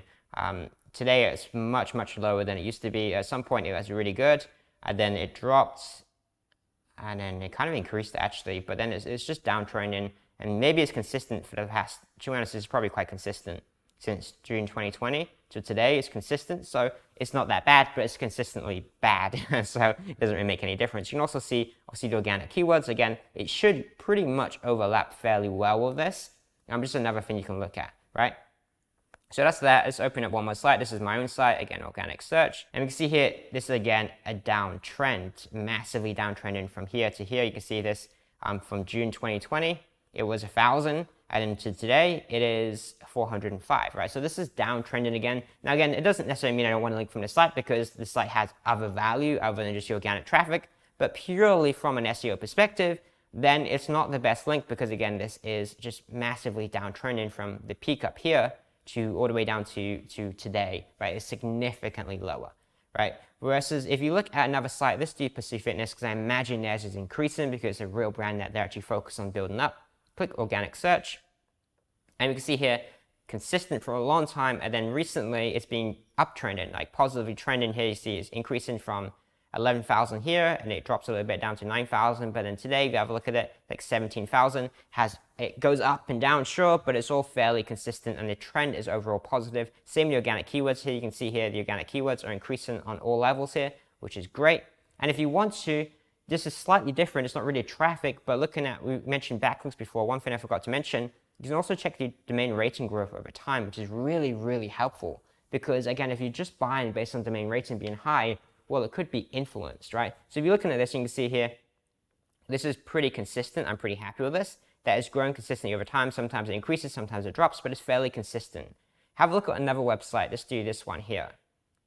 And we can do my site as well, right? So backlink profile again now, scrolling down to domain rating. Again, nice increase over time, consistent growth, right? From 17 here to 46 up here. Nice consistent growth over time. It's good. Have a look at another site. And when it loads, again, this, not a good sign. I mentioned previously, huge increase in referring domains, huge increase in referring pages. And look at this as well. It actually kind of matches as well. So you can see here, it goes from what, 80 to 268. And it's from here, similar sort of time in 19 to 53 domain rating. And you can see also after the fact, it dropped down. So what can I determine from this? Just looking at this immediately, I wouldn't treat this as a domain rating, even 41 probably. And the reason is because it's really being boosted up by a lot of really junk quality links, right? It's just really low quality links. So realistically, this is something that you absolutely want to look out for when you say, okay, this is a domain rating 50 link. Yeah, but it's not, because it's being boosted up by a bunch of spammy links. And unfortunately, that's just working, and that can happen. So it's just something to look into, right? So really, what I wanted to point out here is just checking trends. You can check trends of traffic over time. You can check trends of domain rating over time. You can also check trends, as we mentioned previously, of backlinks and referring domains over time. It says a lot more than just what is it currently at, but actually looking at the growth and progress over time. The other thing you want to check is the site itself. So you want to actually open up the site and check, is there a clear site topic? Meaning you don't want to have a link from a site that on the top of it in your navigation you see it has health and fitness. They don't have finance, they don't have law, they don't have gaming, and they have like all these different topics. Like, well, what is this site about? It's about everything, and the reason it's about everything is because then they can sell guest posts to everyone, right? If they're going to get, I don't know, $50, $100 for every guest post, and they're limited just to health and fitness sites, well, that's a limit. Whereas if they have a health and fitness section and a legal section and a finance section and a gaming section, well, that's all these different categories they can sell links in. And that's great for them, but it's not great for us. We don't want links from sites like that. We want links from sites that have a clear topic. So it's just about health and fitness. It's just about gaming. It's just about technology. It's just about whatever that topic is, right? So we want a clear site topic. We want sites that are not repurposed. Repurposed means someone's bought this domain and then they've changed it into a different site altogether. Right? And that happens because they can buy a domain that has a bunch of backlinks, they can change it into something else, and you can sell, again, links on that site and make some good money from it. We're looking out for that. We don't want that. And in general, what this basically is a PBN, and we absolutely do not want a PBN. Now, let me show you an example of a PBN because it's the absolute easiest thing to show you because, well, they just look obvious, right? So I'm going to open up three examples here of PBNs. You can see here, this one right here is blatantly a PBN. Again, we're going to hide out the name of this site, but you could probably find it if you wanted to. I'm not in the business of exposing stuff. I just need examples to show you guys, right? But how do I know this is PBN? Well, look at it, right? Just look at it. I don't even have to scroll. I can tell this is immediately a PBN because why? Because, well, there's a page here. It says about me. That's it. There's no other pages here. It's posted by admin. There's no images and media or anything like that. It's just a plain blog post with barely anything in it. This is obviously a PBN. You have a look at the sidebar and everything, scrolling down, okay? No images, no real effort into content, it's obviously PBN.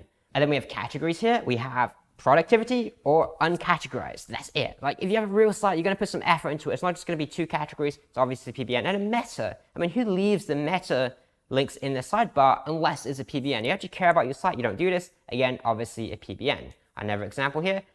I mean, this is just a default WordPress theme. It looks terrible, has all these junk categories on it. It's just obviously PBN. Anyone that cares about the site probably could put some more effort into it, right? I mean, I'm not even reading the content because you have a ton of it, and I'm presuming this is like copy and pasted or something from somewhere. I mean, I'm just presuming this is a PBN because like author Gary, but then written by Michael Tobias. I mean, it just looks weird. And weirdly, actually, maybe it's not even... Maybe at some point this was legit, but the site just looks terrible. I'm just going to label it as a PBN because I'm pretty sure it is. They don't have an SSL set up. There's no HTTPS. It just looks like a PBN, right? Another example here. This is a PBN on a rebuild. So basically they bought the domain, then they rebuilt the old site, and then they included a link within it. Again, I'm not going to say what the site is or who owns it, but basically you can tell, again, junk looking site. The images aren't loading because they just rebuilt the site, and it's just overall, obviously, a PBN. Right? So again, I can tell this just by looking at it within a second. If you don't know, again, if it doesn't look like a real site and it has a ton of different topics and things like this, it's probably a PBN.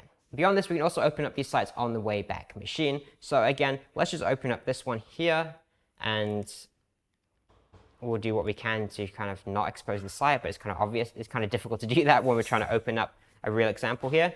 But whatever, but you see here, we see what the site is today. Let's go to 2005.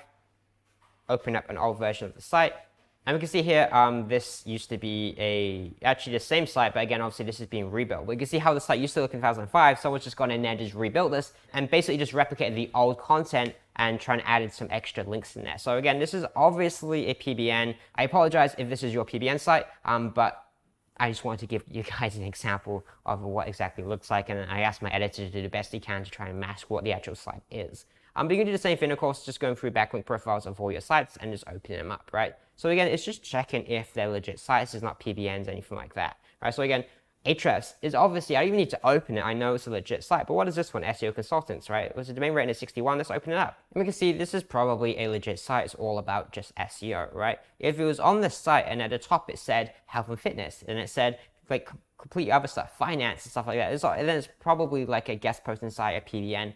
This isn't, it's just a site just about SEO. So I'd say it's a legit site, right? So that's really what you're looking for. It's just basically these three things. It's a clear site topic. It's not repurposed, as in we checked the Wayback Machine. It used to be a different site in the past, and it's not a PBN, right? And again, it should be obvious that there's no effort going into the site. If there's barely any pages, if there's one site author and barely any pages, no information about who that site author is, things like that, it should be pretty obvious as a PBN. If you don't know already, PBN stands for Private Blog Network. I have a blog post on my site about them, how to build them. It's not really what I'm recommending doing here, but it's basically just checking them and making sure it's not a site created specifically just for link building. And nevertheless, that wraps up this video. I just wanted to keep this nice and short. Essentially, what you want to do, go into Ahrefs, look at the backlinks, and just analyze them. And if you're unsure when you're trying to get a link from a site, if it's worth it or not, follow this process. Again, the process is this. It's 30+ domain rating and 1,000+ traffic as indicators, but really they don't even matter. The actual points that do matter is, does it have a clean backlink profile? Does it have consistent traffic? Does it have consistent velocity of backlinks? Does it have a clear site topic? Is it not repurposed, right? It basically means it's not a PBN, right? Check these factors. If it passes these requirements, it's probably a good link, presuming it has decent links and everything and decent traffic altogether. And that's pretty much it for deciding if you want to link from a site and checking if your backlink profile is good. I want to keep this video nice and brief and short because we've covered hours and hours and hours of training already. I just wanted to get straight to the point with this. And aside from that, that actually wraps up this entire course. So if you have any questions that I didn't answer as we went through this, let me know. Leave a comment, ask them. I'll do a Q&A video later where I answer all the questions that you guys have asked around the course. And aside from that, I'll see you in the next video where we get back to our standard format videos. I'll see you there.